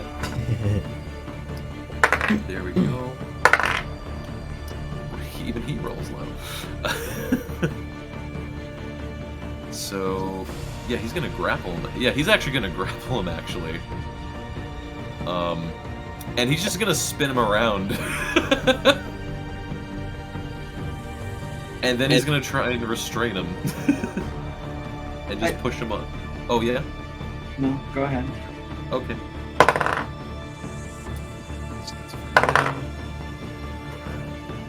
And that's for him. Okay. He doesn't restrain him, but you see William, you now see suddenly William grappling this vampire, holding him in front of you, just going like, just get it over with, get him! Pryor is so fucking confused seeing another vampire help him, he's just gonna like look out to his friends and like point to these guys. Are you seeing this shit? Just do what he says. I don't take orders from undead. I'm paying you! That's such a conflict of interest. So then at this point, the vampire here, not expecting one of his own to turn on him, is going to start trying to slash back. That's a hit. Does damage to him. And now you're seeing, now you're seeing this weird cat fight between two vampires slashing and biting one another. Yeah, literally. And at this point, let me see one more thing. Yeah, he's gonna shove him off the roof. So they literally just go and just like are tussling in the snow and just slashing each other. And just there's just blood just caking all over the blankets of snow and just like screaming and hissing. He's the only one left of his kind. Persephone, you're up. Sweet. Okay. I'm gonna gaseous cloud move over here. My 10 feet of movement that I get as a gaseous cloud. I'll drop concentration of that. And then recast Moonbeam on my good friend right here. And I will draw a better Moonbeam while things happen. I need a con save. Is that on his turn or right now? On his turn. Okay. So that's going to be a con save with a DC of 17. Yeah. So I will roll that when it is his turn. And as the moonbeam starts going down, you see William in tussle with the vampire look up in fear and go, "Please, just remember, don't kill him! Don't, please!" Alright, next up is the knight. The knight is just like, he's gonna go after Slaughterhouse. Okay, put him up. 18 to hit. Misses. Oh, actually 19 to hit. Meets. Meets! Holy crap, he met! Blade, you take 10 slashing damage. Alright. And then he's gonna try and slash you with his claws. That is a beautiful 24. Hits.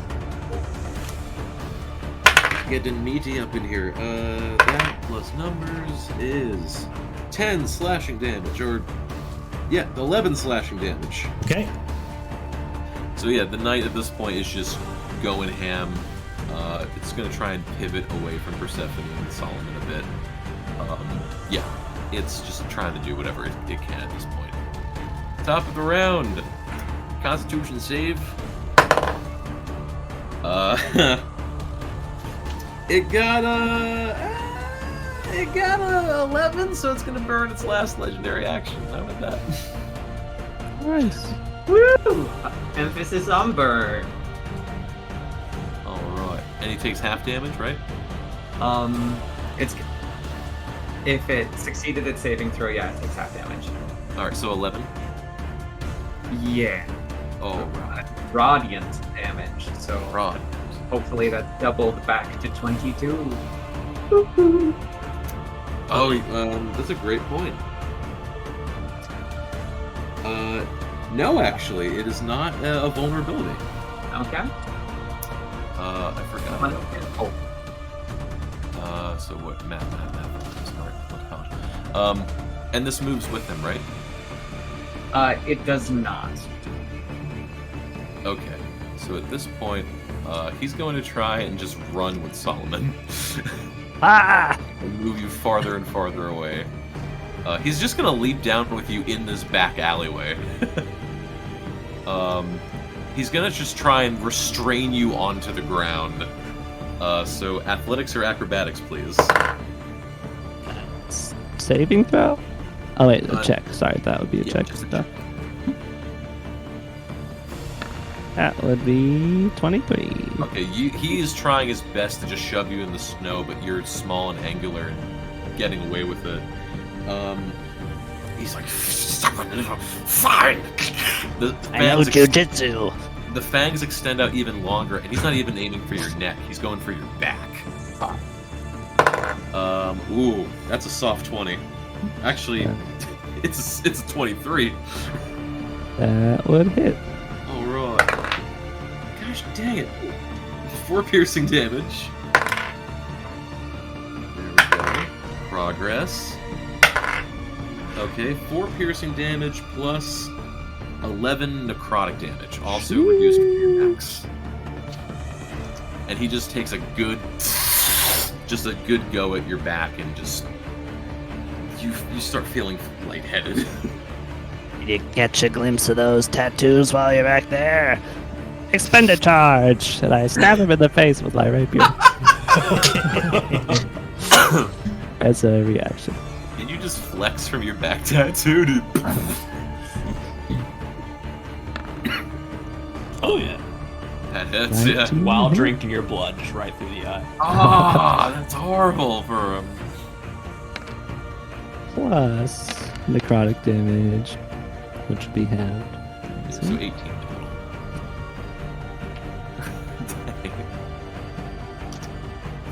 Alright. And that's pretty much going to be his turn at this point, yeah. So, Slaughterhouse, you're up. Alright. Let's use our bonus action to command our weapon to move over here 20 feet and slash at this vampire. Oh. Bam. 25 to hit. It's Alrighty. job's done. Spiritual weapon. It was cast at level 4, so it does 2d8 plus 3 force damage. 11 points of force damage. 11 force. Then I'll try to chase after the vampire that took Solomon. So I will take the opportunity attack here and try to move 30 feet. That is a... Ooh, wait, where are you right now? Oh, wait. Right, Wait, you're gonna take a hit from the spiritual weapon? Oh, from the knight. From this knight, yeah. Okay, that's a 19 to hit. Meets. Okay, he's gonna grapple you. You don't move. Do we have to do... No, if it's an unarmed strike attack from a vampire, he can choose to negate dealing damage and just choose to automatically grapple. Oh, so there's no contested. Okay. Yep, so you are just stuck. Oh, I was saving it for the other guy. But let the Sea of Kratos deems you worthy of continuing your life. Action, Channel Divinity, turn undead. Oh yeah. Each undead within 30 feet makes a wisdom saving throw. Oh. Ooh, might be good. Solid 18. Oh, solid soft 20. Let's see. Does our boss run away? The DC is 15, but if it's 30 feet and this guy can hear me, he also will be affected by it. Okay, so I need to roll for all of them, basically? Yeah, even our boss, because he's undead. Okay, well, main vampire dude got natural 20, so... Okay, goddamn. This guy? Pass. Bad guy, yeah, bad vampire got nat 20. Good Okay. vampire. He's not gonna 14. Well, he fails. And then Joe Schmo vampire got a freaking 22. Got So it. the only person you really hurt was your friend. Let's see. An opportunity attack. Because No, he should, for sure. because of... Yeah, let's post this. Because I'm level 10, undead of CR 1 or lower die immediately. Yeah, he has like a CR 13. He's not dying. Good, okay. Then yeah, he simply must use his turn to run away from me. Okay. And I'll say this kind of cinematically works out where like you see him like kind of like his muscles contracting and restraining, and like you see his eyes, which are this pure cyanic blue, they start kind of flickering and turning red, and he just looks at all of you and goes, just, please, don't kill him if you can help it. Just get him back. I can't promise how long I can hold this. And he just takes off as fast as he can. Okay. And he's gone.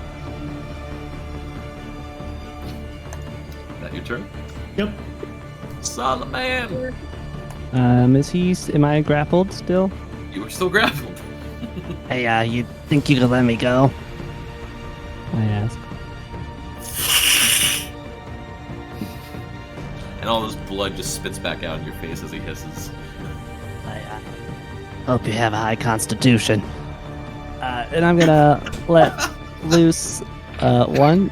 I have to do this one at a time. So first attack Does a 23 hit? Absolutely. All I right. gotta say, Dylan, this is bringing me back very specific flashbacks to a very specific fight that we had with Danny at a very specific game of D&D. I wish I knew what you were referring to. Yeah, that was very specific. Yeah. All right. So damage for that. I'm gonna add a fighter maneuver on top of this. So if you could roll, Tim, a Constitution saving throw for me. 2. And 6.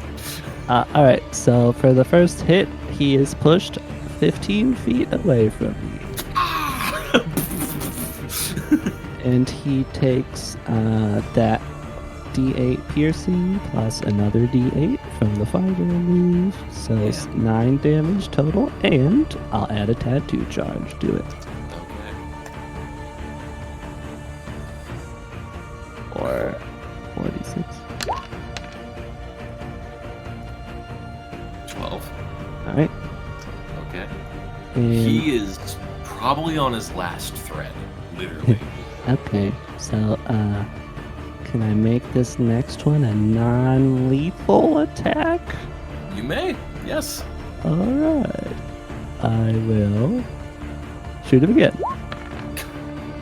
26. Yes. And I will another Constitution saving throw. Push him further. Yeah. If he 17. fails, okay, that passes. But 12 damage. Okay. Plus, technically there will be the D8 fighter thingy too. With a total of 204 hit points, the floor is yours. All right, so I guess Solomon, after asking to be released, just kind of shakes his head a little, like the one. What's that? Hot Fuzz, the movie, where the dude pumps his shotgun. He's like, shame. He shakes his head and he puts his crossbow right up to the guy's chest, and he fires a bolt and sends him 15 feet back. And then once he's sailing through the air 15 feet, he spins around and does anher double shot straight for the head. Or straight for the somewhere not less lethal than the head for a vampire. The non-lethal headshot. Yeah, I'll shoot him. I'll shoot him in I'll put it through his cheek. He's a vampire. Head's not lethal. He's Stake to mine. the heart. Yeah. Through his chest, you said? Yeah, sure. Okay, so you shoot him and he flings out. Everyone sees him kind of skirt out a bit. He leans up real quick and just lets out the most monstrous he's sound as of yet, truly seeing the beast within. And as you finally see the monster, you shoot not at his heart, but just adjacent to it. Like just enough to really kind of just a tickle. Just a tickle. And you see his eyes pop as it just goes through his chest, and he's just groaning and falls over pretty much unconscious. Yeah. Bonus action, I throw a net on him. I forgot you had those. Yeah, okay. You throw a net on him. Yeah, you captured a vampire. Thank you. Alright, let's, I'll move out to, alright, hold on. 5, 10, 15, excuse me, 20, 25. I got him! And that's my turn.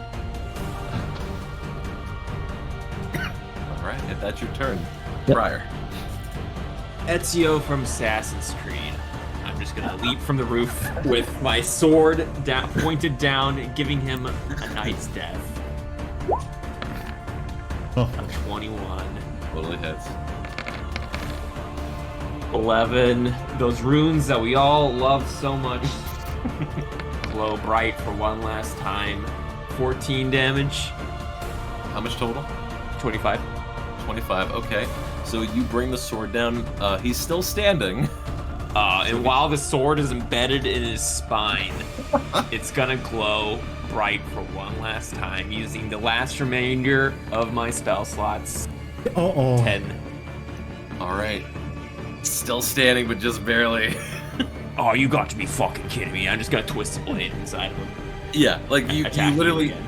you aim for the head, but he backs up just barely enough where you get him in the chest, and the sword is literally driven vertically through his body from his chest. And he's just and just like in searing pain. I'm gonna twist the blade. I rolled a nat 1, so. So we operate under a nat 1 always fails no matter what, right? Are we doing that now? Because well, I don't know if we do, because I could give you a +10 to that as a reaction. But if a nat 1 always fails, then it's pointless. For the games that we've been running, like I might do that in the future, but for the games we've been running for campaign A and B, nat 1 usually fails, nat 20 usually succeeds. But if you have modifiers to add to it, I do allow, a saving. Have at it, my friend. You rolled a 22. You see my you see my sigil for Ruanwa glows, but it's with Kratos' energy. And as I twist my blade, he gives me the strength. I'm able to just take his rib cage and make it into a absolute fucking blender. Right. Dealing 13. But that was not part of this. Well, it was 13 again. Okay. Wow. What? 26. Oh, okay. 26 damage. So you try to turn the blade, it gets stuck for a split second, and then like you look at Slaughter and he gives you the thumbs up, and you twist with such force the rib cage literally spins 180 degrees within his chest, and he's gone. He's done. I'm gonna walk over to Slaughterhouse and give him one pat on the shoulder. Thanks, friend. And I'm gonna take my shield and bash this guy in the head. Alright. Go bash. What cool kills this game. Yeah, this game's awesome. That is a miss. Alright, it just... While patting him on the shoulder, I accidentally bumped this guy. Okay. Persephone. Cool. Now that most of the action is done, I'm gonna use my action and move my moonbeam. Here. Oh. I killed that guy. Let me get the gif. I want the last hit kill. Bam. Live vampire reaction. I'm gonna make a bot that does it every time. And I am way too firm with WASD. Brandon and Jules are gonna be so confused when they see this. They've got the VODs, it's fine. They've got the VODs, it's fine. Alright, and then, yeah, I'm gonna end my turn, and then I hope I get a how do you do this. Alright. DC 17. You rolled a 2, how do you... The floor is yours. Okay, so this is fun, and I get to use this feature at the very end, but we all know that Persephone's moonbeam is not an actual magical moonbeam. It just happens to be bioluminescent algae that drifts down from seemingly nowhere in that one cone, or like in the cylindrical shape. Yeah. As it drifts down upon this this poor, pitiful soul, it's going to start swarming its body, and right when you think it's going to burn the flesh right off of it, it is going to start dictating the moves of this poor, pitiful creature. And I'm going to use fungal infestation to turn this into my zombie. Oh, yeah. Oh. You're turning an undead vampire into a zombie. Yup. Hey, you keep that thing leashed, everything will be okay. And with that, I order it to grab the net of the vampire trophy that we just caught ourselves, so that none of us have to break a sweat carrying it. And if this vampire lord is awake, then it gets to see its own turned into a different form of undead, and it's not awake, right? The vampire lord? No, he is not. Okay. Well, then when it wakes up, I'm gonna make a nice comment about something about mastering the undead is a little beyond the scope of his powers. That's more my domain. And that's it. Alright. Well, at this point, combat has ended, but the job is not yet done. What do you guys want to do right now? Oh, Quick, right. wake up, Jesus, too. I disable my focus on channel divinity. I drop my spores. Hey, you can come back now. The job's done. You do not hear anything from William. Oh boy. So like, go to where do you run off? That way? Maybe he just went back to his house. He seemed kind of troubled. I don't know if he was gonna be friendly the entire time. Should we wait for the morning to return them? Because I don't necessarily wanna get in a fight with the person who's gonna be paying us. Well, now that Doesn't he want this officially- guy back before morning, though? I thought we were turning this guy in. Shouldn't we just kill him and turn our employer into the authorities? I mean, we're working for a vampire, guys. It's not like we're not working for a concerned citizen. This is an evil parasite. I do agree. There should be a stipulation. Perhaps he should leave town while he can. Or tell us more about why he's hoarding vampires. I believe we should know the truth at this point. I mean, to be fair, this vampire's on a rampage after it escaped from him, so it seems like that vampire has the potential to not be immoral. Right. There's no such thing as a moral vampire. Come on. Maybe we could ask this guy to hook us up with some sort of like upscale adventuring crew and hire us to work security detail for them or something. That is a very honest doesn't question. sound What are you too talking bad. about? I'm sure he's got some kind of connections. I mean, where would there be an upscale adventuring crew that's going to fight a bunch of vampires and demons? That doesn't make any sense, guys. Unless it was a breaker or something.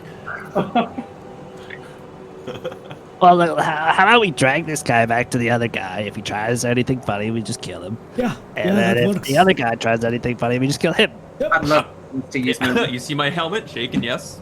Up and down. Sorry, Persephone, but I don't really much care for the payment he's offering. I mean, the guy's a vampire prick to begin with. I really wasn't trusting him at all. Here. So we're just gonna rob him? Is that any more moral than... I didn't say anything about robbing him. I just want to see what he's gonna do now that we have his body double. He tries anything funny, we end him. Simple as. So, what's the plan? What are we doing right now? Let's drag this guy to where the other guy was going. Like, Queezus too. Where? I thought. Where's the is the unconscious rat? So is this Did what we bring Quizzes him? 3? Ah, No, this is Hey, Queez. hey, you are dragging around like a were-rat head, a giant rat as well. Oh, yeah. I'm just going to toss it in this little crate over here, this little wagon. yeah. Let's It is toss him filled all with over. brioche donuts. You guys did not pass that earlier. brioche? That's- That's... Brioche donuts that also, No, it has brioche donuts and his own fried rat head. and they worked as health potions. Alright, well, like we Beauregard, needed them. let's get your body back. Hop to it, Beauregard. Beauregard. Alright, get moving. So where's the destination where you guys heading to specifically? The Lord's house. Is it the direction that he ran in? Didn't he run away that way? No, because the Duke lives in the middle district. That's Yeah. towards the lower district. If But- he didn't come back, he's probably ran back home. He's taking the scenic route. Let's be honest. So you guys are racing back to the Duke's house? Yes. Yeah. Yeah. Okay. So you guys go as fast as you can back to the Duke's house. The door is left ajar. Oh, hey, look, there's... Oh, hello there. It's good to see you again. You guys race back to the Duke's house as fast as you can. The door is already open. You check the home, and Williams is not home at all. You do see that one of the chairs and tables has been over-toppled and thrown over to the side. One of the glass windows has been shattered outward, so something from the inside burst to the outside. And you see the all-chemical table and some of the other plants and stuff like kind of rearranged and organized and set up for like an operation. Alright, well, for now, there should be a coffin in here, right? So that we can put our quarry in there. And if we, I think the law says that if we nail it shut with nails, they can't get out. Or we just set something heavy on top of it, but, I mean, yeah. I guess we could keep it watch for the night. But I look for a coffin. Yeah. Same. You, after going through the back rooms, yes, you do in fact find the coffin that he stated that he sealed the creature inside of. So yes, it is a coffin. Beauregard, bring him in here, please. Just shakes and tosses him in. Excellent. All right, and you also notice these massive steel black chains that there's some spares in the corner. Some of them have been absolutely broken apart entirely. And then at one point you notice this very intricate looking lock. There perhaps may have been some magic component to it, but the magic is gone from the lock. Okay. Can I look for journals, notes, scribbles, markings? Sure, make an investigation check. Any exposition we can get our hands on. Yep. I want to know why this is here, why I got loose, and if I should continue trusting this guy and not just turn him in. Okay. So from what you're seeing through all the books, you go back to the alchemical set and find a couple journals and notes there. The brief version of what had happened is that it seems like these two were born in Jubik and that they are twin brothers. At some point, they had taken a educational trip to Breaker, and it seems that his older brother, whose name Williams is the older brother, the younger brother's name is Skander. They apparently had gone to Janglebrook, and the brother had gotten infected. The older brother didn't know what to do, so he locked him up in a coffin and ferried him back to their home in Jubik, trying to find a cure or find some way to reverse it. It seems like he found an antidote, but the day he created it was the day he got loose and also bit him. And that was yesterday. Antidote for vampirism. Ah. And you do vaguely remember when you first were talking with him that he only had one.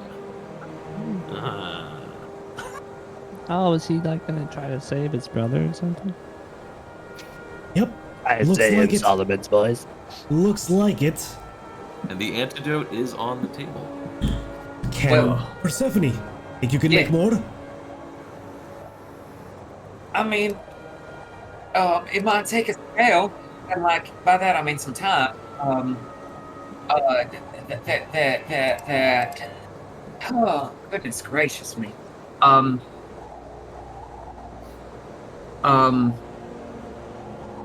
Let me Think look of for those poor souls in Breaker that you could save.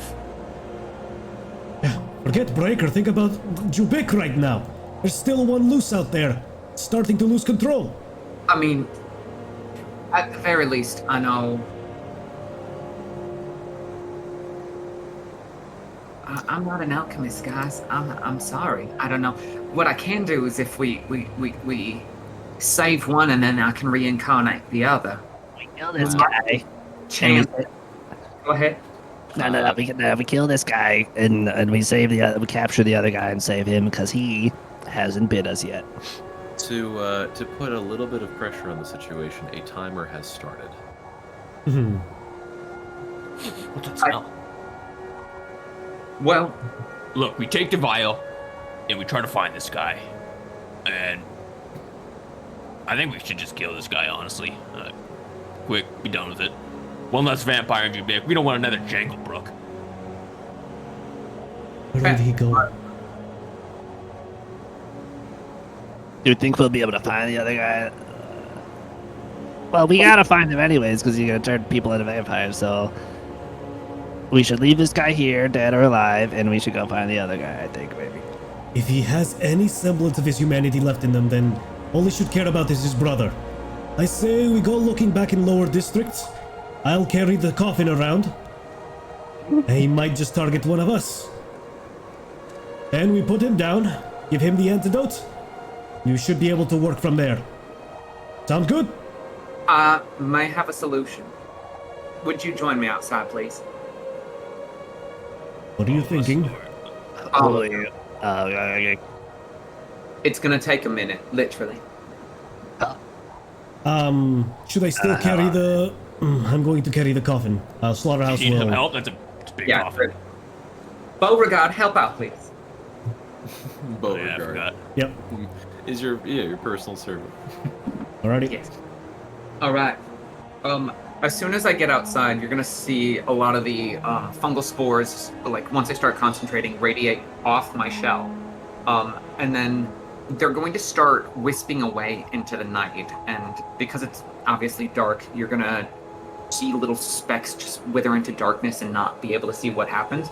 And after 60 seconds, I'll be able to find out where he is if he's within 3 miles of us. Oh, yeah. Ooh. And it does mention powerful undead in there, so... Whoa. Ping! Yeah, so you get a ping deep in the lower districts of Jubik. Absolutely, he's staying within the lower districts. Alright, follow me. Probably grabs the antidote. Let's go. I was once a filthy beggar, and because of that, have the convenience of speeding up our journey. And that, honestly, again, this really helps because there is a timer going. This actually does extend the timer for you guys. Beautiful. So, you knew I'm glad I took this. Right? So, okay, and this stays for, oh yeah, well, the casting time's a minute, but you basically get to figure out exactly where he is. So you get to the section where, let me see, in the outdoors. And does the spell last only for a blip, or does it stay with you for a while? I'm trying to read that. It's a blip. Okay. Yeah, the duration is instantaneous. Okay, so you guys get the general vicinity in the lower district. This is not where I thought the game was going to go, but cool. Genuinely, and I'm happy. You guys get to the lower districts where you got the blip. I want you all to make a group survival check to try and find Williams. Come on, baby. Oh, that was okay. That's mediocre. I like it. I have a +9 to this. Why did it go 12? Okay, so I'll say... Jeez. Okay, so this is what I'm gonna do. So you guys search like mad in the lower district, and at some point you do see him get by, but he gets away again. Given the fact that there's this extension of time, I will let you guys do this again, but time's getting really short. So this is kind of your last chance to try and find Williams, if this is the route you want to go.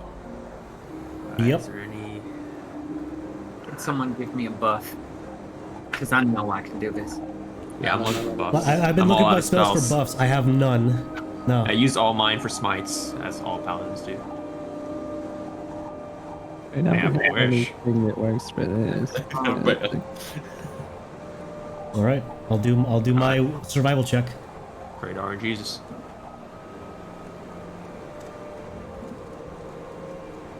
Oh my god. Oh, did it not roll? Okay, there we yeah, go. yeah, come on. Yeah, baby. Okay. Oh yeah. Okay. Time is getting really short. And on top of it, sunrise is also slowly coming.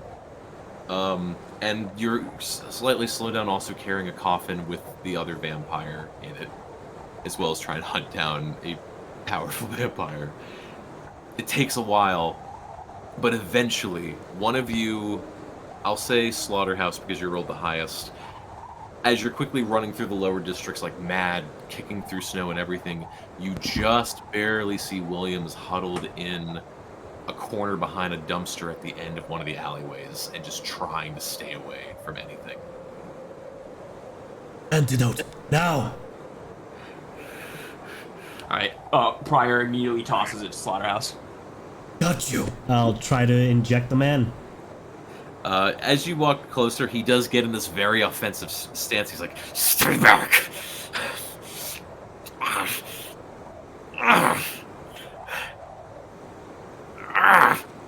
And he's like trying to communicate, but he's so focused on trying to maintain control that that's where all of his energy is going.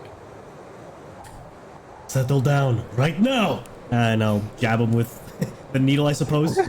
Okay, roll an attack. This is just going to be a strength check. Okay. Do 27. Okay. So you run towards him, and he screams, "No!" as you jab him in the chest.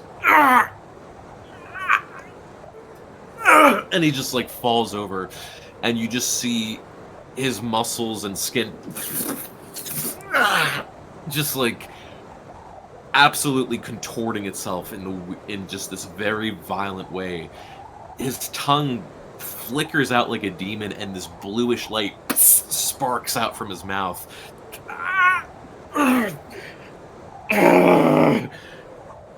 And you slowly see the fangs recede and the skin become more clear, and he is unconscious entirely. Holy shit. I slapped the devil out of him. Can't believe that worked. All right.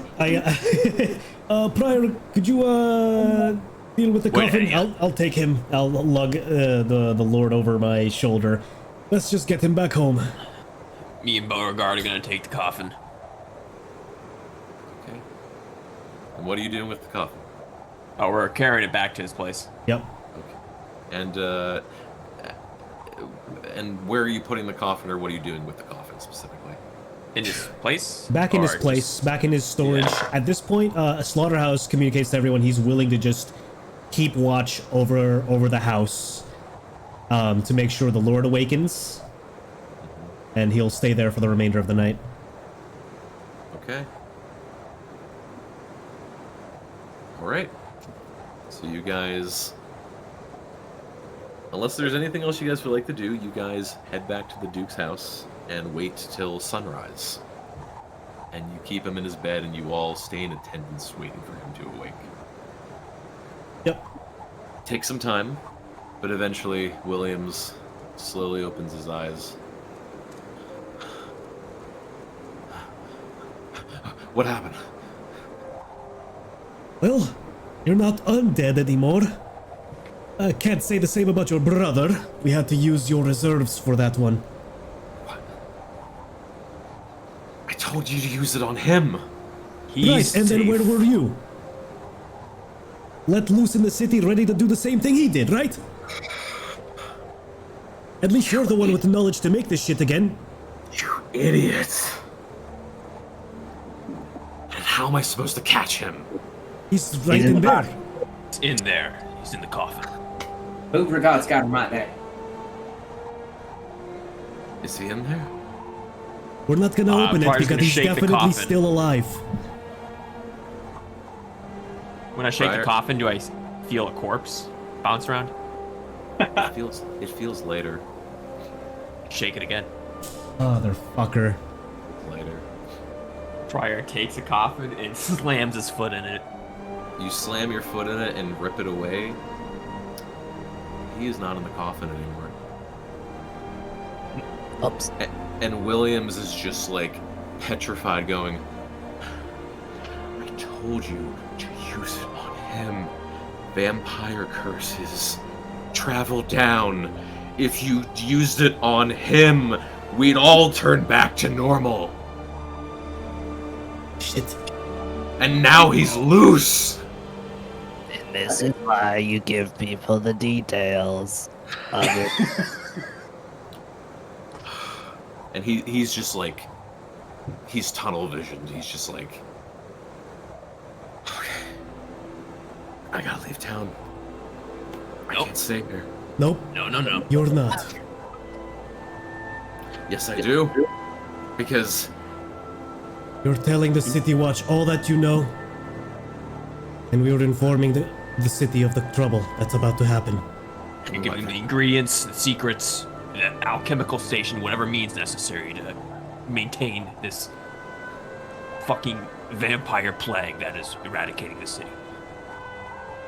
It took me months to develop just one of those vials. Do you know how many people he can infect in that time and then just fuck off right away? I might never see him ever again. You might not. Then it's time to get to work. And how's that gonna fix? Fuck. Look, we'll go after your brother or whatever vampire remains in this town and kill them. You are going to make cures for whatever vampires come to this rat fuck of a town, okay? And if you don't, we're gonna break your legs. Make a persuasion check. Could you intimidation? Sure. Just add 4 to that, so it'll be 18. 18. He is a human again, so getting his legs broken would be most unfortunate.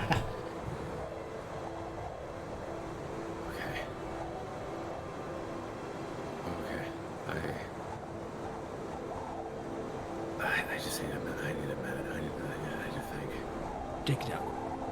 If Solomon, it- get him a drink. Get him a drink. It's anything. I can help with that. I know a bit about herbology, if that can help out. I need a shower. Shower. The baths are across the city. I have one in here. I have my own. What? He's rich, remember? Oh. Dude. Yeah. And he just slowly gets up and just waddles to the bathroom. And shuts the door. Beauregard, will you supervise him just in case? And he just nods and stands by the door.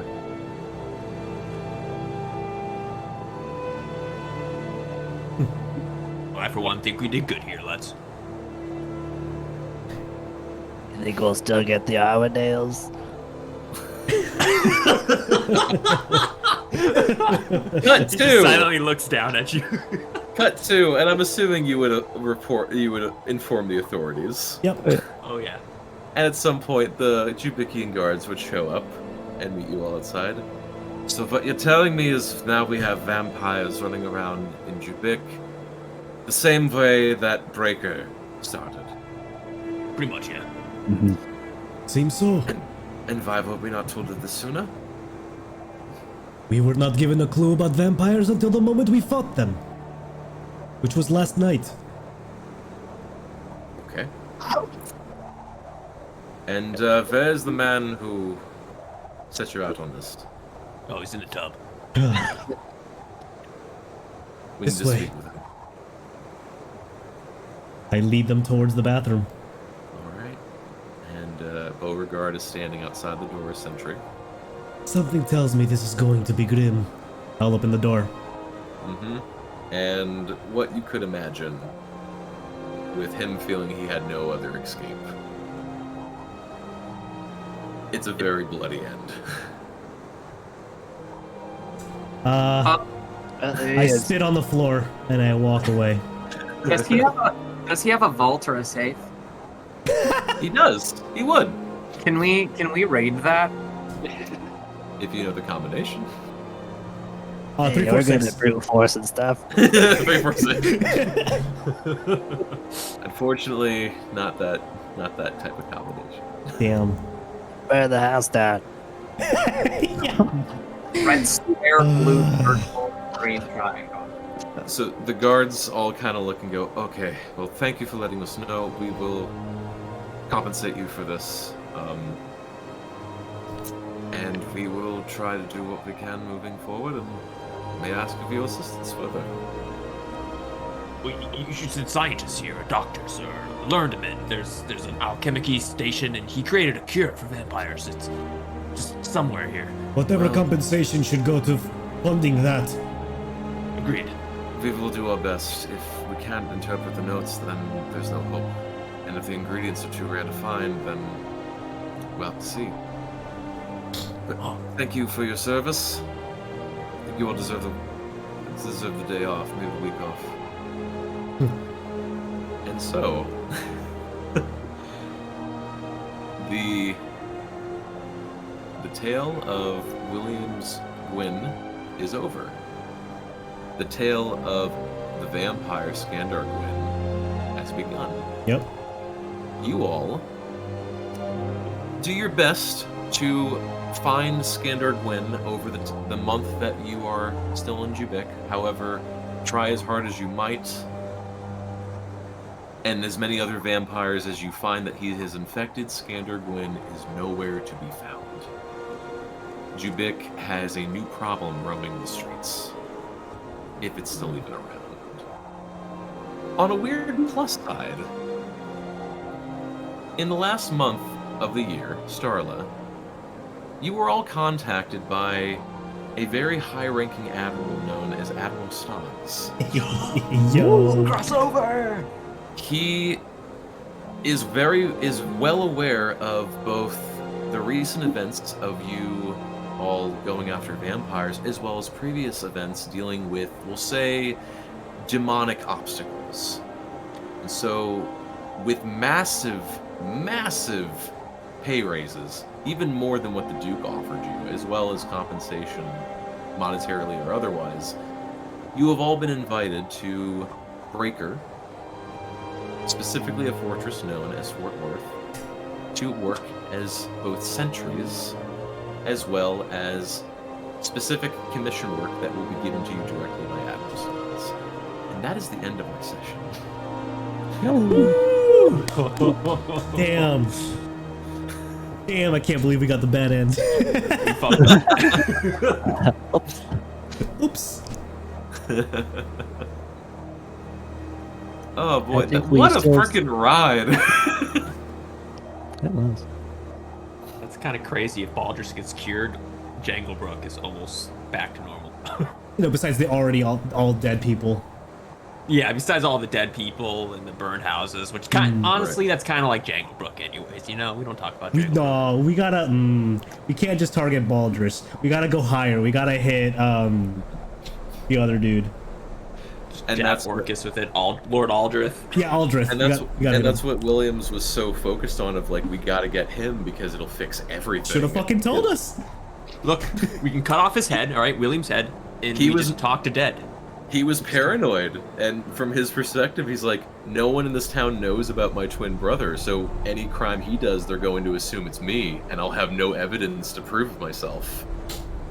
Damn. Skill issue. So, like, he just felt... Reasons are good, but he was an idiot. Yeah. Yeah, he just crumbled under paranoia. Same.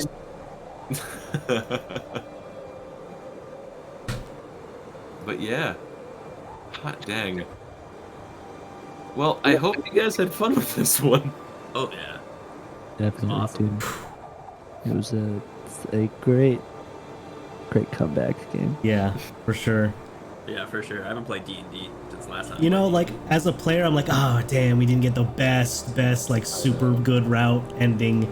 But then I'm like, in Slaughterhouse's mind, he's kind of happy that a lead vampire was allowed to roam free so that he could continue, like, killing other vampires throughout Jubik. Right. Gives you an nemesis, too, yeah. Yeah, and I wanted to make, like, I don't want to say a villain, but I wanted to make the main person, like, I'm like, I don't want them to be, like, I want to try and find this middle ground where they're not just pure evil or they're not just pure good, they're in this, like, kind of selfish middle ground of, like, it only makes sense to him. Yeah. And I'm just like, I want to just see how that would be dealt with, but also, like, trying different things like puzzles, which that ended hilariously. Yep. Trying having you guys fight vampires, because you guys have been around them but have never really fought them. And Yeah, then it was cool seeing all of the abilities I've been sent being used by them. yeah, and then I wanted it to tie back into campaign A as to, like, why would they be at Fort Worth? Yep. Sick. Alrighty, I'm gonna get going, y'all. Thanks for the game, Tim. It was really good to be playing again. Yeah, I was happy to run. This went longer than I thought. I thought we were gonna do a 4-hour game. I didn't expect 5. These go much longer. What's his like? We need to find Williams and do. I'm like, oh boy, I did not. Okay, we're just gonna roll with it. Alrighty, see y'all. See you. See you guys later. Awesome chat. Not the greatest ending, but the world moves on nonetheless. Hope you all had a lot of fun tuning into today's one shot. 5 hours long in game time. Hot damn. We have not successfully prevented a vampire outbreak, sadly. But our characters survived. Nobody got infected that we know of. And we've tied these campaign B characters into campaign A, and I look forward to starting up campaign A once more next year. I assume sometime, maybe the 8th of January sounds like a good time once all the New Year's festivities are done. That's hopefully when we'll start it up. We'll see. It's all up to Tim, of course, to announce when games are happening and when everyone's available. But yeah, I'm excited for that. We'll see what happens next. Catarine, it was good to see you once more. Flair, thank you for the raid once more. Thank you so much. Little Brooks, thank you for popping in and giving the bit. Hope you all had a fun time. And Sojin, you were lurking there too. Thanks a lot, man. Everybody else that tuned in, hope you had a lot of fun. We'll come back maybe tomorrow. We'll see.